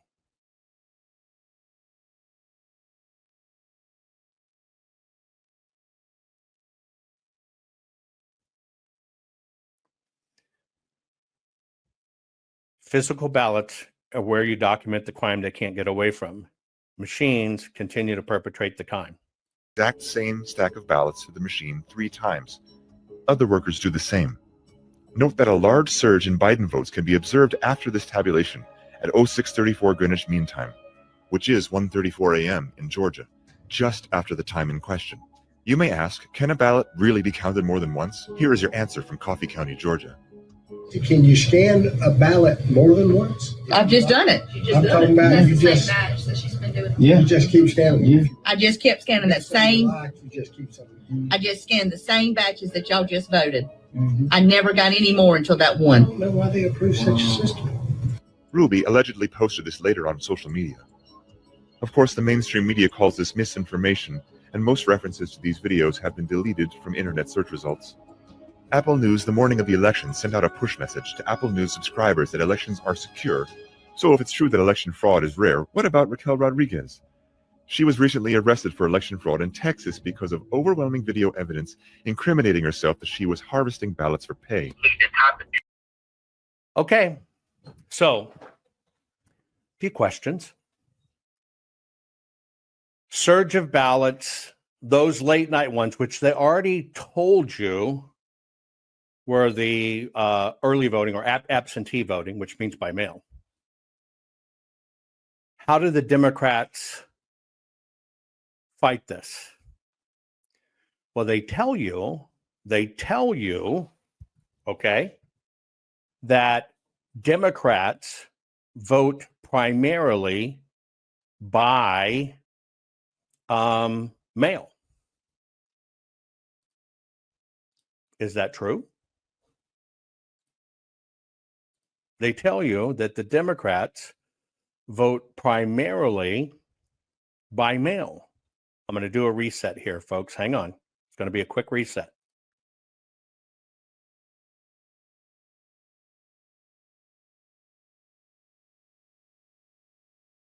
Okay, I got a wonky system glitch, but it's okay. So they tell you that the Democrats primarily vote by mail, which is technically true. If you were to look at the historical data, okay, you would find that there is a larger majority of voters that are Democrat that will use the mail-in ballot. But let me ask you a question. Ready? The voters that vote by mail, which is a Democrat initiative, pushed heavy in Democrat areas, and they keep on telling you that that's the primary way Democrat voters vote. You ever wonder, our country's heavily conservative, but why is our Congress kind of split equally? You ever thought about that? Do you think people that have absolute hard morals in a country that's primarily red, well, they just happen to vote 50-50 on a lot of stuff? No, it's all red. Now, let me ask you a question. They keep on telling you that Democrats primarily vote by mail. Now, let me ask the question a different way. Are those Democrats actually real voters? Different question. They say Democrats vote primarily by mail, heavy turnout. I'm asking you a different question. Yes. See, Scott, you got it right. That's the cover story for cheating. Well, of course, you're going to see it rise when they run them because it's primarily Democrats that do it. Well, the next question I'm asking, is that actually a voter? See, now, when it comes down to it, and you want to nail the paper, because you could actually audit that. You could find it. Are they real? Are they illegal? Are they dead? Are they really a voter? We know we got the ballot in, but that doesn't mean they're real or a citizen, right? Or not dead. We have no clue. So you realize in that part of it, to keep the mail shit going, they can't clean the voter rolls. Because what they're actually saying is we have so much banking on that you can't see by getting a mail-in ballot out there. That's how we actually manipulate the numbers. But what do the Democrats do when you want to clean the voter rolls? What do they tell you? So you have a centralized statewide voter roll that's on networked machines, servers. It has a public-facing internet interface. That's it. That's all I need to know that it's blown. That's a centralized statewide voter roll that was mandated by Help America Vote Act. They have these all over the country. And it's not just that you have a public-facing internet interface to it, but multiple organizations have what's called an API, or an application programming interface. In other words, a machine-to-machine interface into that voter roll. And I'm telling you this because when people say, well, we have to clean up the voter rolls, it's true that they're not following the law. It's true that they're not in good faith maintaining them in accordance with Title 52 that requires that the voter rolls be both secure and accurate. That's a requirement imposed on the secretaries of state who've received the Help America Voting Act and CARES Act funding to maintain those voting systems. What nobody's going to tell you, but I'm going to tell you, is you cannot clean those rolls. You're sweeping a dirt floor. I'm sorry. I misquoted you there. That wasn't the Democrats telling you don't do the voter rolls. That's Republicans, Mike Lindell's team, telling you don't do the voter rolls. Oh, wait. Boy, this kind of conflicts. To get rid of mail-in balloting because we can't clean the voter rolls, we got to get rid of the mail-in ballots because we know that's the issue. It's the damn mail-in ballots. We know that. After all the greatest intel agencies in the world, we know that's it.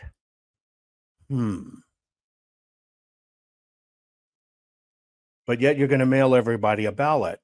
And don't worry about it because it's cleaning a voter roll. Just get rid of the machines. How do you tell if a piece of paper came from an illegal or a dead person when they're in drop boxes?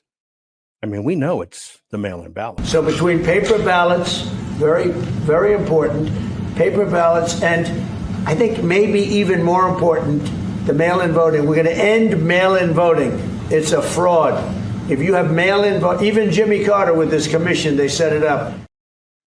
But what does the GOP and their pundits tell you? They're not going after the real issue. The real issue is what I just pointed out. It's the algorithms and the electronic. The mail-in ballots are just smoke. Wait, Turning Point USA, they said, it's the machines. Don't worry about the voter rolls. Why do they keep on pushing the machines? That's right, it's voluntary.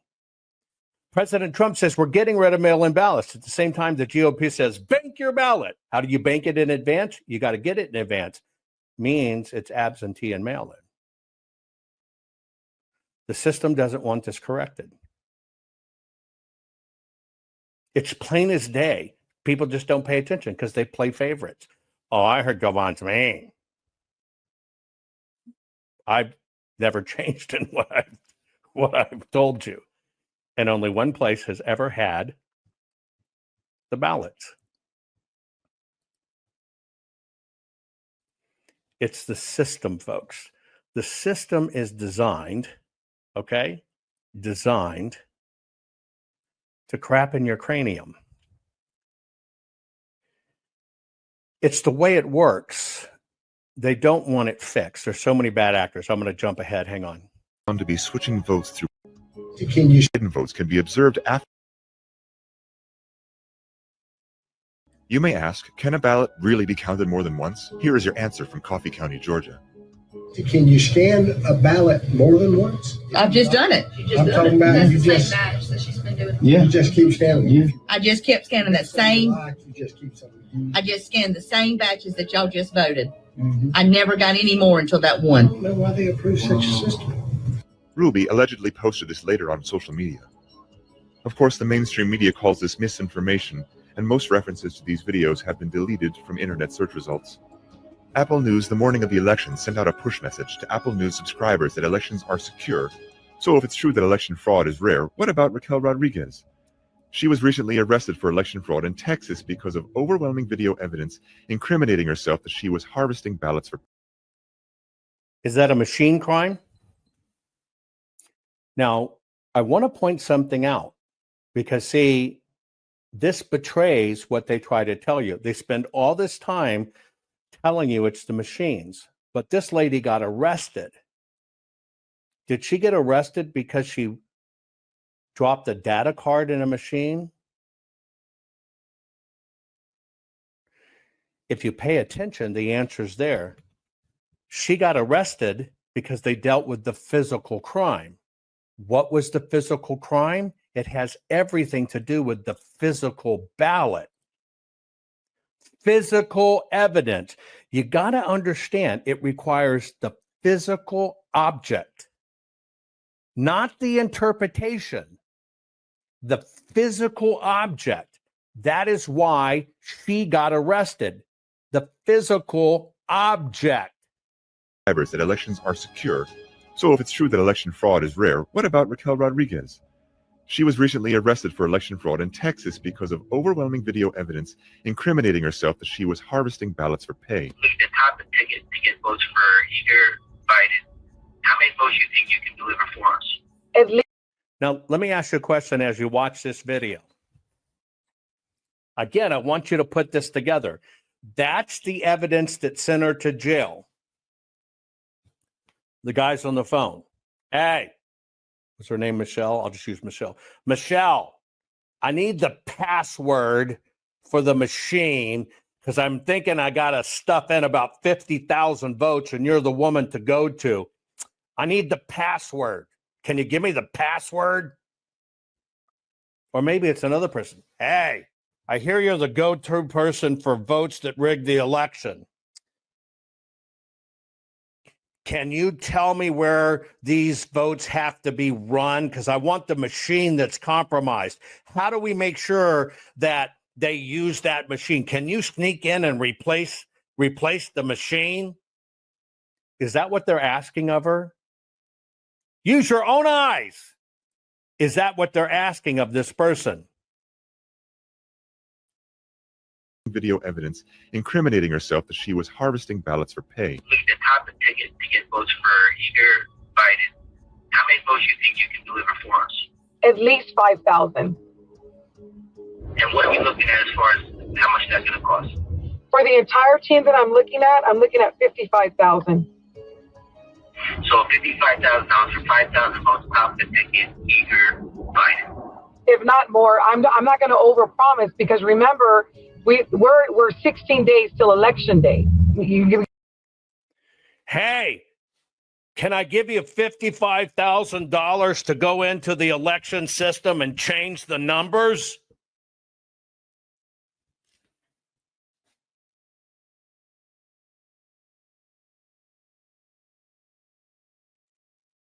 You have all the evidence you need of what puts people in jail.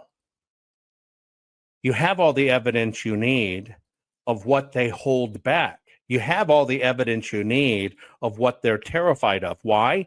Because that's prosecutable criminal evidence. They've got to catch you with that ballot. They've got to show the ballot was involved.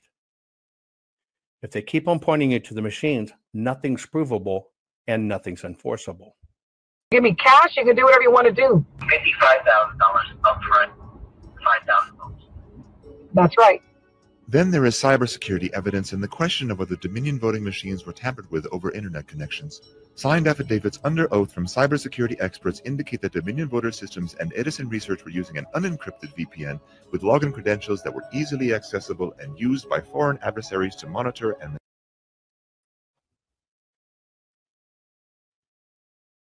the voting companies and Edison were using unencrypted systems.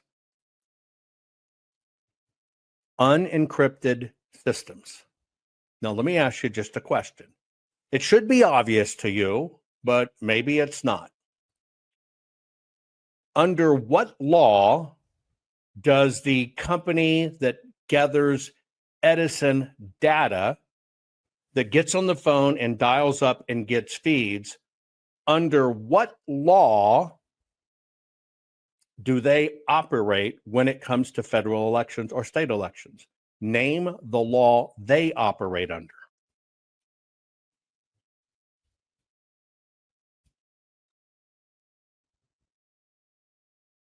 There isn't any, because they're not subject to any of the voting laws. Any of the voting laws. So does it matter if they run it on an old Texas Instruments calculator that at one time was used to calculate stolen money? Does that matter?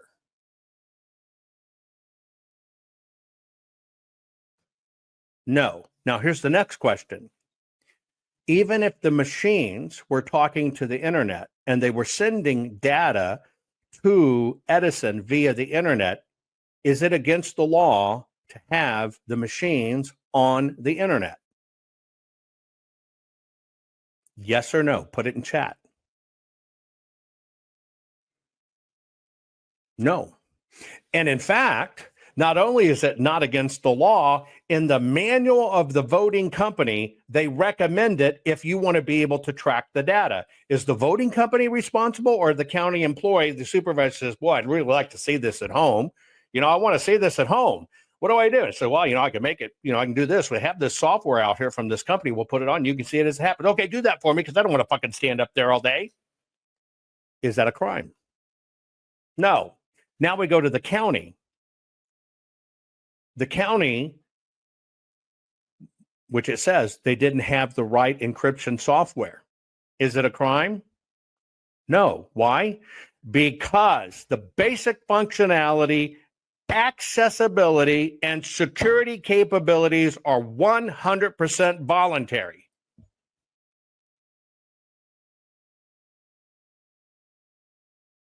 That means if Sparky over here and Radar are here and they're the two tech people, and Sparky uses this and Radar uses this, they get to use their own judgment. Why? Because it's all voluntary.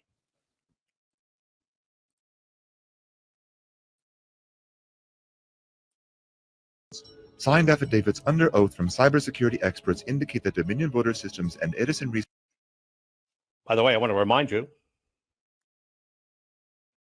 cybersecurity experts under oath, FBI investigators under oath, swore under oath 51 times that President Trump was an agent of Russia. It must be true. You have signed oaths.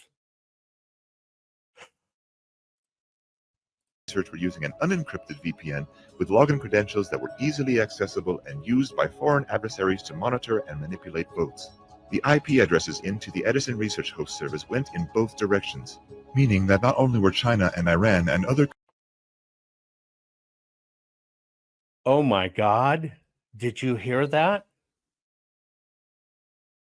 Did you know that China and Iran, fucking even Borat from Film My Krakistan, were watching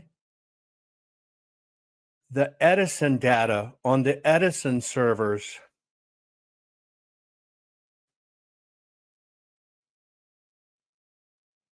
Well, let me ask you a question. If, in fact, we have 190 countries in the world, Do you think foreign adversaries would try to be watching what's going on so they know what they need to do instead of waiting for the news announcement? Just put it in chat. Okay? Just put it in chat.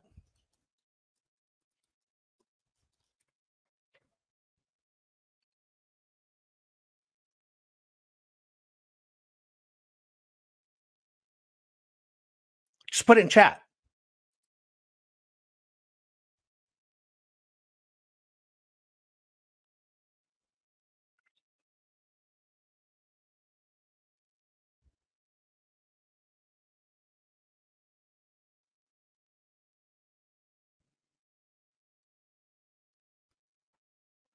Now, let me show you something.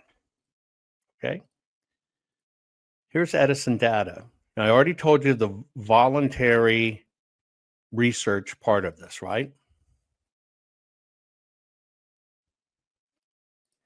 Edison is widely used by news organizations, including the Associated Press, CNN, and others, on election nights. This is not the official source of votes, but rather a private company's data aggregation and reporting service.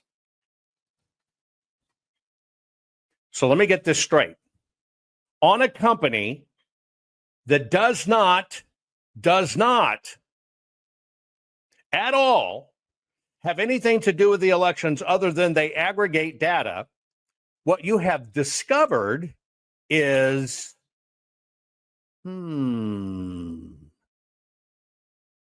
that the Edison server had the Chinese looking at it. Well, I'm telling you what, I bet your damn bippy every single country in the world has all their hackers on it. And if they can cause shit, they will. It's called espionage. But you got to understand that you don't have any election laws regarding Edison data. None, not a one. Here's the only laws that apply to them. Now, I got to just ask you a question. If every single country in the world was at the Edison servers, which he said, and even down to the state, read it, fucking weep. Edison data is unofficial. It does not trigger state retention or public records obligations. Only the states have the duties, and they're now telling you, and I'm asking you, is this prosecutable evidence? Holy shit. The Chinese were in the Edison server. Then there is cybersecurity evidence in the question of whether Dominion voting machines were tampered with over internet connections. Signed affidavits under oath from cybersecurity experts indicate that Dominion voter systems and Edison Research were using an unencrypted VPN with login credentials that were easily accessible and used by foreign adversaries to monitor and manipulate votes. The IP addresses into the Edison Research host servers went in both directions, meaning that not only were China and Iran and other countries accessing the... Now, let me ask you a question. Now, this is a highly technical one. Okay. If Edison data, okay. Now, I want to remind you what Edison data is. Do you guys remember what Edison data is? This is key. I want you to pay attention. I'm not going to trick you. I'm just going to ask you a very direct question. Pay attention to the question. If Edison data is a feed of their own creation that is pulled by the television networks into their studios so that they can put these graphics up on the screen. Follow me here. If the Edison data, which we know is unofficial public data,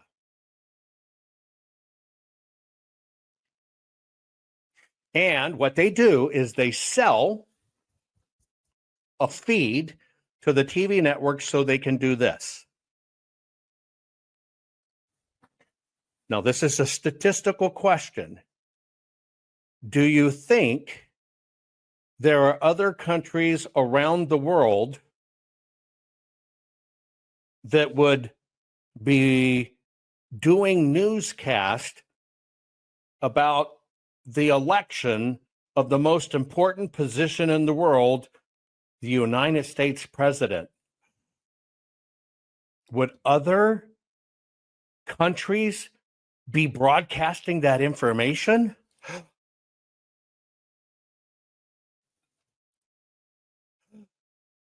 You bet your fucking Natas, because they're buying the same damn product, because they're doing a television broadcast too.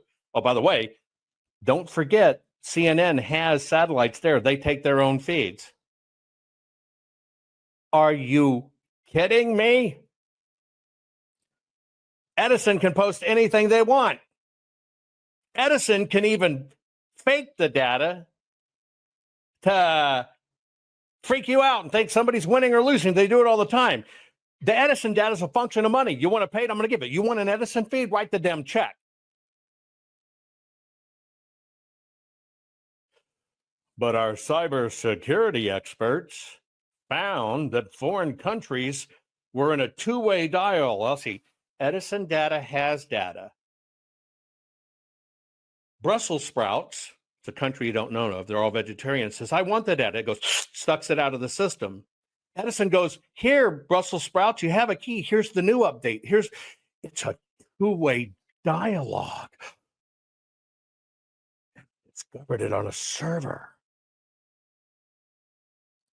Upfront, 5,000 votes. That's right. Then there is cybersecurity evidence in the question of whether Dominion voting machines were tampered with over internet connections. Signed affidavits under oath from cybersecurity experts indicate that Dominion voter systems and Edison Research were using an unencrypted VPN with login credentials that were easily accessible and used by foreign adversaries to monitor and manipulate votes. The IP addresses into the Edison Research host service went in both directions, meaning that not only were China and Iran and other countries accessing the servers, but also Edison Research was communicating back to these adversaries. So let me get this right. A company that dials to get the information on their own software and stuff that actually doesn't fucking reside on the machines sells a feed to China or Bulgaria or Phil McCrackiana. Phil McCrackiana decides they want to change it. They send it back to Edison. Edison goes, we have a change from Phil McCrackiana. Where does it go? Oh, it goes to this little county here. Let's send it back and change it.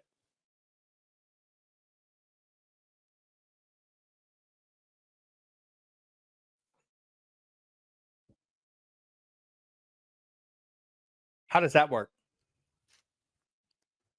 Just tell me, how does that work? Let me ask you an honest question. So far, what you've seen in this part, now you're the jury, you have the facts. Is this prosecutable criminal evidence? For the court, I want to let you know we have proof. Edison Data, which collects its own data, owns its own data, sells it to network. We have found that China bought that feed so they could watch and observe the elections and get the data in real time, and therefore they had access to the Edison data. They changed the election, prosecute. Give it to me. Tell me if you'll prosecute. Be honest. But see, you hear, oh, Edison data. Oh, this. Tampered with. This. They have shit in our craniums on this, folks. And the reason they have shit in our craniums is because, as I just showed you, only the paper gets the prosecution.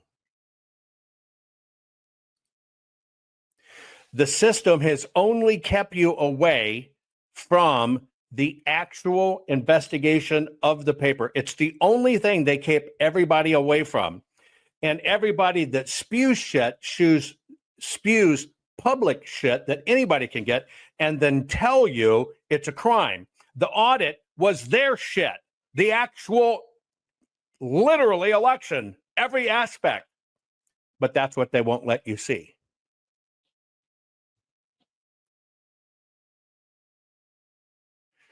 Why do you not put two and two together? Why do you not? You hear for 4 years, we got all the PCAP data, every bit of it, every county. The state guys are going to be here. The legislators are going to be here. Every fucking network in the world's going to be here. I expect 1 billion people to watch. We're going to show us how it's done. But then when it gets to court, said, well, we never really had it. But what did it do for 4 years? Suck all of the air out of the room. Exactly 2 weeks before we started releasing this data.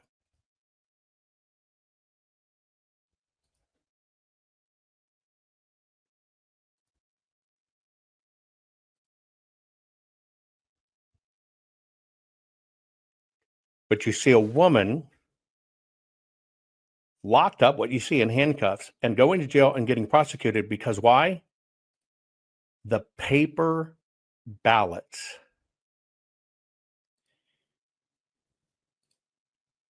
Claims that Dominion voting machines were not connected to the internet are completely false.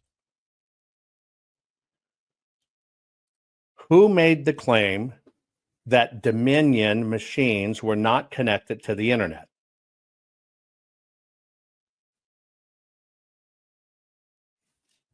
I want some prosecutable evidence. Who made the claim that Dominion machines were not connected to the internet?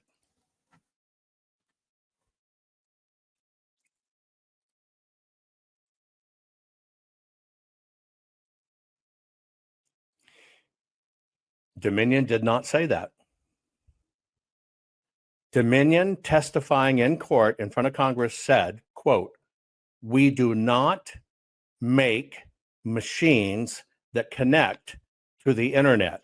We do not make machines that have a modem."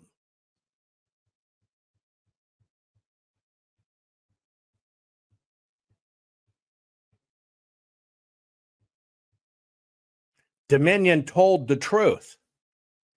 The machines are Dells, HPs, right? The systems are designed to be what they call air-gapped. That's the design. You can read it. You can see it. Read the manual, which I showed you years ago, says, hey, county, hey, election officials, if you want to see the results, just go get a third-party program and connect this into your land. Did Dominion do that? This has all been a setup from the beginning. See, you can't prove Dominion did it. So they buttered you up, telling you it was Dominion voting machines when it's Dominion voting systems. They're a software company. They got you to say Dominion, Dominion. And you know why they won all their fucking cases? Because they don't make the machine. But they got you to say it.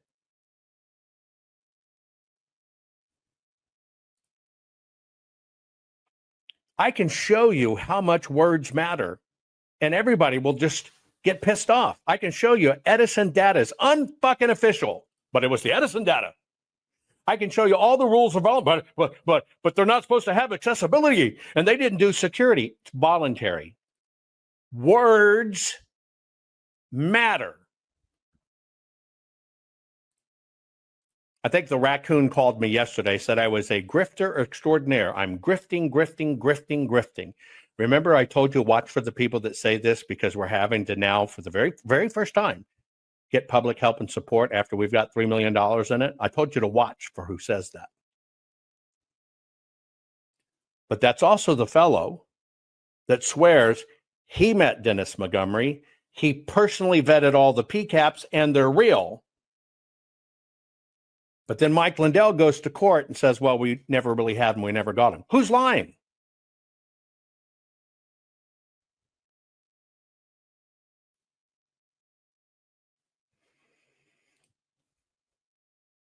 Cybersecurity experts have followed the communication of the data from Dominion voting servers and Edison Research to foreign countries.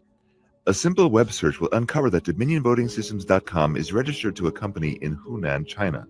3 of the 7 board members of UBS Securities. Who decides? Hang on. That company Who decides where your domain was purchased from?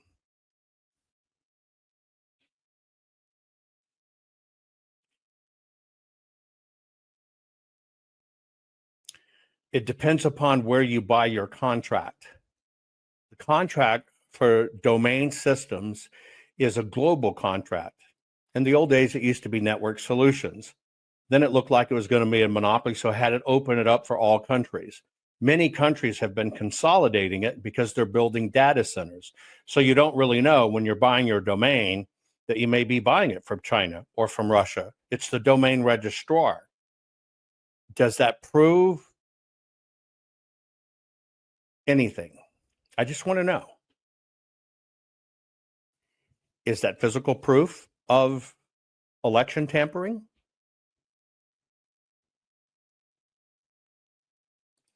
If you have your own domain and it happened to come out of China, are you a criminal? If I can show that you communicate with China back and forth, are you an agent? Are you an illegal person? Fucking, I'm sending you to jail. You got WhatsApp on your phone, and I can prove it. You're in a daily dialogue back and forth with China. If that was to stand as the rule of law, every American with WhatsApp would go into prison.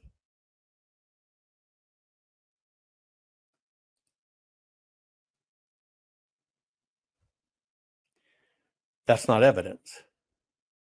That's not evidence. What we need to fix this is prosecutable criminal evidence. What's lacking in all of this is prosecutable evidence. But he's a hero. He worked on it. He's a hero. He's a hero. He's with Mike Lindell. But people won't call him out.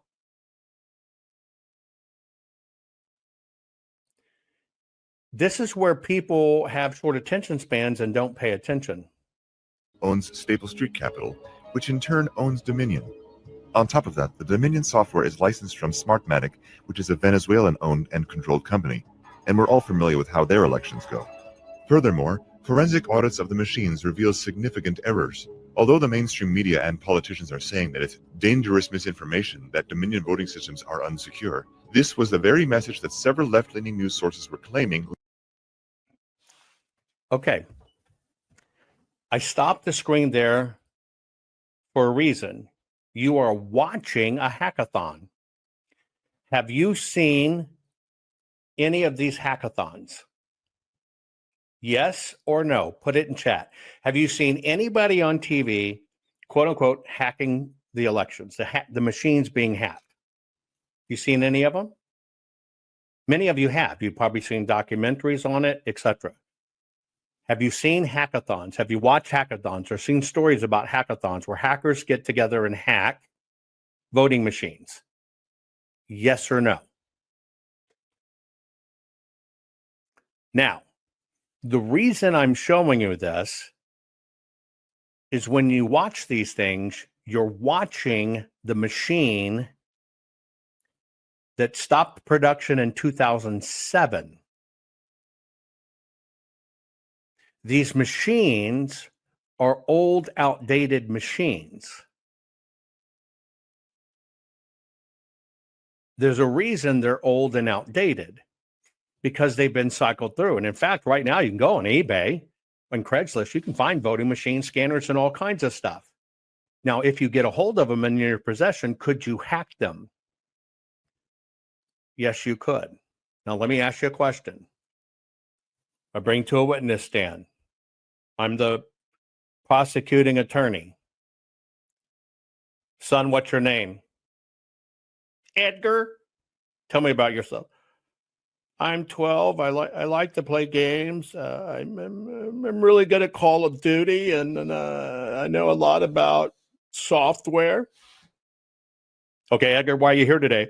Because I proved that a machine could be hacked, and I proved it on TV. Which machine, Edgar, did you hack? I hacked the automark.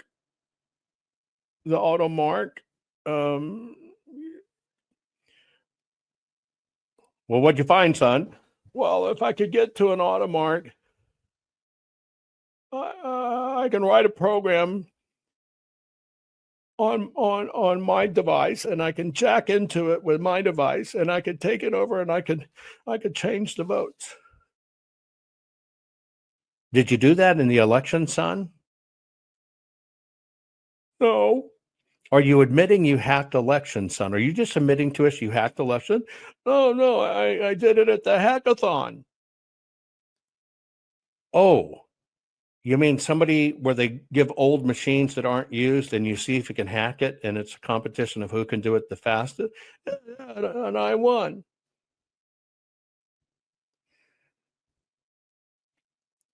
Is that evidence? Honest question, folks. Is that evidence? Again, we're going to take a little break. Put your hands up. Put your hands up. Put your hands up. Do this. True me. Put your hands up. Put your hands up. Ready? Do this. Can you do that? Now do this. Close, turn. Now do this. One more time. Please do it. Put your hands up. Can you do this? Now, turn this way. Can you do this? You mean you can make a fist and beat people to death and you can pull the trigger of a gun? You're going to prison. I just proved you can do it. I just proved you can beat people to death. I just proved you can pull the trigger of a gun. You're fucking going to prison. Is that how the law works?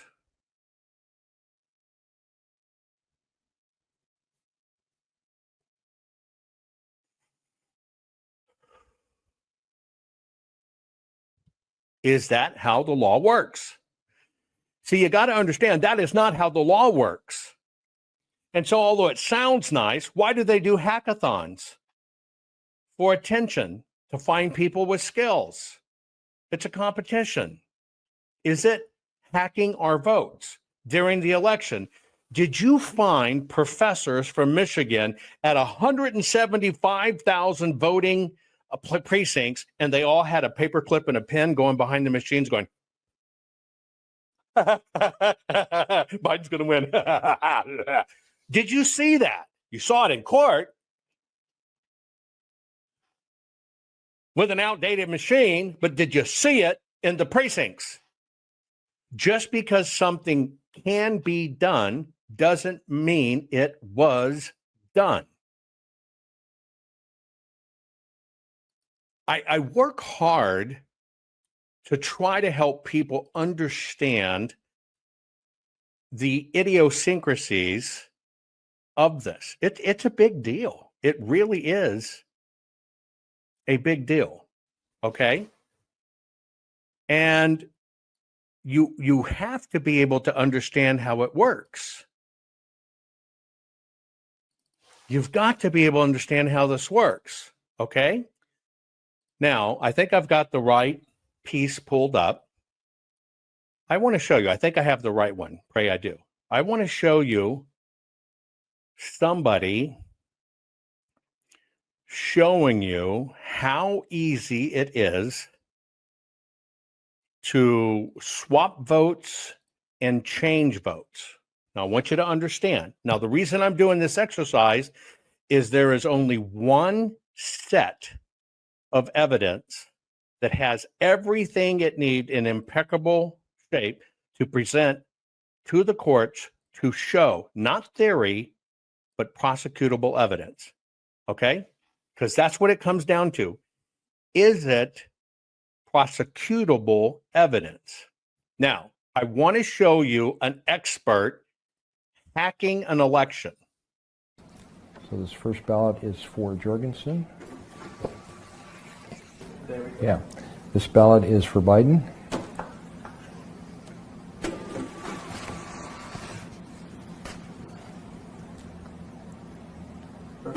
Next ballot is for Biden.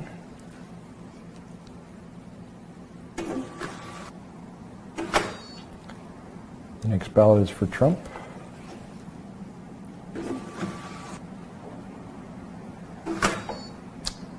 The next ballot is for Trump. The next ballot is for Trump.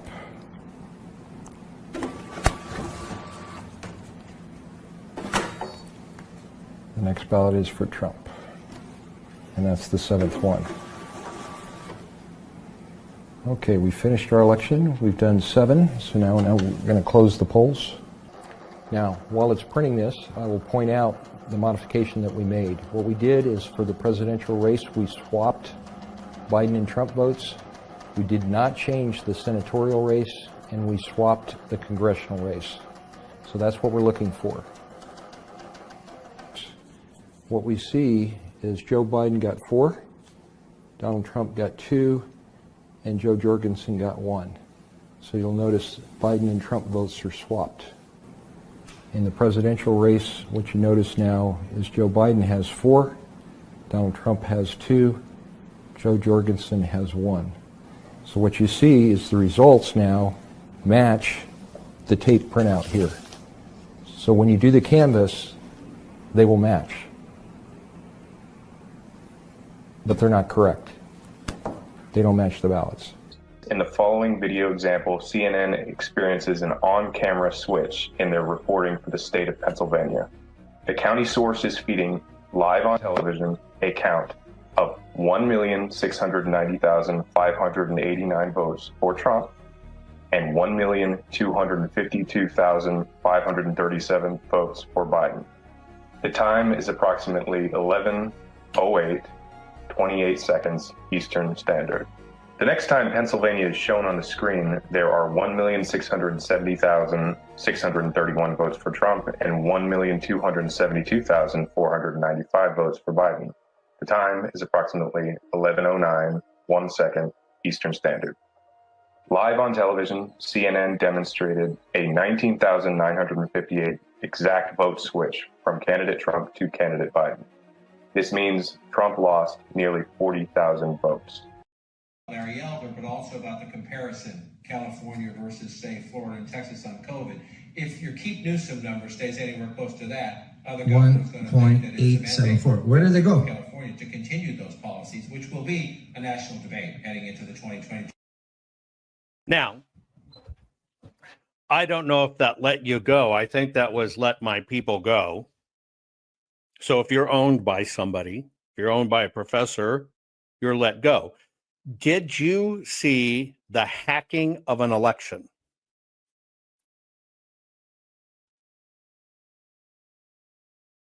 Did you watch in that demonstration the hacking of an election?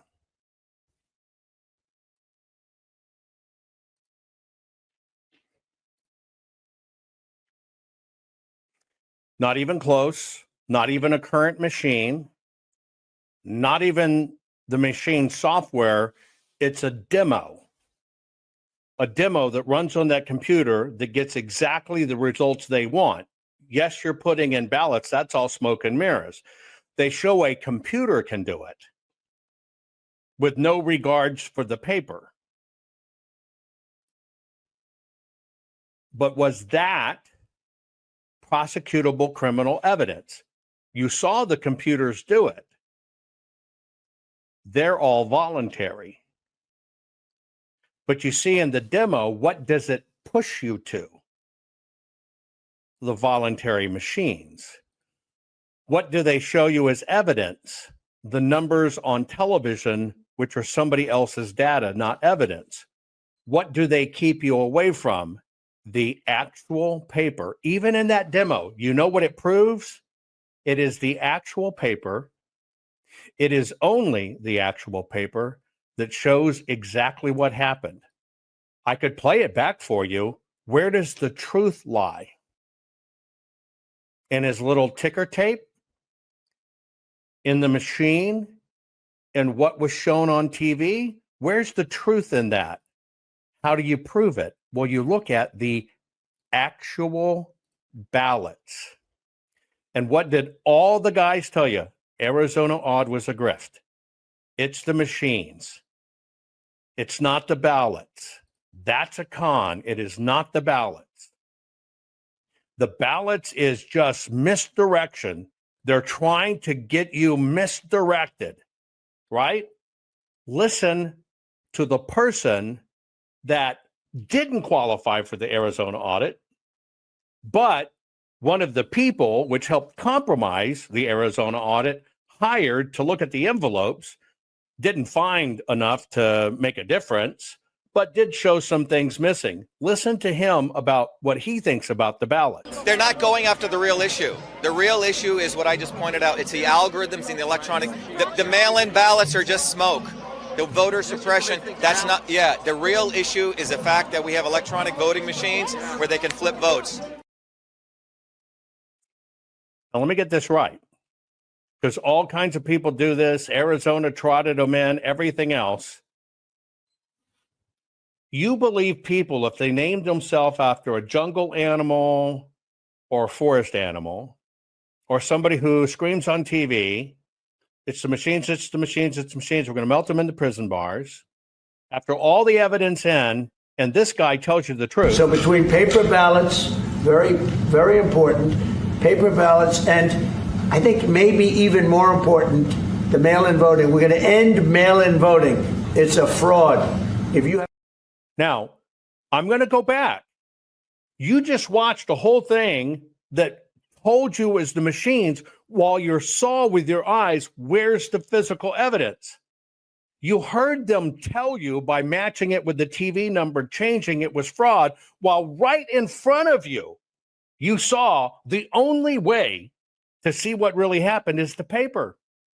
But what does the GOP do? Just like President Trump, get rid of the mail-in ballots. They say bank your vote because they trot out people they hope you like to keep you away from it. They're not going after the real issue. The real issue is what I just pointed out. It's the algorithms and the electronic. The mail-in ballots are just smoke. The voters.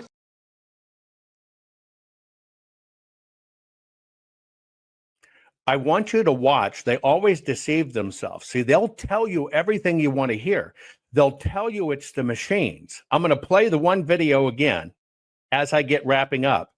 They tell you it's the machine. They use the numbers on TV to convince you of it. But ask yourself, where is the real evidence? So this first ballot is for Jorgensen. Yeah. This ballot is for Biden.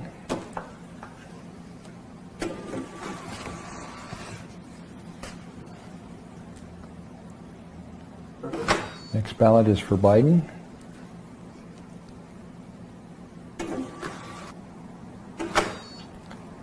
The next ballot is for Trump.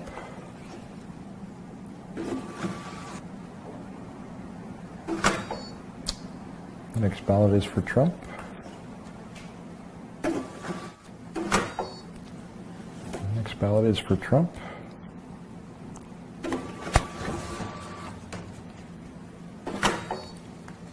The next ballot is for Trump. And that's the seventh one. Okay, we finished our election. We've done 7, so now we're going to close the polls. Now, while it's printing this, I will point out the modification that we made. What we did is for the presidential race, we swapped Biden and Trump votes. We did not change the senatorial race, and we swapped the congressional race. So that's what we're looking for. What we see is Joe Biden got 4, Donald Trump got 2, and Joe Jorgensen got 1. So you'll notice Biden and Trump votes are swapped. In the presidential race, what you notice now is Joe Biden has 4, Donald Trump has 2, Joe Jorgensen has 1. So what you see is the results now match the tape printout here. So when you do the canvass, they will match. But they're not correct. They don't match the ballots. In the following video example, CNN experiences an on-camera switch in their reporting for the state of Pennsylvania. The county source is feeding live on television a count of 1,690,589 votes for Trump and 1,252,537 votes for Biden. The time is approximately 11:08, 28 seconds Eastern Standard. The next time Pennsylvania is shown on the screen, there are 1,670,600. Now, I want you to think about this. You can see that in the documentary. Everybody held, look, it's proof, it's proof. They actually show you how it occurs, and they actually show you where the truth exclusively can be found. And where is that?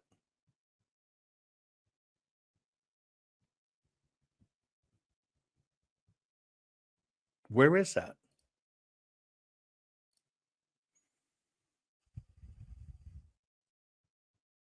The ballots. Always has been. They'll do it right in front of your eyes. Right in front of your eyes. And the words will completely take you away from the paper, and you go, oh, holy shit, their paper's different.